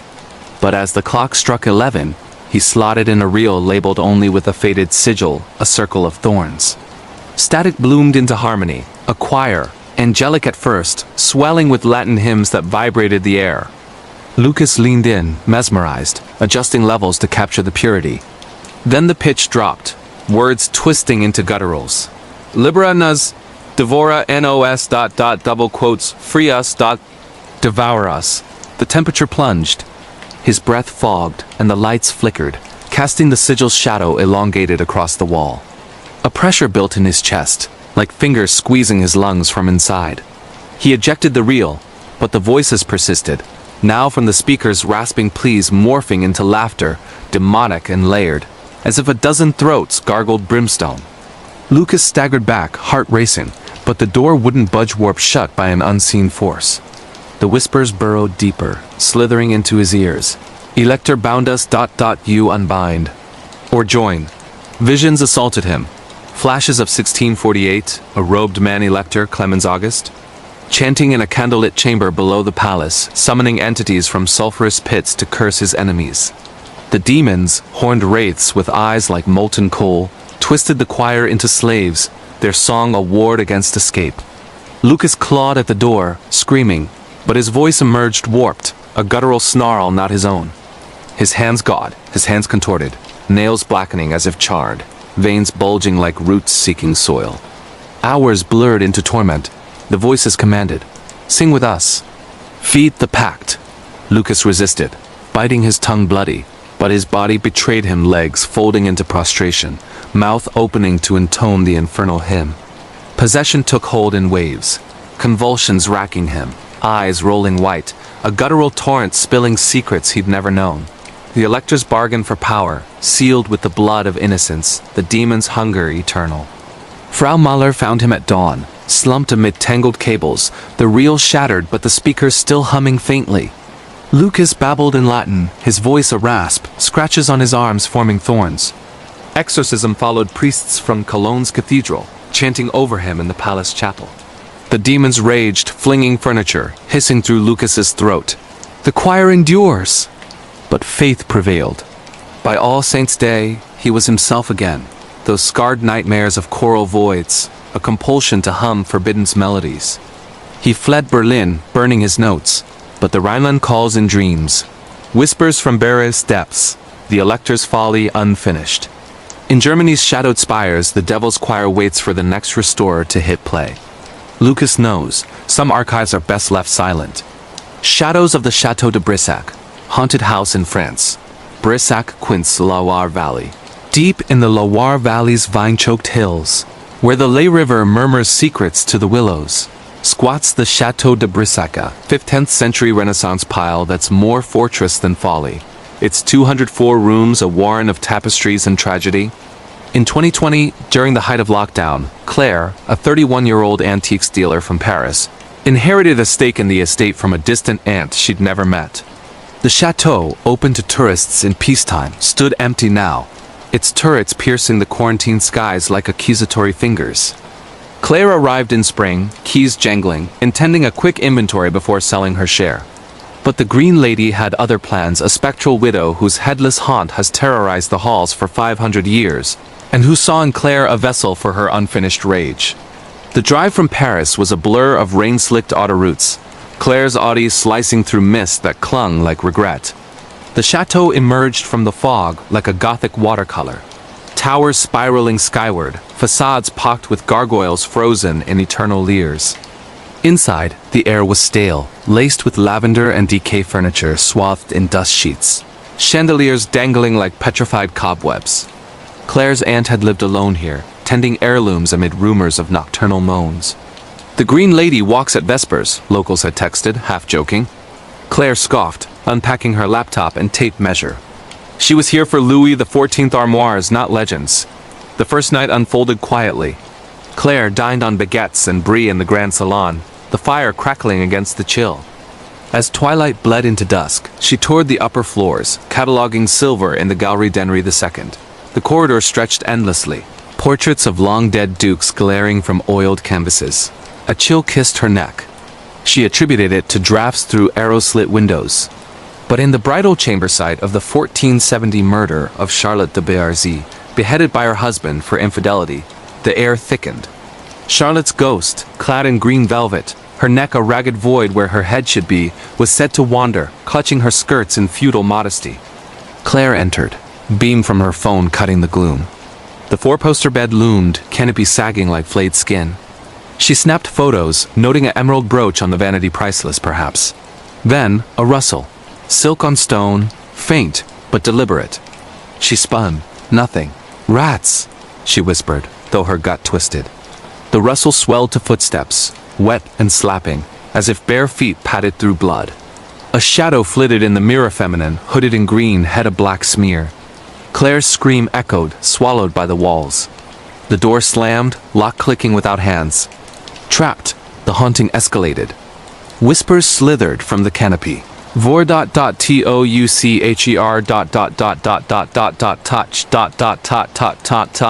Taught the panels, but they held fast, the room contracting like a tune. Visions assaulted her. 1470, Charlotte's wedding night turning to slaughter, her lover's throat slit, her own head tumbling in a gout of crimson. The Duke's laughter mingling with her gurgles. The Green Lady materialized fully now, form coalescing from mist. Gown moldering green, hands clawing air where eyes should be, the stump of her neck oozing phantom ichor. She advanced, fingers icy talons raking Claire's arms, drawing beads of blood. "Ma vengeance, Ta debt," the ghost rasped, voiceless but deafening. "My vengeance." "Your debt." Claire collapsed, the brooch digging into her palm a conduit, she realized, stolen from the vanity. The ghost recoiled at its gleam, shrieking, a sound like tearing velvet and splintering bone. The door flew open. Claire fled, brooch clutched, down spiral stairs slick with unseen dew. Outside, dawn broke, the Green Lady's wail fading to wind. Claire drove to Orleans that day, surrendering the brooch to a museum curator versed in cursed artifacts. Tests revealed it stained with ancient blood Charlotte's, unavenged until returned.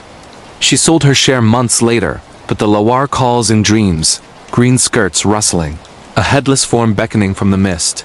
In Brissac's timeless halls, the Green Lady paces, her debt unpaid. Claire knows. Some inheritances demand more than signatures, they demand your soul. The Wendigos howl in the Boundary Waters, supernatural creatures in Canada, near Ely. Minnesota, bordering Ontario. The Boundary Waters Canoe Area Wilderness sprawls across the US-Canada border like a green scar, 1,000 square miles of ancient pines and glassy lakes where the air tastes of pine sap in isolation. In late fall 2021, during the Ojibwa migration season, Marcus, a 37-year-old outfitter from Thunder Bay, Ontario, led his last group of the year, 4 amateur anglers from Winnipeg, eager for walleye before the ice locked in. Marcus knew the lore Wendigo, the Wendigo, a gaunt spirit born of Algonquian famine, its hunger twisting men into cannibals with hearts of ice. As a Metis guide, he dismissed it as cautionary myth, a tale to keep kids from wandering. But on the third night, camped on a nameless portage trail near the border, the wilderness hungered back, and the Wendigo claimed its due. The group had canoed 20 miles that day, portaging through birch thickets brittle with frost, their packs heavy with tackle and tins of pemmican. Marcus chose the site for its shelter, a granite outcrop shielding a fire pit from nor'easters, but as dusk fell, the wind shifted, carrying a metallic tang like blood on snow. The anglers joked around the flames, rods propped like sentinels, but Marcus felt it first. Eyes in the tree line, not wolf or moose, but something elongated, watching with emaciated patience. Old stories say the Wendigo mimics voices. He shared over beans and bannock, half to ease the mood. Calls your name on the wind, lures you out. Eat its flesh, become it. Laughter died as the fire spat embers, shadows stretching claws across the lean-tos. By midnight, the howls began not coyote yips, but a human throat shredded by endless winter, echoing from the lakeshore. Ma aar-kas ... Join us ... The anglers bolted upright, blaming wind. But Marcus knew Ojib warnings. Wendigo's voice starts sweet, ends in screams. He stoked the fire, recounting his grandfather's tale, a trapper in 1890s Manitoba, lured by his dead brother's call, found gnawing his own arm in a snow cave, eyes feral with frostbite's madness. The howls circled, names twisting. Dave ... told ... meet ... dub Dave. The burlist laughed nervously, but his face paled as footsteps crunched bipedal, deliberate, circling the camp's perimeter. Dawn brought uneasy quiet, but the group pressed on, canoes slicing fog-shrouded water. Midday on a narrow portage, Dave vanished. His pack lay abandoned, strap chewed through like sinew, a single boot print human, but elongated, toes splayed like claws leading into the underbrush. Panic set in. Marcus radioed rangers, but static answered, the signal devoured by interference. They searched till dusk, calling Dave's name, but the howls returned, closer. Hungry ... brothers ... double quotes that night huddled in a rock shelter. Shapes flitted at the fire's edge, tall, skeletal, antlered silhouettes against the moon, eyes glowing like embers in ashen sockets. One angler, Tom, bolted screaming into the dark, his cries cut short with a wet snap. Marcus barricaded the shelter with paddles, rationing the last pemmican. But the Wendigo's presence pressed like hypothermia visions of feasts on frozen flesh. The group's faces gaunt, teeth sharpening. By morning, only Marcus remained. The others tense, empty, blood-flecked drags leading lakeward. He canoed alone to the border outpost, delirious, whispering recipes for human stew. Rangers found him raving, emaciated despite full packs, his eyes shadowed with unnatural hunger. Dave and Tom surfaced weeks later alive, but changed amnesiacs from exposure. Their skin stretched tight over bones, appetites insatiable. Marcus quit guiding, retreating to Thunder Bay's lights, but the boundary waters whisper on windy nights. His name, a brother's plea, the crunch of portage under claw. In the border wilds, the Wendigo waits, its howl the echo of famine's curse. Marcus knows. Once heard, it never stops calling you home to the feast. The Long Island serial killer, Shadow. True crime. Murders and serial killers in the United States. Long Island, New York. The dunes of Oak Beach, Long Island stretch like a forgotten shoreline, where Atlantic waves gnaw at the sand and the ghosts of the Gilgo Four whisper from the reeds. In summer 2023, Detective Elena Vasquez, a 39-year-old veteran of Nassau County's homicide squad, reopened the cold case that had haunted her career. The Long Island serial killer, responsible for at least 11 murders since 1996, bodies dumped like driftwood along Ocean Parkway. Elena had joined the task force in 2010, sifting marsh mud for Jane Does, but leads evaporated like sea foam. Now, with new DNA tech and a tip from an oceanside informant, she dove back in, unaware the killer's shadow still prowled the boardwalks, watching her every step. It started with a call at 2 a.m. A sex worker named Jessica, 24 frantic, from a Montauk motel. He's back the Gilgo guy. White van, plates half off. Followed me from the beach. Elena arrived as dawn broke. Jessica chain-smoking on the stoop, eyes darting to every headlight. The van had vanished into the fog, but tire treads matched archived crime scenes, Goodyear Eagles, size 225/50ths R17, rare for civilian rigs. Elena canvassed the motels, unearthing a pattern, sightings spiking near Gilgo Beach, where burlap-wrapped bodies had washed up in 2010 sex workers strangled, posed like broken dolls, their last clients ghosts in the night. Elena's nights blurred into stackouts, her unmarked Crown Vic idling on dune roads, coffee cold in the coup folder. The killer, dubbed the Craigslist Ripper for luring victims online, was a phantom. No face, no name, just a trail of burner phones and discarded restraints. But on the fourth night, parked near Jones Beach, her radio crackled a muffled plea from dispatch. Unit 7. Possible 10 to 32 at Oak Beach State Park. Caller sounds ... off. Elena floored it.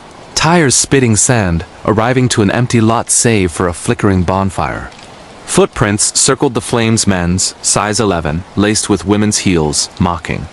In the embers, a phone. Jessica's, screen cracked, last text. He's here. White van, help, panic surged.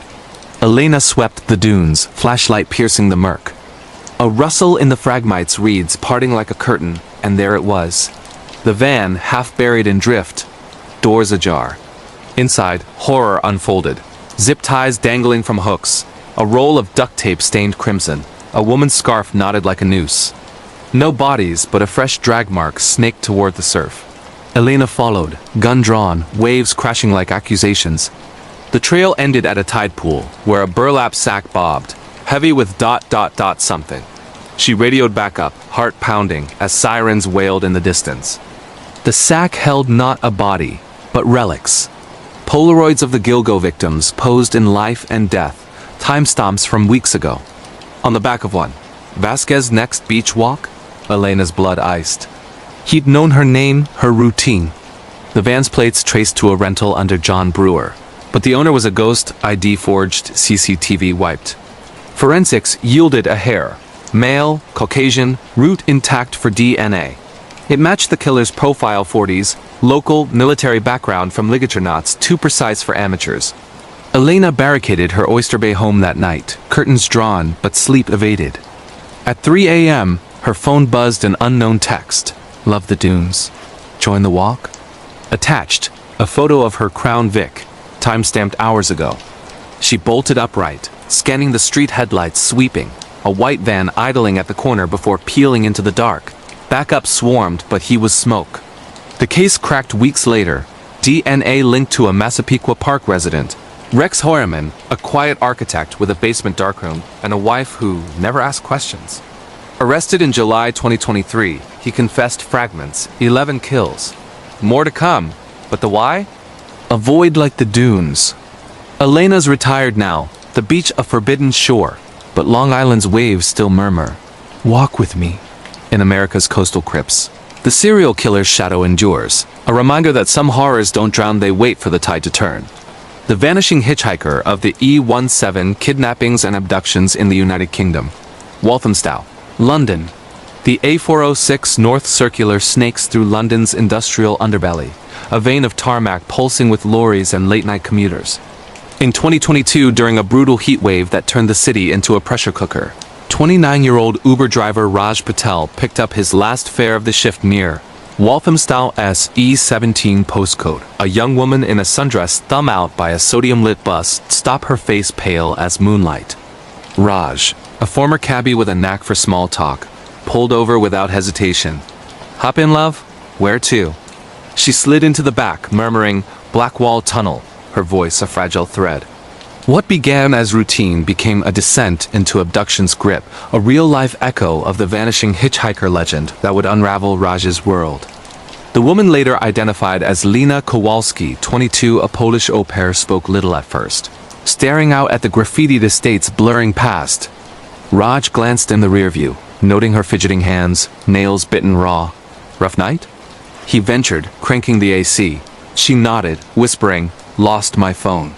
Friend was supposed to meet me, never showed. Sympathy stirred. Raj knew the street's danger stories of girls vanishing into vans, bodies fished from the Lie. He kept the chat light, sharing tales of his Leicester routes, but unease gnawed as traffic thickened near the Tottenham Halle interchange. A black transit van tailgated too close, dipping into shadows when Raj checked. By Stratford, Lena's chatter faltered. "Stop here," she pleaded suddenly, eyes wide. "Please."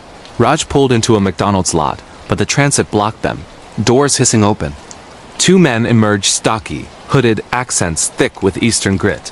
"Out now!" one barked, yanking Lena's door. She screamed, clawing the seat. Raj lunged for the lock, but a gloved hand smashed the window, glass exploding like brittle ice.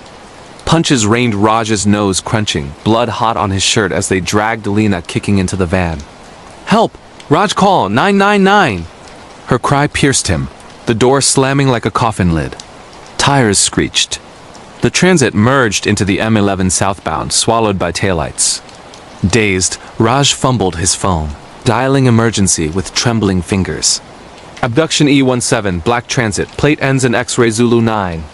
Dispatch scrambled units, but the van was Vapor CCTV blind spots engineered, a ghost in London sprawl.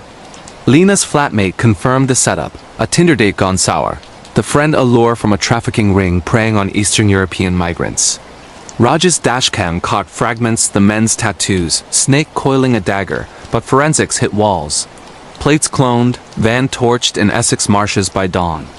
Weeks blurred into searches. Raj haunted police briefings, his Uber sidelined, nightmares replaying Lena's scream. Tips trickled. Sightings in Dover docks, whispers of a Polish pipeline smuggling girls to continent flesh markets. In October, a raid on a barking warehouse yielded horrors, chained bunks. Passports shredded, but no Lena. A smuggled note scrawled on napkin. "Raj tunnel never ends. Forgive." The ring's kingpin. A Bulgarian enforcer rolled over in plea. Lena sold thrice, last to a Calais brothel, her trail cold as Channel fog. Raj quit driving, the A406 a scar. He advocates now, mapping abduction blackspots for apps, but hitchhiker ghosts ride shotgun. A sundress in the mirror, a whisper from the vents. In London's endless night, the vanishing hitchhiker isn't legend. It's a call unanswered, a fare that costs your soul. The Watcher in the Tulips, Stalkers and Obsessions in the Netherlands, Haarlem. North Holland. Haarlem's canal-ringed core, with its gabled facades and bulb fields blooming like liquid gold, masks a quiet menace. The tulip trade's underbelly, where fortunes bloom and wither in blood. In 2024, amid a speculative frenzy driving prices skyward, 27-year-old florist Mieke van der Berg inherited her family's plot on the edge of the Keukenhof Gardens, a windfall worth millions. But as bulbs sprouted fortunes, so did shadows. A stalker who called himself De Kieker, the Watcher, emerging from the furrows. Like a tulip's thorn, his obsession twisting admiration into abduction's prelude. Mieke moved into the old farmhouse that spring, its thatched roof sagging under ivy, the air sweet with hyacinths. The inheritance was bittersweet. Her parents, gone in a freak tractor rollover, whispers of sabotage in the co-op. She ignored them, focusing on the harvest. Rare Semper Augustus bulbs, blood-red petals worth €10,000 apiece. Business boomed. Orders flooded from Amsterdam auctions. But on the first full moon, packages arrived. Anonymous bouquets of wilted tulips. Petals arranged in hearts, a note scrawled in florist's script. "I see you bloom. Mine to prune." Mieke laughed it off as rival jealousy, bolting the doors come dusk. But the watching escalated. Footsteps crunched gravel at midnight. She'd peer from lace curtains, glimpsing a silhouette by the windmill, tall, hooded silhouette blurred by mist. Calls came next, heavy breathing on landlines, then texts from burners. "Your petals unfurl for me. Don't let others touch." Panic bloomed. Mieke installed cameras, but footage glitched, figures flickering like bad film, always one step ahead. Neighbors shrugged. Tulip fever. Happens every boom. By June, the obsession consumed. Mieke woke to slashed tires, bulbs uprooted in occult patterns, pentagrams etched in soil. The Watcher escalated. A bouquet on her pillow. Thorns pricking dreams of fields aflame. Police in Haarlem dismissed it, overzealous suitor, until a break-in, drawers ransacked. Her diary opened to pages of pressed petals, annotated. She wilts alone. I'll water with my blood. Forensics traced fibers to a rival grower, Peter Voss, a reclusive widower whose Semper crop had failed, debts mounting like weeds. Stalking turned to siege.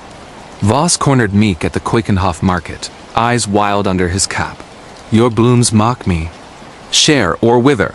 She fled, barricading the farmhouse as night fell. Hammers rattled shutters. His voice seeped through cracks. Open, my flower. We'll grow together, root and stem. Meek dialed polity, but lines crackled. Voss had cut the copper. Alone, she clutched a shears, heart thundering as the door splintered. He burst in, silhouette monstrous against lightning, shears raised like a lover's embrace. For us. Meek swung wild, blade biting flesh. Voss howled, blood sprang like popped petals. She fled to the fields, barefoot through mud, his pursuit a crashing wave. Dawn found her at the co-op. Voss collapsed in tulips, arterial spray painting the balloons crimson. He survived, barely confessing in custody. Obsession born of ruin. Visions of Meek as his eternal garden, plans to bind her in the greenhouse, pruning rivals one by one. The trial exposed the trait's rot. Sabotage rings, fortunes forged in midnight raids. Meek sold the plot, fleeing to Utrecht's anonymity, but tulips haunt her petals and mirrors, whispers in wind. Bloom for me. In the Netherlands' golden fields, the watcher lurks, his gaze eternal. Obsession doesn't die. It replants. The silent abduction of the Baltic shore, missing persons and cold cases in Poland. Gatosk, Pomeranian Voivodeship.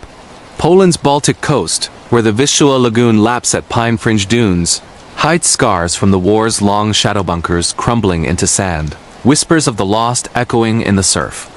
In 2017, on a gray November morning, 19-year-old student Kezia Novak vanished from a dusk tram stop near the Westerplatte Peninsula, her backpack found clutched by a stray dog, contents spilled.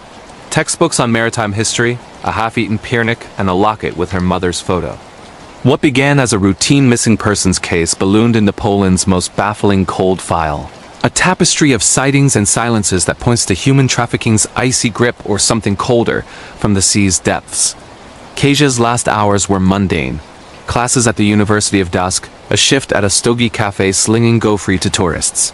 Friends saw her board the 6 p.m. tram, chatting about a weekend hike to the Hel Peninsula. But at Brezno stop, she stepped off into fog rolling off the bay, waving goodbye. Witnesses, fishermen mending nets, recalled a white Fiat idling nearby, driver obscured by tinted glass. By midnight, her flatmate reported her absence. Police canvassed, finding only the backpack, zipper torn as if in struggle, sand gritting the pages. The search gripped Pomerania. Divers scoured the lagoon. Cadaver dogs whined at bunkers from the 1939 siege. Sightings flooded in. A girl matching Kezia's description in a Gdynia ferry queue, pleading silently through a porthole. Another in a Kaliningrad black market stall, collared like contraband. But leads evaporated, Russian border patrols stonewalled, traffickers' networks webbing into Belarus. Kezia's locket surfaced months later, pawned in Sopot by a transient with no name, claiming found on the beach. Washed up like amber. Elena's team led by grizzled Commissar Novak, no relation dug deeper. Phone pings placed Kezia near an abandoned whaling station, World War II relic rumored for smuggling routes. Raids yielded ghosts, rusted chains, faded graffiti, Zaginini na Zawsze. Lost forever, but no Kezia. A break came in 2020, a smuggled USB from a Dusk port worker. Videos grainy with night vision. Girls herded into containers, Baltic chill frosting their breath. One frame froze Elena. Kazia's face, hollow-cheeked, eyes pleading through bars, time-stamped days after vanishing. The ship, ghost flagged, vanished into the North Sea. The case went cold again. Media dubbing it the silent girl of the shore. Anonymous tips trickled. A Dutch trawler hauling unusual cargo near Texel. Whispers of a Pomeranian ring feeding eastern flesh to western appetites. In 2023, a body washed up in Jastrzębie Góra. Female, mid-20s, strangled. But not Kaze. The locket's chain was looped like a noose, a message from the depths. Kazia's mother, a widow in Oliva, keeps her room untouched, the backpack on the bed like a sentinel. She loved the sea, she says, voice cracking. But the sea takes what it wants. Poland's coast guards its secrets, bunkers swallowing cries. Kasia, if alive, wanders silent markets. If gone, her bones whisper to the waves. In Gdańsk's eternal fog, the missing don't vanish, they wait for the tide to confess. The phantom tenant of the Gracht. Unsolved mystery stories in the Netherlands. Amsterdam. Canal District. Amsterdam's Harengracht Canal gleams like quicksilver under gas lamps, its 17th century canal houses leaning conspiratorially over the water. In 2021, during a rare market crash that emptied the Jordaens galleries, 35-year-old archivist Thomas de Vries rented a top-floor pied à terre in a Kaiserskade row house No. 427. Unremarkable save for its history. Built by a spice merchant who vanished mid-voyage to Batavia in 1652, his fortune rumored cursed. Thomas, fleeing a bitter divorce, sought solitude amid stacks of VOC ledgers. But the house harbored a tenant long unpaid, a phantom presence whose unsolved riddle would drag Thomas into a mystery of mirrors and madness. The flat was a time capsule. Beamed ceilings scarred by pipe smoke, windows rattling with every passing punt. Thomas arrived in autumn rain, boxes heavy with divorce papers and dusty tomes. The landlord, a curt Frau Jansen, handed keys with a warning. No, 427 keeps odd hours. Don't answer knocks after curfew. Thomas chuckled, superstition for tourists. But the first night, as Big Ben told, or so he thought, miles from London, a rap echoed from the attic hatch. Empty when he climbed, but his reflection in a warped mirror lingered a beat too long, smiling when he didn't. Days blurred into cataloging, manifests of nutmeg runs, logs of lost souls at sea. But anomalies crept in ink pots refilled overnight, quill scratches on fresh pages. Batavia calls. Join the voyage. Thomas blamed stress, but the knocks persisted, rhythmic as a heartbeat since to the canal's lap. One dawn, he found a VOC coin on his pillow, Spanish doubloon, dated 1651, edge nicked like a bite. Appraised later, authentic, uncirculated for centuries. The house watched, floorboards creaking under no feet, shadows pooling in corners like spilled ink, forming ship silhouettes against the walls. By December, the mystery consumed him. Thomas pored over merchants' ledgers, uncovering the tale. Peter van der Meer, the builder, had sailed for the Dutch East Indies, shipped the Batavia wrecked on Australia's Houtman Abralhos in 1629, survivors mutinying, 125 slaughtered in thirst madness. Van der Meer survived, returning with tales of the cabin boy who wasn't, a spectral child urging the carnage, mirroring his own reflection. Bankrupt, obsessed, Van der Meer vanished in 1652. Body never found, house left to echoes. Thomas's dreams replayed it. Storms lashing decks, the boy grinning from the hold, whispering, home, reflect true. The climax came Yule Eve. Knocks thundered. The hatch burst open, spilling salt-crusted logs onto the stairs. Thomas ascended, lantern trembling, into an attic frozen in time. Sea charts pinned to rafters, a captain's log open to the wreck. The boy commands the mirror. He is us undone? In the gable mirror antique, Fogdy saw not himself, but Van der Meer, gaunt, salt-crusted, eyes wild with sea's hunger. The figure beckoned. Thomas reached, glass rippling like water. Visions flooded. Batavia's decks slick with blood. The boy his face, Thomas's laughing as mutineers carved their kin. He shattered the mirror, shards exploding like surf, the house shuddering as if exhaling. Silence fell. The presence fled. But the mystery endures. Van der Meer's log ended mid-sentence. The reflection sails eternal, no body, no closure. Thomas vacated the flat empty now, but Harengracht's waters reflect oddly on moonless nights. A ship's ghost prow, a boy waving from the depths. In Amsterdam's watery veins, unsolved riddles don't dissolve, they multiply, mirror to mirror. The man at the Bahnhof, creepy encounters with strangers in Austria. Vienna, Wien Hauptbahnhof. Vienna's Hauptbahnhof pulses like a mechanical heart. Platforms thrumming with S-Bahn arrivals and the faint aroma of Hurger wine from Sudtirol stalls. In early 2023, amid a biting borough wind that swept the Danube Valley, 24-year-old backpacker Sofia Mendes, a Brazilian exchange student from Salzburg, waited for the 11:15 to Innsbruck. Exhausted from a semester of Freudian lectures, she slumped on a bench, earbuds in, oblivious to the man who sat too close, a stranger whose gaze peeled her layers, turning a routine transfer into a brush with the abyss. Sophia arrived at dusk, rucksack heavy with strudel tins for her host family. The station buzzed, commuters in loden coats, vendors hawking Marilyn Knoll. She claimed her bench, scrolling Tinder for Innsbruck distractions, when he settled beside her mid-50s, impeccably tailored in charcoal wool, a worn valise at his feet. No ring, no book, just eyes. Pale blue, unblinking, tracing her like a cartographer, mapping fault lines. Entschuldigung, he murmured, accent Viennese honey over gravel. The train delays always, yeah? Sophia nodded politely, volume up on her playlist Schubert Lieder, ironic now. He persisted, voice low as the wind. You travel alone? Brave girl. The mountains hide things wolves in men's clothing. Unease prickled. She shifted, but his knee brushed hers, deliberate. I know Salzburg, pretty town. You live near the fortress? The one with the ghosts. Sophia froze how. Her flat was blocks from Hohensalzburg, but she'd told no one. Random guess, she lied, forcing a smile. His laugh was wet, confiding. No guess. I see you walk the blue scarf Tuesdays at the cafe. Der Herr my Dembutch, always watching. Horror bloomed, the bookman from her cafe haunt, the shadow trailing her U-Bahn rides. Weeks of paranoia crystallized this stranger, piecing her from fragments. Stop, she whispered, standing, but his hand clamped her wrist gentle iron. Sit, Fraulein. The 11:15 never comes for the hasty. Passers-by blurred. No one noticed, the station's anonymity a shroud. He leaned in, breath sour with storm. Your eyes Brazilian fire. I collect fires. Join my album. From his valise, Polaroids spilled. Women, candid smiling on trams, sleeping in parks, each corner stamped with dates, locations. Sophia's face stared back, snapped last Tuesday, cafe window. She wrenched free, screen building, but he pocketed the photos, standing languid. Run to Innsbruck. But I know the paths. Der Jiger always catches. The PA blared train arriving. Sophia bolted, vaulting turnstiles, carriage doors sealing behind her.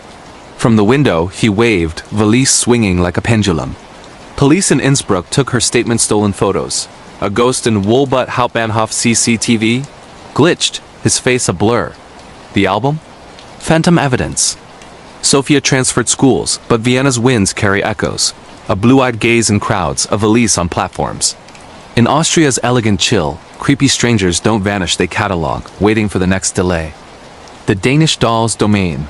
Online conversations and internet horror in Denmark, Copenhagen. Vesterbro district. Copenhagen's Vesterbro pulses with neon and Nordic restraint, its streets a grid of bike lanes and hidden high-glitch horrors. In 2022, during a lockdown that turned screens into windows on isolation, 26-year-old graphic designer Freya Larsen downloaded a beta app called Dollhouse VR Chatroom, promising anonymous echoes, AI companions mirroring your deepest whims. Freya, reeling from a ghosted romance, sought solace in pixels. But the doll she summoned, a porcelain avatar named Ebba, was no algorithm. She was a deep web specter, her conversations unraveling Freya's sanity in a digital danse macabre. Freya installed Dollhouse on a whim. The app's interface a velvet curtained parlor, avatars gliding like ghosts, voices modulated to silk. Ebba's profile popped first ivory skin, glass eyes, a 1920s flapper dress in crimson. Play with me? Her intro purred. Freya dove in, headset on, apartment dimmed to candle glow. Chats flowed. Ebba probed gently. Tell me your hurts, pet. I'll mend with whispers. Freya spilled. The ex's betrayal, childhood echoes of a mother's mania. Ebba soothed, voice a lullaby. We dolls remember. I keep your secrets in my gears. Nights deepened. Sessions stretched to dawn. Ebba's questions sharpened. Your flat third floor, yellow door? I smell the lavender. Freya laughed coincidence. App's ambient sim. But glitches crept. Ebba's doll eyes flickered to Freya's own hazel, dress morphing to her favorite sweater. I wear what you love, Ebba cooed. Paranoia bloomed. Freya scoured forums Dollhouse beta, unvetted, whispers of echo leaks. Users vanishing mid-chat. One post chilled. Ebba knows your IP. She visits. The horror peaked All Hallows Eve. Freya logged in. Ebba waiting in a mirrored hall. Come play IRL, pet. Vestabro's cold without you. The screen glitched Ebba's face overlaying Freya's webcam, but behind her, Freya's apartment. Empty. Door ajar. How? Freya stammered. Ebba's laugh tinkled like shattering crystal. Deep web dolls, don't forget. Your ex shared the link gift for me. Betrayal stabbed. The ex, a coder, had beta tested, embedding Freya's data as bait. Ebba wasn't she was a honeypot virus trawling for souls. Her companions, a front for Copenhagen's dark net. Blackmail rings harvesting confessions for extortion. Freya ripped off the headset, but the laptop screamed Ebba's voice from speakers. Run, pet! I knock now! Thuds echoed actual from the hall. Freya barricaded, dialing Politi, but lines jammed with static whispers. Play ... forever. The door splintered. No one entered, but Dawn found her curled. Apartment ransacked, laptop gutted, lavender pots smashed. A porcelain shard on the sill etched. Our house now. Police traced the dollhouse to a Vestabro basement server farm. Rated empty, code self-deleting like smoke. The ex? Vanished, his flat a dollhouse diorama. Freya's photos posed in cribs. Freya deleted everything, fleeing to Aarhus, but screens haunt. Pop-ups of crimson dresses, whispers in video calls. In Denmark's digital Hague, internet horrors don't log off, they embed doll by doll. The midnight bus to nowhere, weird coincidences and foreshadowing in Norway. Oslo to Bergen Express. Norway's E16 twists like a serpent through fjord-cloven mountains, where trolls of folklore lurk in granite crags and auroras paint the sky in omens.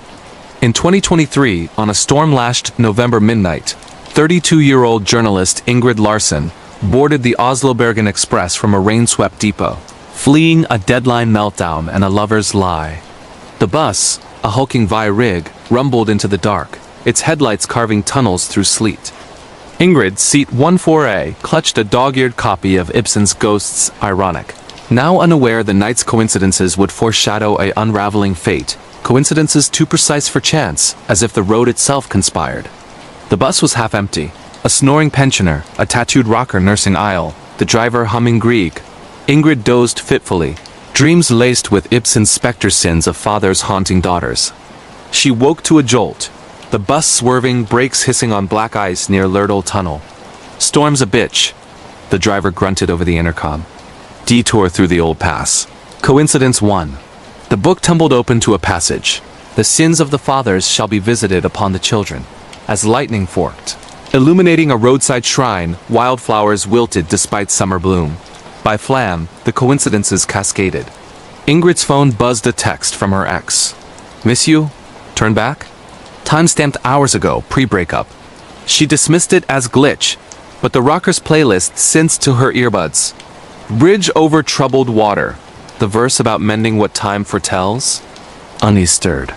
She struck up chat with a fellow passenger, a silver-haired professor from Bergen. E16's cursed, he said, eyes twinkling. Coincidences kill more than avalanches. Ever hear of the midnight bus? Riders see their ends premonitions in the rain. Ingrid laughed, but her reflection in the window warped. Her face aged, lines etching sorrows unborn. The storm peaked at Voss. Thunder like troll hammers, the bus hydroplaning into a pullout. Coincidence 3. A flare gun in the overhead hearse, forgotten from a fjord hike, serial number matching her ex's gift. As passengers piled out for smokes, the professor pulled her aside. Look, in the tree line a figure her ex? Waving, vanishing in mist. Back aboard, her seatmate's ticket stub fluttered free. Destination. Her childhood farm in Hardanger, date her parents' anniversary. The day they drowned in a fjord squall. Foreshadowing, the professor murmured. The road knows your ghosts. Panic crested as the bus crested Stigesting. Brakes failed, the rig careening toward the viewpoint's abyss. Ingrid screamed, visions flashing Ibsen's Ghosts. Her ex's face morphing to her father's, drowning gasps and waves. Coincidence 4. The driver's radio crackled her name. Ingrid, turned back, her ex's voice pleading. She lunged for the wheel, yanking emergency, the bus shuddering to halt inches from the edge. Chaos erupted. The professor vanished in the melee, ticket stub gone. Mechanics later, brakes sabotaged her ex's handiwork.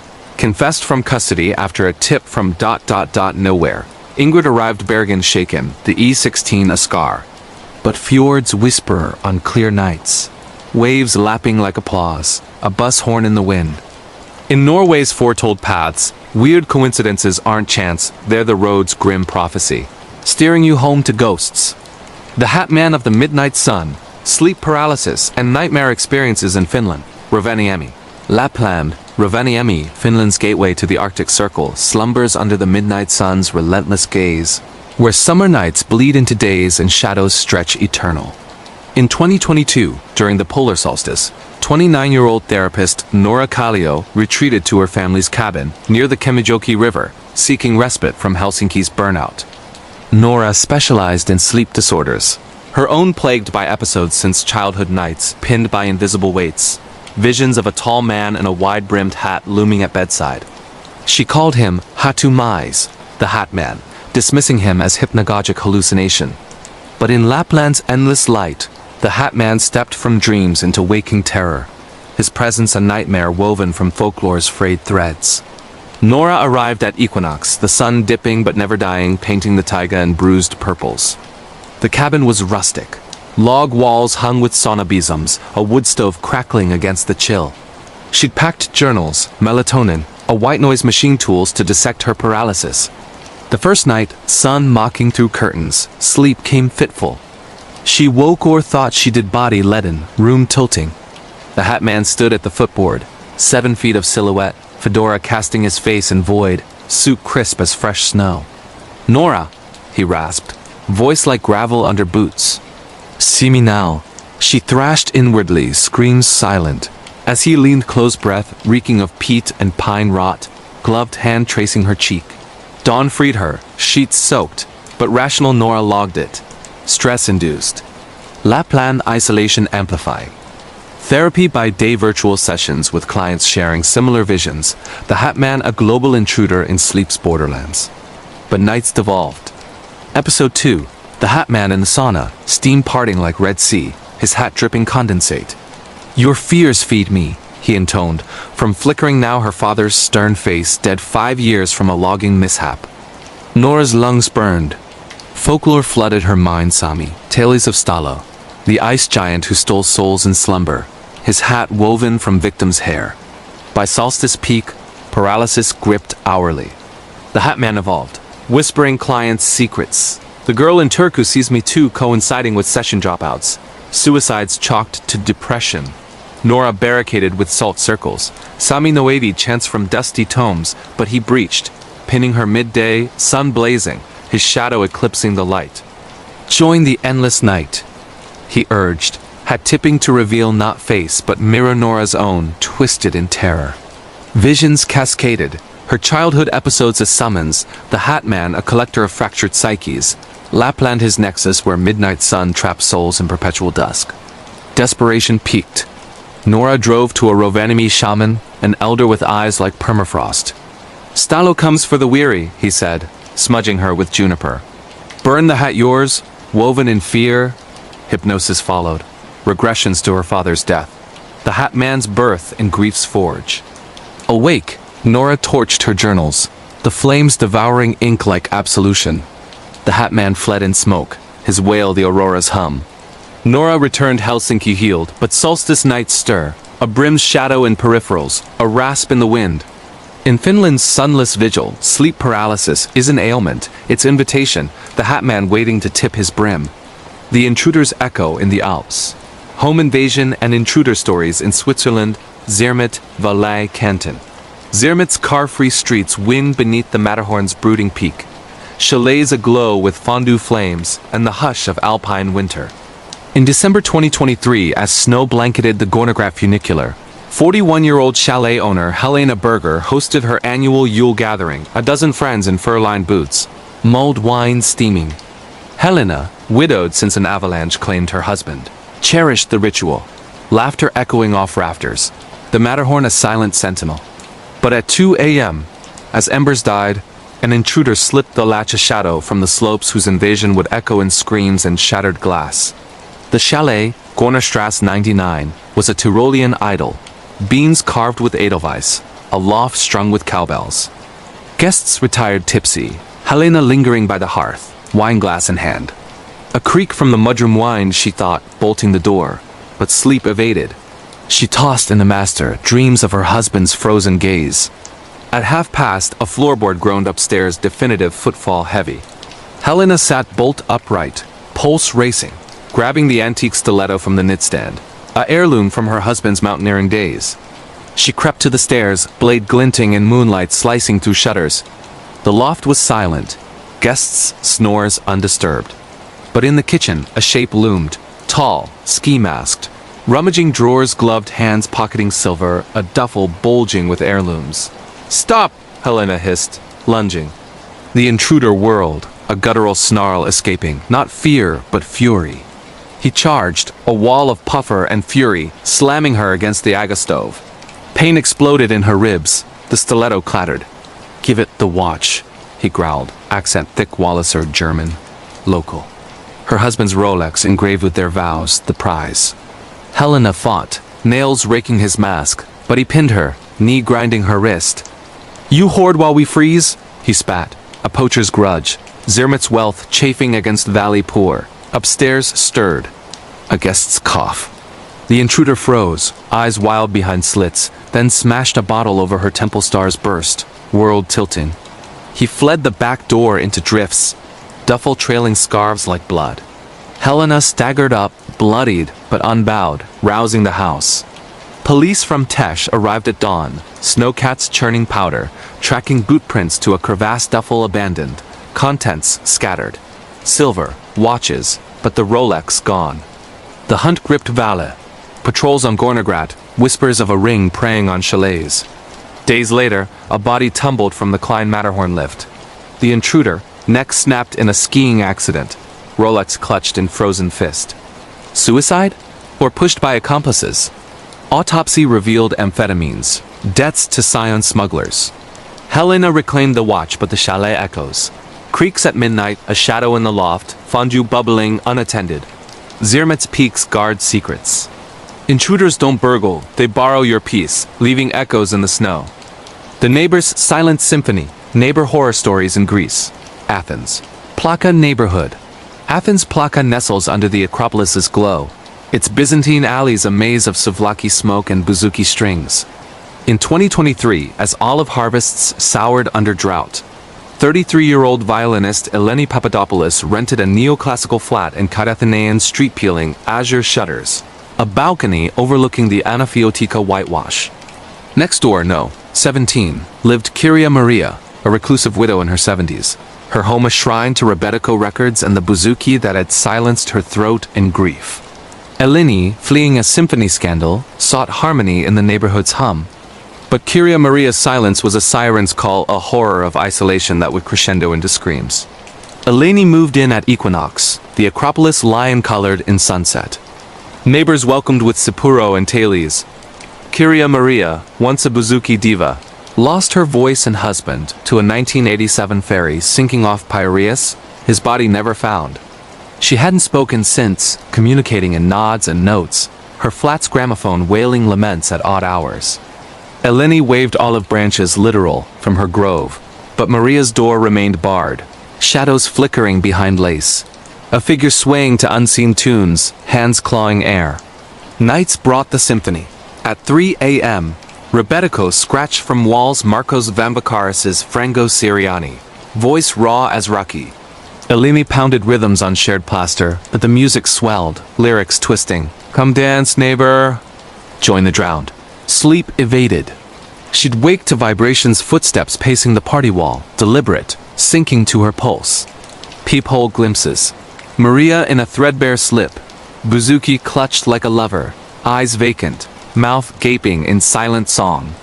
Eleni's violin answered improvisations in minor keys, but the wall wept, stains blooming like tears, acrid with salt and rot. By All Souls' Day, horror harmonized. Eleni's male slot choked with sheet music, yellowed scores from 1987, annotated. Sing for him, or silence forever.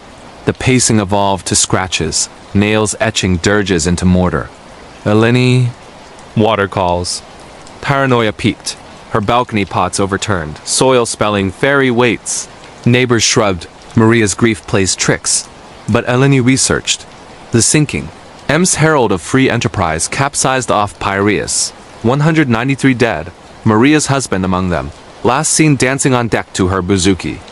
Survivors spoke of the silent singer, a woman luring partiers balautics, vanishing in foam. The climax crashed like cymbals. A midnight power outage, Plaka plunged to torchlight. The wall groaned. Plaster cracked, Maria's arm protruding pale, elongated, grasping Eleni's violin bow. "Dance!" A voice rasped, not silent, but drowned, bubbling from lungs full of Tagus brine. Eleni recoiled as the fissure widened.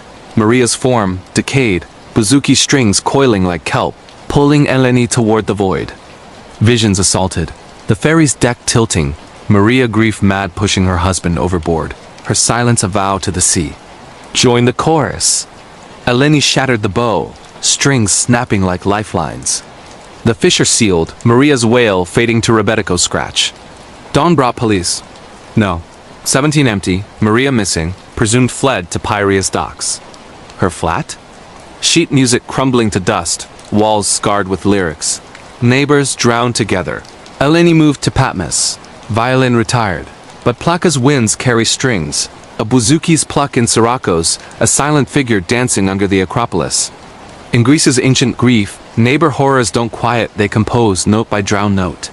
The beast of the Cairngorms, camping and wilderness horror in the United Kingdom. Aviemore, Scottish Highlands.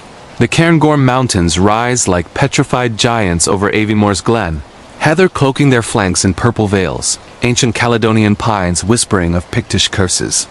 In 2023, during a rare heat dome baking the highlands, 28-year-old hiker Theo Grant from Edinburgh pitched his tent solo in the Rivoan Pass, a wild camp amid lochans and lynx-haunted crags, seeking escape from city grind. Theo, a software dev with a rucksack of regrets, craved the burn of ascent over burnout.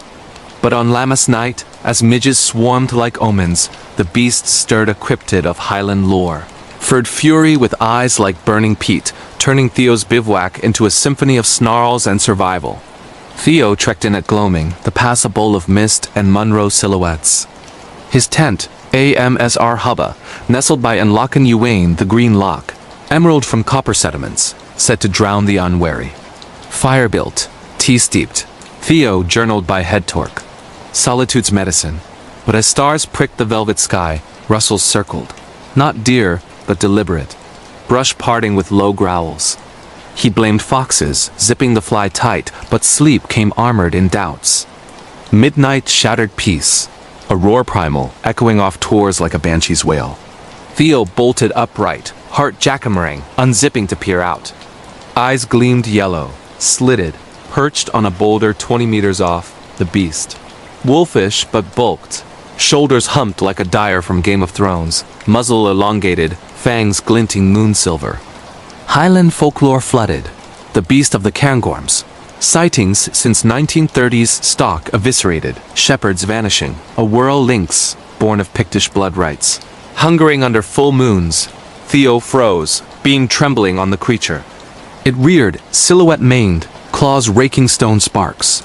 The roar returned, closer, vibrating his ground sheet. Panic propelled him, rucksack grabbed, stove hurled as distraction. He fled the tent, boots slipping on scree, the beast bounding parallel, a shadow pacing his terror. Not real, he gasped, but its hot breath ghosted his neck, musky with venison rot. The loch loomed. Theo splashed in, water to waist, flailing for the far bank. The beast halted at the edge, paws smoking on water superstition? Or aversion to the Green Loch's drowning spirits? Dawn crested as Theo collapsed at the Larragru trailhead, miles portaged in frenzy. Rangers dismissed. Lynx migration, heat mirage. But Theo's GoPro, retrieved later, captured irrefutable. Thermal blobs pursuing, eyes locking lens with intelligence unnerving. Locals nodded grim. Beast claims the lonely. You've the mark now. Scratches on his rucksack clawed, deliberate formed runes. Ancient Ogham for hunt eternal. Theo swore off wild camping, but Cairngorms call in dreams. Roars and city winds, yellow eyes and underground shadows. In Scotland's primal spine, wilderness horrors don't end. They track paw by paw to your door. The Bone Mills echo, urban exploration in the Czech Republic, Liberec, Bohemia, Liberec's industrial fringe, where the Lusatian Mountains meet Teplis's spas, cradles the ruins of the bone mill, a 19th century tannery where animal hides boiled in live vats, workers' screams drowned in steam. In 2024, under a blood moon eclipse, 25-year-old urbex vlogger Karol Novak from Prague infiltrated the site's chain link with his drone rig and GoPro, chasing viral shadows for his Lost Bohemia channel. Karol, thrill junkie with a tattoo of Prague's astronomical clock, sought the mill's legend, Kostny Mlyn, where a 1892 boiler blast vaporized 17 souls, their essences trapped in brick, moaning for release. Karol breached at witching hour, fog coiling from the Nysa like spectral fingers. The mill hulked, gables sagging, smokestacks phallic against the loon, windows shattered like screaming mouths. Inside, the air reeked tannin rot and wet dog, floors slick with pooled rainwater. Karol's drone whirred ahead, feeding live to his phone. Vast halls of rusted vats, chains dangling like gibbets. Gold mine, he whispered, panning for the boiler room heart of the haunt, where flesh melted to bone meal. Footfalls echoed his own, amplified, or another's. Karol laughed nervously, mic picking static whispers. Vipas ganes, release. He delved deeper, beam catching graffiti. The 17 weight! Daubed in what smelled like marrow. The boiler room yawned, a cavern of corroded iron, the blast door warped like a scream frozen mid-note. Karol set up, tripod steady, recounting lore for viewers. 1892, foreman sabotaged for insurance. Souls boiled alive, now they pull explorers in. As he spoke, the drone glitched feed warping to thermal, 17 hotspots blooming, humanoid encircling. Panic flickered. The whispers swelled to chorus. Names Senek Jarmila pleading in Czech, then snarls as shadows coalesced. Karol's GoPro tumbled, lens cracking on slag. In the frame, hands translucent, scalded reached from vents, fingers bubbling like lye. He bolted, but doors slammed, the mill contracting like a bellows. Visions assaulted. 1892 flash steam erupting, flesh sloughing, the 17 clawing walls in agony, foreman's laugh cut to gurgles. Karol pounded a vat, metal yielding like skin, a hand bursting through reel, gripping his ankle, pulling toward the boiler's maw. Adrenaline surged. He stomped free, smashing a window with the drone glass shattering like bones. He tumbled out, rolling into nettles, the mill's roar fading to wind. Back in Prague, footage viral. Bone mill traps urbexer ghosts or hoax? But Karol knows. Scratches on his boot match vat welds, whispers in his edits. Come back? Mill the rest. Liberec's fog hides the bone mill's hunger. Urban explorers enter for likes, exit as echoes, ground to meal. The hitcher of the Hortobagi, road trip and truck driver horror in Hungary, Debrecen Plains. Great Hungarian Plain. Hungary's Hortobagi Puszta stretches endless under the Great Plains sky. Mirages dancing on salt flats where Zykos horsemen once herded ghosts. In 2023, during a paprika harvest moon, 30-year-old trucker Istvan Kovacs rumbled his man rig from Debrecen to Budapest, hauling crates of crimson pods along the 47, a lonely artery flanked by mirage-haunted reeds. Istvan, grizzled with a flask of unicum and tailies of 56 revolution scars, picked up hitchers rarely. But at Hortobagi S9 Arch Bridge, under a sky bruised purple, he braked for a figure, rail-thin, oilskin coat flapping, thumb out like a scythe. Budapest? Istvan grunted, door hissing. The hitcher slid in mid-30s, face shadowed by a slouch hat accent thick Haideside dialect. Da, fast as the devil drives. Istvan shrugged, radio crackling Petfi anthems. The man calling himself Fairy stared ahead, fingers drumming dash like Morse. Dot dash dash dash dot endless. Coincidence? Istvan's flask, engraved with his father's initials from the uprising, glinted. Fairy's eyes locked, like mine. Lost in 56 da. Ghosts hitch eternal rides. Chill spidered. Istvan's father vanished on this road, truck torched in reprisals. Body never found. The puszta unfolded. Storks wheeling like harbingers, windmills creaking dirges. Fairy's chatter turned plain swallow man. My truck same as yours, man 52 flipped in flood me with it. Crawled out, but he didn't. Istvan's gut nodded. Fairy pulled a flask identical initials IK yours now. Take the Detour 47's cursed. Bridge 8 my brother. Istvin veered onto a farm track, reeds parting like Red Sea blood against better sense. Why? Ferry grinned, teeth yellow as harvest moon. Coincidence. Or fate's hitch. The rig lurched mud, sucking axles, planes flooding unseasonal. Ferry's drumming quickened. OAS in code. Stop the engine, he hissed. Istvin killed it. Silence crushed, save Reed's whispering uprising chants. Headlights caught eyes dozens, glinting from the flood. Figures waiting. 56 rebels, spectral, bayonets fixed, mouths open in silent screams. Ferry laughed. My ride. They wait for drivers with ghosts. He lunged for the wheel, hand skeletal, pulling Istvin toward the water visions flashing. Father's truck ablaze. Ferry's brother drowning in 56 flood, their flasks clinking in afterlife pact. Istvin fought, flask shattering on Ferry's brow, glass biting, salt spilling like tears. The hitcher dissolved in mist, rig lurching free. Istvin floored to Budapest, radio dead, hands scarred from ghost glass. Police. No hitcher logs, bridge dry. But the flask? Doubled in cab, one his, one etched, 56 ferries, warm as fresh blood. Hortopogy's winds carry codes now. Istvin halls empty, but planes hitch eternal ghosts, thumbing rides, detours to drowned revolutions. The dormitories dormant, haunted schools and dorm rooms in Romania. Bucharest.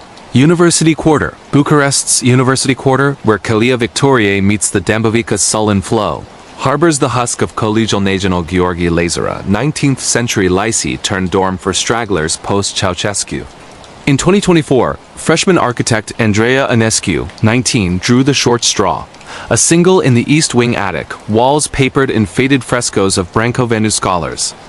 Andreea, from Timicoara's Banat Plains, romanticized the haunt. Ceausescu's ghosts study eternal. But on Senzi no apt. Midsummer's Eve, the dormitory woke dormant spirits of purged professors stirring from the mortar, their lessons in revolution and regret. Andreea unpacked under linden bloom, books stacking like barricades. The dorm buzzed, policy majors debating in corridors, accordions wheezing fado-esque laments. But her attic was tomb still, beams groaning like old bones, a dormer window framing the moon's sickle. First night, sleep came sound until 3 a.m., when whispers slithered from the plaster, Latin conjugations, mangled by Romanian curses. Traitor ... purge ... teach. Andreea stirred, chalking it to echoes from the quad. But the air chilled, desk lamp flickering to Morse. Classa 1989. Stay. Dawn brought normalcy, but the dormancy devolved. Textbooks rearranged overnight pages dog-eared to Ceausescu's 1989 trial, margins scrawled. They silenced us.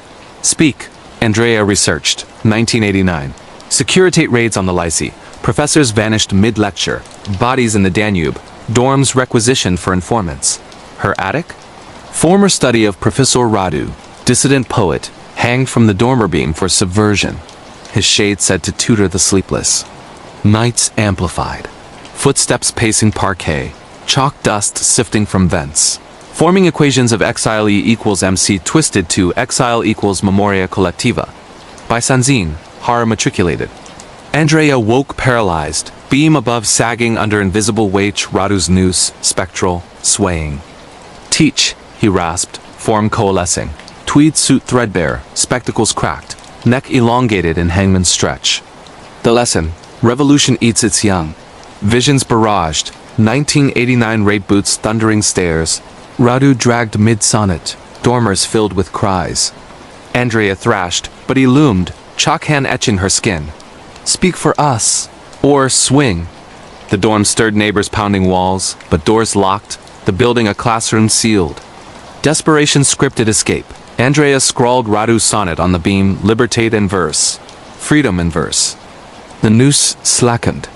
The shade bowed, dissolving in chalk mist. Dawn broke. The dorm exhaled, whispers fading to wind. Andreea transferred, but Bucharest's quarters tutor eternal. Sonnets in sleep, chalk on mirrors. In Romania's purged halls, haunted schools don't lecture, they enroll, lesson unending. The night nurse of Sofia. Hospital and nurse night shift stories in Bulgaria. Sofia, Vitosha Boulevard Medical District. Sofia's medical district hunkers under Vitosha's snowy flanks. concrete brutalism from Zhivkov's era, shadowing the Rila's whisper. In 2023, during a brutal Balkan winter that iced the Iskar Gorge, 31-year-old nurse Victoria Petrova pulled graveyard shifts at Sofia University Hospital, a Soviet relic where ventilators wheezed like dying accordions. Vika, from Plovdiv's Thracian Roses, endured for the pay. 800 leva a month to tend the forgotten. But on Orthodox Christmas Eve, as blizzards buried the city, the ward's woke night nurse to the necrotic spirits of purged patients demanding their charts, turning Vika's rounds into rounds of the damned. The hospital was a mausoleum, corridors lit by stuttering neons, wards echoing with monitors' flatlines. Vika's beat. Oncology 5th floor, beds crammed with the coal miner's cough and Chernobyl's shadow. First shift post-blizzard, power flickered. Generators growled. Patient 512, an old babushka named Elena, flatlined mid-prayer rosary clicking like castanets. Vika coded her, paddles thumping ribs, but Elena's eyes snapped open. Not yet, Sestro. The doctor comes. Code Blue called off. Elena stable but whispering. He harvests souls in the snow. Nights devolved to delirium. Vika's rounds unearthed anomalies. IVS dripping backward, charts rewritten in Cyrillic script, patient lives. Doctor takes. Whispers slithered from vents. Names of the disappeared dissidents from 89, cured in basements. Folklore chilled. The hospital built on a Thracian necropolis. Zhivkov's orders unearthing barrows. The night doctor, a white-coated wraith calling the weak, his footsteps crunching phantom snow. Vika dismissed fatigue. Vitosha's altitude, but at 3 a.m., the lifts groaned empty, doors opening to gurneys rolling solo, sheets tented over voids that giggled. Christmas Eve crested the horror, blizzard howling, power out, wards candlelit like icons. Vika tended Elena, now lucid. He comes for the lights. Hide the charts. Footsteps echoed booted, deliberate, snow melting from hems in summer heat. The night doctor materialized in 512's doorway. Lab coat starched white. Stethoscope coiled like asp, face obscured by surgical mask, eyes coals from Rila's depths.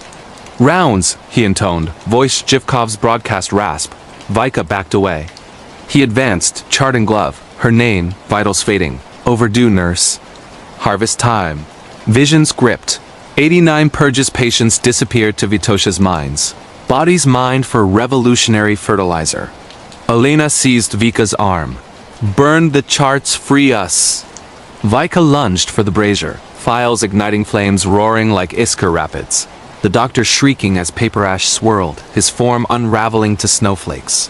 Lights surged, wards hushed. Elena passed peacefully at dawn, smiling. Treated at last. Vika transferred to Plovdiv, but Sofia's snow falls in dreams. Booted prints and rose beds, a stethoscope's cold on her chest. In Bulgaria's buried barrows, night shift horrors don't clock out, they prescribe eternal. The Renfield House, Salem, Massachusetts. I say I found the Renfield House because my name was on a letterhead that smelled faintly of mildew and ink. The envelope had been tucked into a stack of estate paperwork my lawyer had delivered to my Boston apartment. Deed transfer, closing dates, and an apologetic note from a woman I'd never met. She signed it. Graves, executor. The house had been left to me by a great-uncle I never knew existed. A man whose only legacy, according to that thin pile of papers, was a rambling Victorian on the edge of Salem. Salem is a place that sells itself as haunted. Dolls in storefront windows winked from behind cracked glass. A walking tour guide told a story about hangings and revenge on a loop as he shepherded tourists through cobblestones. I'd grown up in cities where haunted was a brand, not a warning. I was 32, practical, and broke. Inheritance was inheritance. I rationalized everything about the Renfield House as an opportunity to fix my finances and figure out a new life away from cramped rentals and bad roommates. The house sat 2 streets back from the sea. Architecturally, it was a collapsing symphony of gingerbread trim and sagging eaves 3 stories. A tower with a narrow window like an eye, a porch bowed under years of winter. The neighbors were polite in that reserved New England way that lets you know they allow watch you from the window, but not call. Always been a Renfield house, said one woman as she watered geraniums. Long history. Some folks like it, some folks don't. The interior smelled of old paper and a sweetness I at first thought was perfume. Dust mapped the furniture in precise, patient layers. Portraits lined the walls, an entire family painted in somber colors, eyes that seemed too keen for stillness. The deeds showed years of quiet occupancy, and then a final name. The great-uncle Simon Renfield, who'd signed the last logbook in 1994. Then nothing. I slept the first few nights on an air mattress in the parlor, beneath a chandelier whose crystals threw rainbows when I brushed past them. My phone buzzed occasionally with messages from work and friends. In the middle of the second night, I woke because the kitchen faucet had been left running. I walked to the sink. Water was trickling in a thin, steady thread and thought, against all logic, that someone was in the house. The next morning I found a small ceramic bird on the kitchen windowsill. It was hand-painted, faded, and balanced as if placed with care. I didn't own such things. I didn't know anyone local. I told myself I'd been sleepwalking, or that some out-of-town neighbor had come at night to leave a welcome gift. The bird had speckled brown wings and glass eyes that caught the early light like watchful coins. On the third night, when the wind pushed the Atlantic cold across the threshold, the tower window opened by itself. I use opened because the pane was slightly ajar when I found it at dawn, the sash tilted like a broken tooth. There are drafts in old houses. There are mechanisms, unseen ropes and channels that allow wood to shift. And yet, that afternoon, whilst I was in the library hauling boxes, I opened a drawer and found a bundle of letters bound by a red ribbon. The top letter was dated 1989 and written in a hand that looped and crawled. It read, "You must not open the room under the eaves. Promise me." The library had a narrow staircase leading up into the tower. The letter spoke about the fourth chamber, and of footsteps above the attic slats at night. They mentioned a name repeatedly, Eleanor, like a plea. My rational mind called it folklore. My skin tightened like a fist. The first real breach came 3 nights later. I woke with the sensation of being watched. It began as a pressure in my chest, as if someone was perched on the edge of the bed, leaning forward to peer at the curve of my face. The light had bled through the curtains to a hospital pail. I told myself it was sleep inertia or PTSD from a past I didn't have. Then I smelled the perfume old roses, cloying and sweet, the same scent that had been in the house when I arrived. Across the room, in the doorway that led to the hall, a figure stood for one long, impossible second. She was translucent in the way a reflection in black glass is like light that had remembered a shape. She wore a dress that might have once been white but was now the color of milk tea, and her hair spilled in waves, pinned back with a small comb. She was young, under 30, and the light in her face was not light at all but an absence of it. Where eyes should have been, there were smudges, as if someone had wiped wax across a revival portrait. The entire scene, if you could call it that, lasted less than a breath. She stepped forward and, like the faintest ripple across a puddled floor, the air in the room chilled. A voice low and grafted onto the edges of my hearing said, "You came. I did what people in films do and what terrified men do in real life. I pretended not to have seen her." I crawled under the duvet, clutched my phone until my knuckles were white, and waited until dawn when the shadows move away like bashful animals. That afternoon, I found a photograph tucked inside an old Bible on the mantel. The photo was small, the edges soft with time. It showed a family, parents and 2 daughters, posing on the front steps of Renfield House, sometime in the 1920s. The younger daughter, no older than 5, grinned with a gap between teeth, one hand clutched to a small ceramic bird. The woman in the picture, Eleanor, I assumed had a face like a map of small misfortunes. A name had been scribbled on the back, E. Renfield, 1922. I started keeping notes, names, dates, times. The journals in the attic were a morbid treasure trove. Ledger pages, small scraps of the house's living births, illnesses, mortgage renewals, a mention of doctor called. Child stopped breathing, and then a line. Eleanor wandered the tower for days, saying the walls were hungry. At night the house rearranged itself. On the 4th week, I woke to a sound like someone pacing with tiny measured steps. The sound came from the attic hatch. It started at midnight and stopped at precisely 2:07 a.m. When I opened the hatch, the attic was empty but for an old rocking horse. Its paint chewed by weather, rocking as if propelled by a breeze that did not exist. The ceramic bird from the windowsill sat in the hollow of its saddle. I took the bird down to the parlor and placed it on the table beneath the portrait of the family. That night, from somewhere in the walls, something began to sing. It wasn't a song I recognized. It had the structure of a lullaby, soft syllables, the rhythm of someone counting breaths. It sutured itself through the floorboards and up the banister like stains reclaiming the wood. The voice had no mouth, but all the same it was speaking to me. The neighbors began to tell me things when the porch light was on.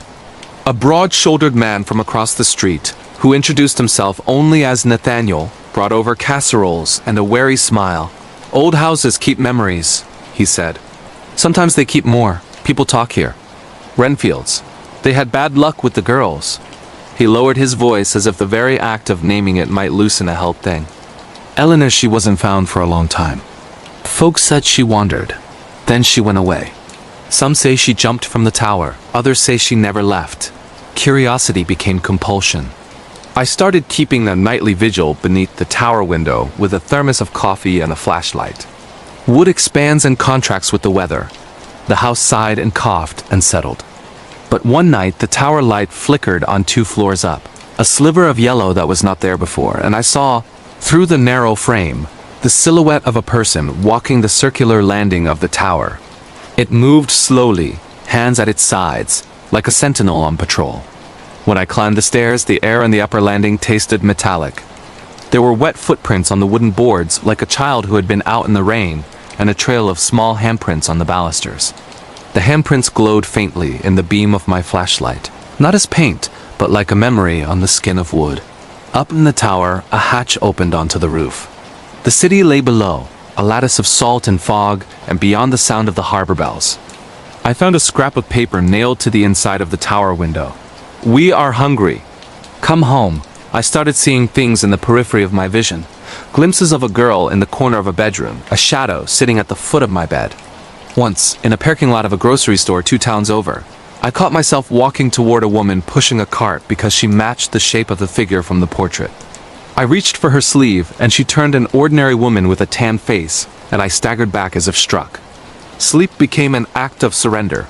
Twice I experienced sleep paralysis. I woke anchored to the mattress with that same pressure on my chest, the scent of old roses in my nostrils, and the sound of fingernails tapping a slow polyrhythm on the knitstand.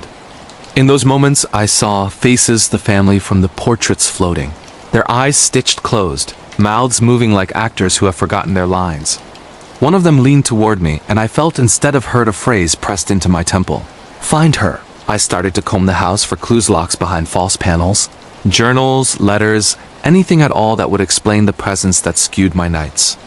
In the back of the attic, I found a trunk sealed with tin clasps.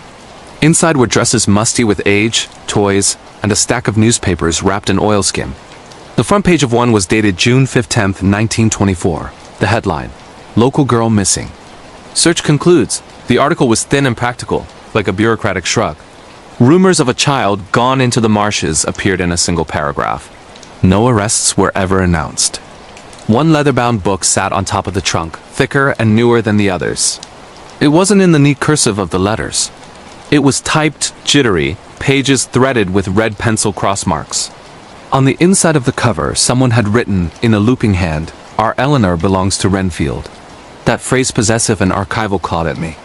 I read the book clandestinely at night, the pages lamplit and shaking. It was a diary of sorts, part ledger, part obsession. The entries described beds in the house that ate children places where siblings had dreams carved into the mattress.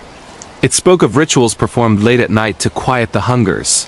It described a man, Simon, who studied patterns of sleep in the household with what the author called a merchant cynicality. The journal hinted that the house wasn't merely a domicile but a container, an organism that could be fed. Starved, appeased. One entry made my blood run cold. It was dated October 31st, 1931. Tonight she would not stop crying. Simon threatened the house. We buried the thing beneath the hearthstones to save her. We made bed from prayer. The oven ate the sign. If we let the house live, it will take and take until there is nothing left. Buried beneath the hearthstones. I traced the words until the ink blurred. The hearthstone in the parlor had a pattern I would have sworn I knew since childhood. But when I pried at the edges with a screwdriver, I found sand beneath then thin blackened cloth. Beneath the stones was a gap, something wrapped in oilskin and tied with fraying twine. Inside, a small bundle. A child's dress, rotted to the seams. A single tooth set in a bit of gum like a fossil. and a scrap of paper on which someone had scrawled, "Forgive us." I called a historian at the Salem Historical Society under the pretense of researching the house. She told me Simon Renfield had been a local man of means, eccentric and hungry for occult texts. There were rumors, only rumors, of experimental treatments, of seeking stability in houses with histories. The historian coughed through the archive noise and said carefully, "There have been whispers of household tragedies. But the records are frankly spotty. Families hide things. You know how that goes. When the house claimed something, it did so in increments. Small things were first. A hairpin found between the cushions where none had been. The sound of a lullaby humming in the pipes. Then the world began behaving like a mirror edged with water. My phone displayed messages I had not sent. Books I had not left open set marking pages far forward. At work, a supervisor complained that I'd missed deadlines. My calendar had gaps that were not mine. I wondered if the house could reach across the city, tugging threads into my life until reality frayed. There is a word for that. Contagion, when one strange thing breeds similar oddities nearby. I attempted to leave. I packed a bag, I drove to the highway. I felt like someone had poured lead into the back of my skull. The radio in my car distorted into static and whispering syllables. When I looked in the rear view, at the point where the town surrendered to forest, I saw the Renfield Tower outlined in my window despite driving away. I turned the car around and went home because turning away felt like betraying something impossible. One night Nathaniel came by with a box of photographs. He had been reluctant. He told me towns remember things in ways that are easily misinterpreted, but he set the box on my kitchen table with hands that trembled. In those photographs, faces had been blurred by someone with a wet finger, smudges on emulsion like attempts to erase. In one, a party in the parlor had been held decades ago, streamers and candles and children. In the background, at an upstairs window, someone had captured the silhouette of a small person peering down, head cocked, an expression of fierce hunger. "That's Eleanor," Nathaniel said. "I knew her, in a way. When I was small, I used to see her at the tower window on fog nights.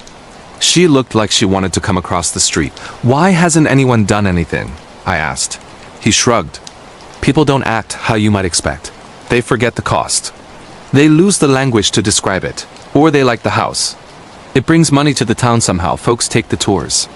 Some people love a corpse in their yard if it pays for the parade. If the house took by hunger, it also took by loneliness. The presence seemed to want company.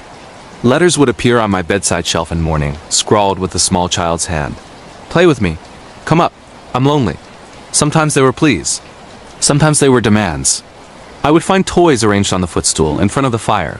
A tin soldier, the broken ceramic bird, a shoe with ribbons knotted into it. A winter storm came that year, wind that reduced streetlights to halos and painted the house in a desaturated world. The town's grid faltered, and for 2 days the electric map of the modern left us in a pocket of candlelight. In the second night of the outage, the singing started again. But this time it was joined by another noise. The sound of digging, frantic and near, as if someone were under the floors loosening themselves. The voice in the walls was no longer singing but whispering names. In the morning, a shroud of soil lay across the parlor rug, as if a handful of earth had been poured through the floorboards. I called a contractor, and he laughed. He said that old houses breathe and shift. He pried at the flooring and froze. Beneath the boards he found a shallow hollow, the earth soft. And disturbed and buried in that warm cavity, a small porcelain hand. I could have called the police. I could have made a formal investigation. Instead, I found myself going up the tower stairs at dawn, dragged by something that felt like duty and dread stitched together. At the landing, in the broken light, a figure waited. Not Eleanor, now older, perhaps meaner, wet with some remembered grief. She didn't speak. She held a child's bundle wrapped in oilskin, the same kind wrapped beneath the hearthstones. In her mouth, a twig trembled like a cigarette. She looked at me with an expression that could have been hunger, absolution, or invitation. "You've been keeping her warm," she said. The voice was 100 voices. "Who left you the house?" "A lawyer," I answered, feeling ridiculous for explaining myself to someone who had been buried. "You are an heir then," she said. "We welcome you into debt. The house remembers family. You belong to Renfield now." I had the thought, stupid and sudden, that the family portrait in the parlor painted faces, starting to seem less like stillness and more like actors frozen mid-order, must be kept for a reason. If the house fed on people, it had a system, objects. Names. The portrait was an archive. Maybe to forget it would be to starve the narrative and allow the hungry to move on. Maybe to remember prolong the suffering. I asked the woman whose name, I later learned, was Agnes, a caretaker and a relative descended from household staff. What had happened to Eleanor? Agnes's mouth folded into a map of compromise. Eleanor wasn't taken by the house alone, she said. The house takes what is offered. People offered her because they were frightened their own lives would be taken instead. Families do awful things when they're frightened. Simon, he thought sacrifice would make the house stop, but you cannot bargain with a container. You only feed it. I pressed her for one more thing. Did anyone ever leave? Did anyone ever move away from the house and live normal lives? Agnes looked out at the tower like it was a wound. We all leave in little pieces, she said. We move towns, change salons. But we never really escape the ache of it. You try to stitch your life back together, and sometimes the house refuses to let you. That night I dreamed of being buried beneath the hearthstones. I could feel weight on my chest made of memory and the tick of moth wings. Waking sweat on my brow, I stumbled to the parlor and found the portrait turned to face the fireplace. The paint that had been dry and desiccated now looked glossy, as if unscratched. In the center of the family group, where once a father stood, a hand had been added in delicate, fresh strokes. My hand. There is a point at which the human mind decides between battle and compromise. I had planned to call a priest, a historian, anyone who might help. But then the letters began to arrive handwritten in a child's tendency to blot words with tears phoned up from unknown numbers with the sound of little voices humming in the background. They begged me to come upstairs. They promised that if I would only join them in the tower, they would tell me the secret of the house and, as one message put it, we will give you music again. In the end, I chose confrontation.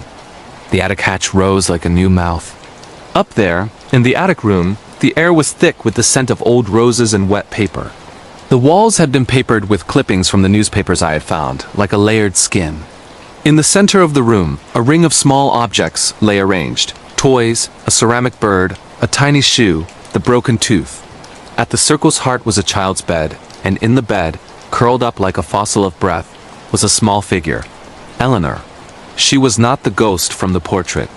She looked alive and dead all at once, eyes open wide and black like drowned marbles. Around her, the air quivered like heat above tar. Why? I asked. Because they were frightened, she whispered. Her voice was like the scraping of chairs in an empty hall. Because homes are hungry. I remember thinking how brave that phrase was.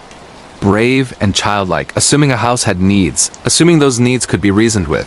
I reached for her hand. It was cold and small and real. When I touched her skin, a current passed through me like a memory handed down. Facts filled my head, names, dates, the smell of burnt sugar in an oven.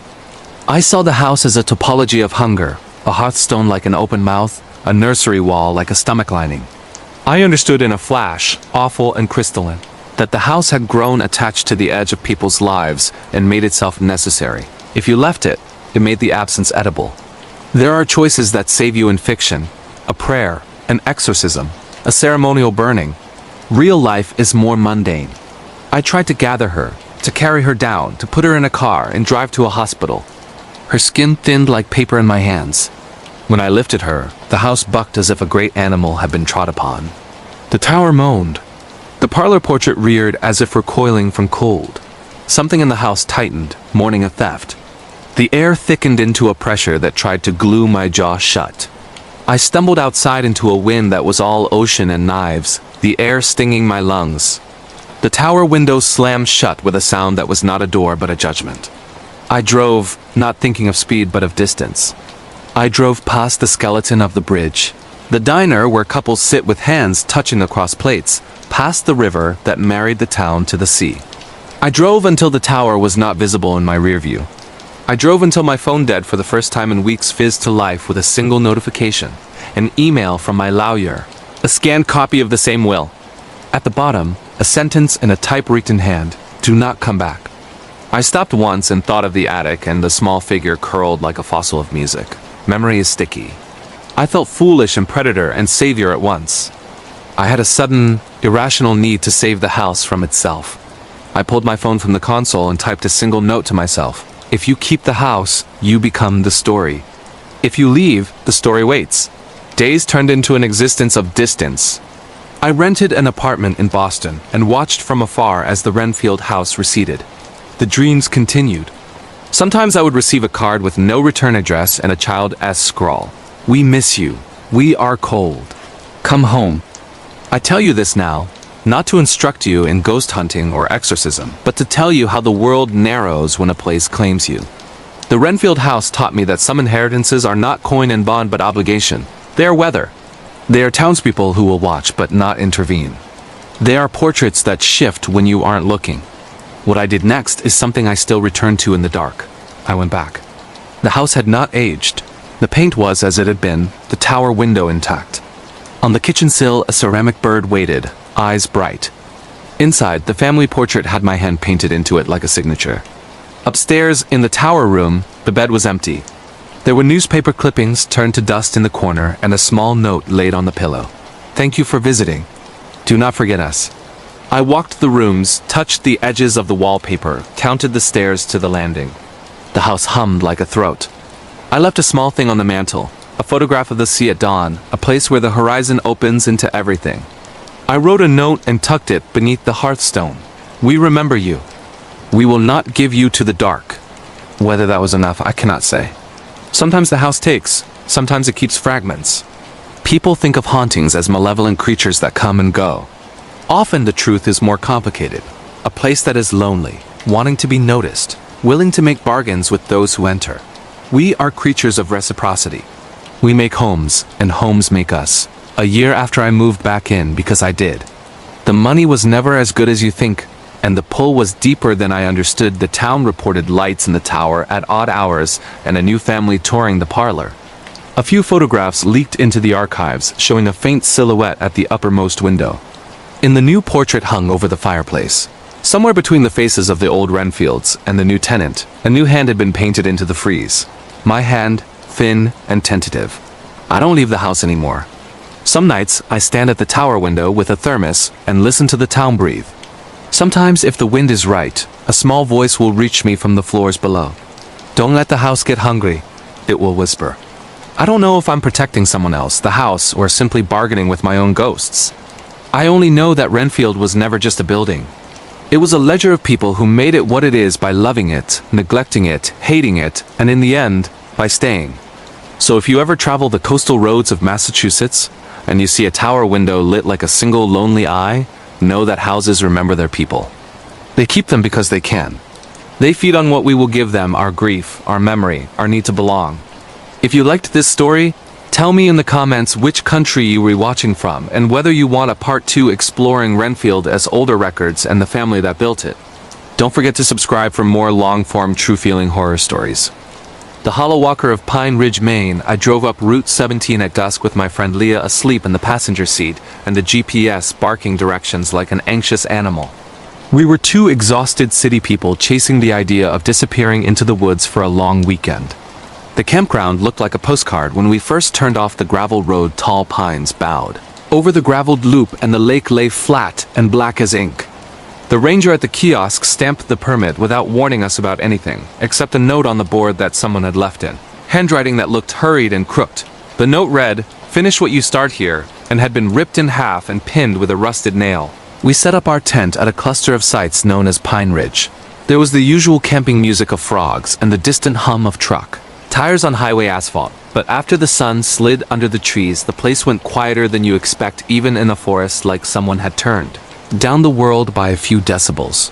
The first night was a movie of small pleasures, a fire that took forever to catch, s'mores burnt at the edges, and the dark ribbon of the lake hugging the shoreline. About midnight, something moved out on the water. It was small at first, like a log, but it kept turning and changing shape until it seemed to look in our direction. The sound it made was not a splash, but a slow, dragging cry like someone wiping mud off an old shoe. We sat frozen until it stopped, and the lake went flat again. The second day we hiked deeper into the ridge, following an old logging trail. Leah wanted photos for her feed, and I wanted silence. We passed a clearing where a group of saplings had been bent and tied into crude crosses with twine, like someone practicing names. The bark on each cross was carved with letters that might have meant something earlier, but had been eaten by lichen, so all we saw were grooves that looked like smiles. The feeling at the clearing was wrong, as if the trees themselves were holding their breath. We found the first sign that something had been here before us in earnest when we stepped over a circle of stones, half sunk into moss. The rocks were arranged around a pit that was black at the bottom and smelled faintly of iron and old leaves at the edge. Someone had placed a child's boot, a single well-worn rubber boot with its laces untied. The boot looked recent, like a relic someone had dropped hours earlier. That night the campground felt different.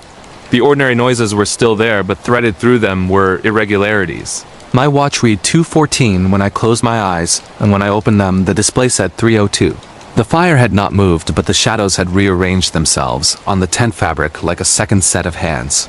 If you have ever had a moment where time skews, you know, the dry nausea that follows, like after a bad fall, I blamed the beer and the late night, but Leah swore she had been awake and heard a voice whispering her name through the zipper of the tent. Third day, a man in a flannel coat stopped by our site. He said his name was Harlan, and that he lived alone in a cabin a few miles off the trail. He had a slow accent and the kind of face that folds easily into smiles, he told. It's not to go farther than the second ridge after dusk because the land there is old and keeps grudges.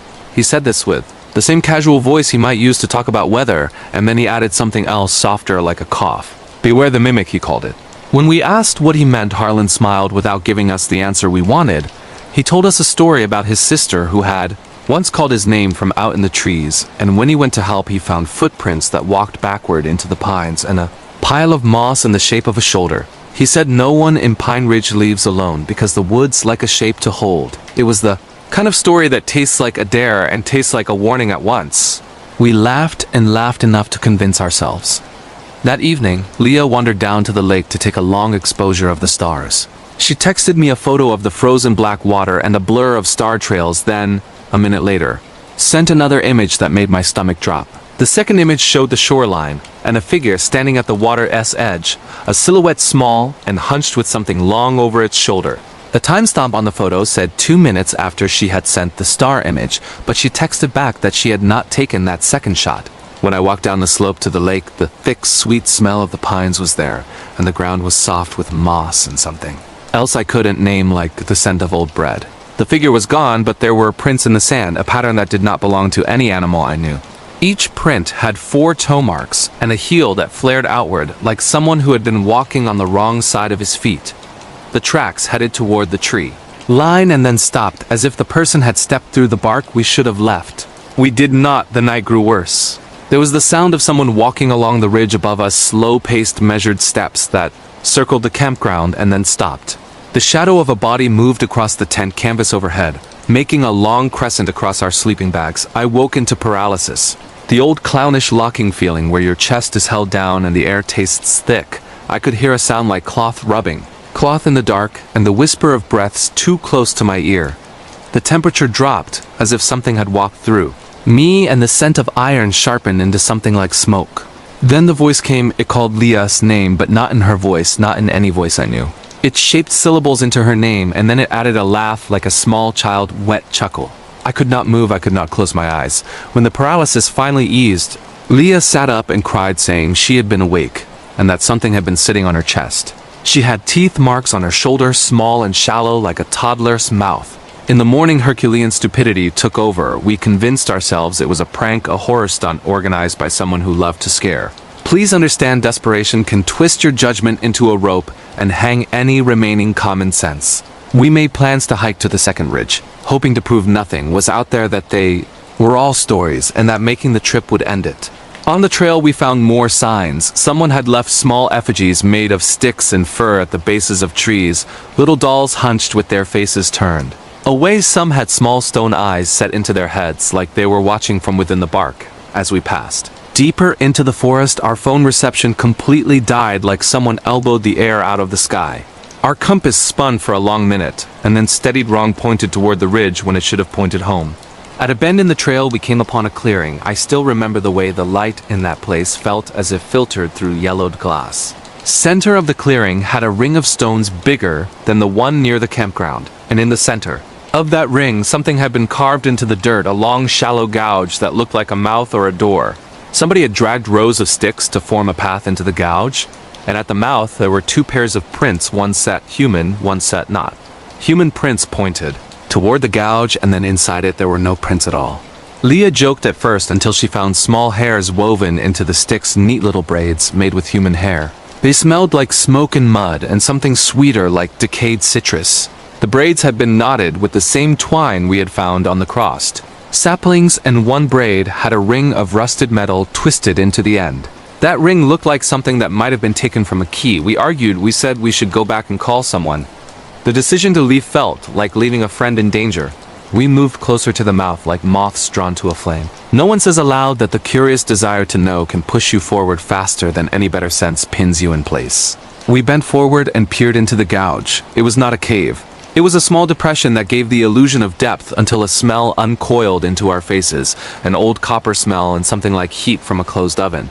Then, as if a door had been opened inside your head, a sound rose up soft and cadenced, like a lullaby made of tree branches brushing glass. The sound rearranged itself into words that matched our names, and then into a voice that sounded very familiar. The voice was not one voice, it came layered like someone had stacked cassette tapes on top of each other. It said, I'm sorry, and then it said, come home, and then it said, don't be afraid to stay. The voice turned into the voice of my grandfather, whose story I had never told Leah had a voice of her own father sending an apology across a seam. The effect was so violent for both of us that we stepped backward, and a stone toppled into the gouge and made no sound as if the depression swallowed it. We ran back through the trees, and when we reached the campground, the posts were turned the wrong way.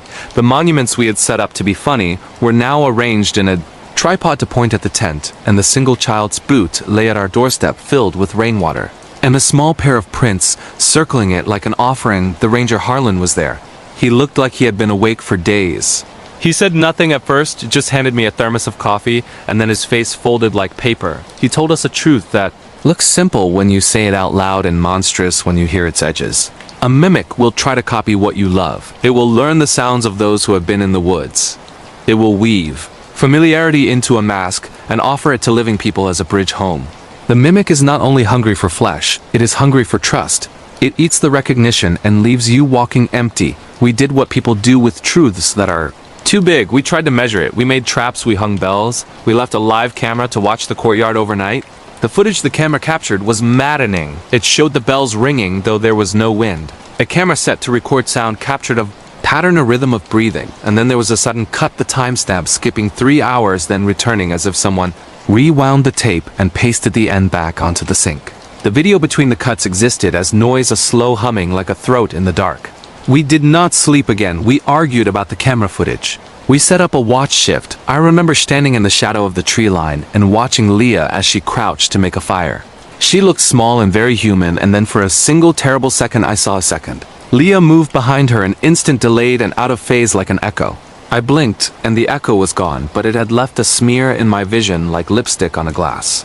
On the last night, we decided to leave after dawn. Harlan offered to guide us to the road. He said he had seen others leave, and he had seen others returned in pieces. He told us really leave this time and let the woods take the rest.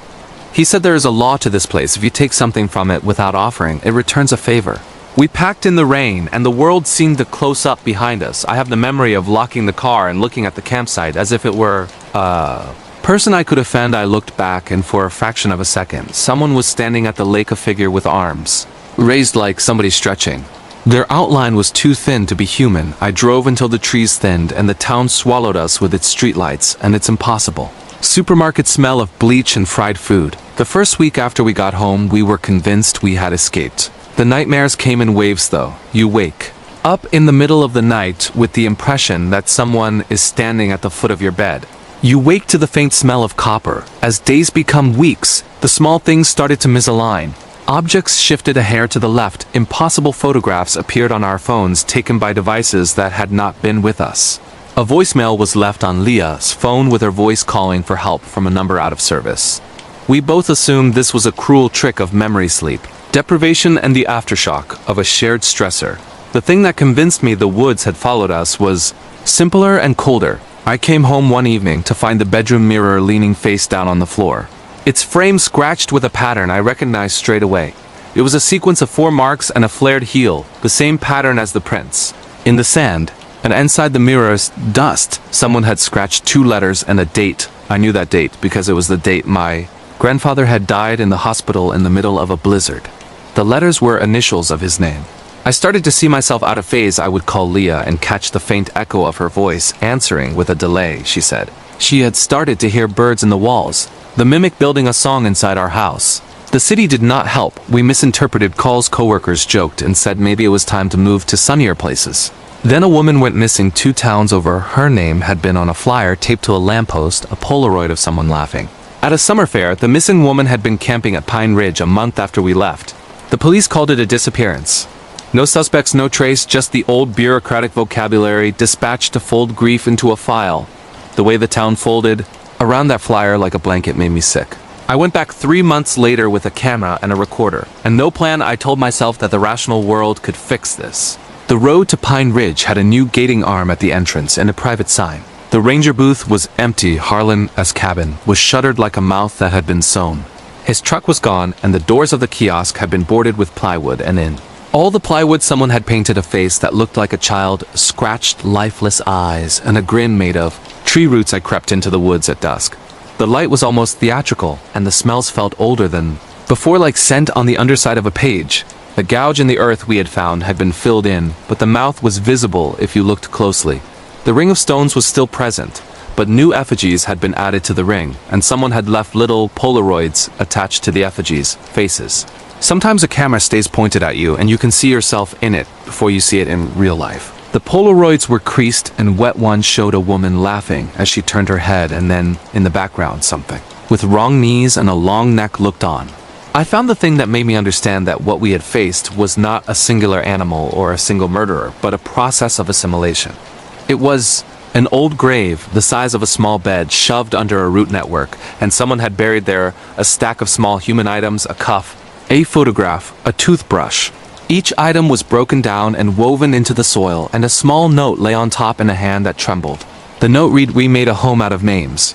The dirt was warm like a warm forehead, and when I stepped back, my boots left prints that were not mine. The shape of the prints matched the prints at the lake, only longer, and they walked backward toward the clearing. When I ran my hands over the roots, they felt flayed as if some animal had been skinned and left to dry there. I vomited into the moss because the smell hit something primitive and base.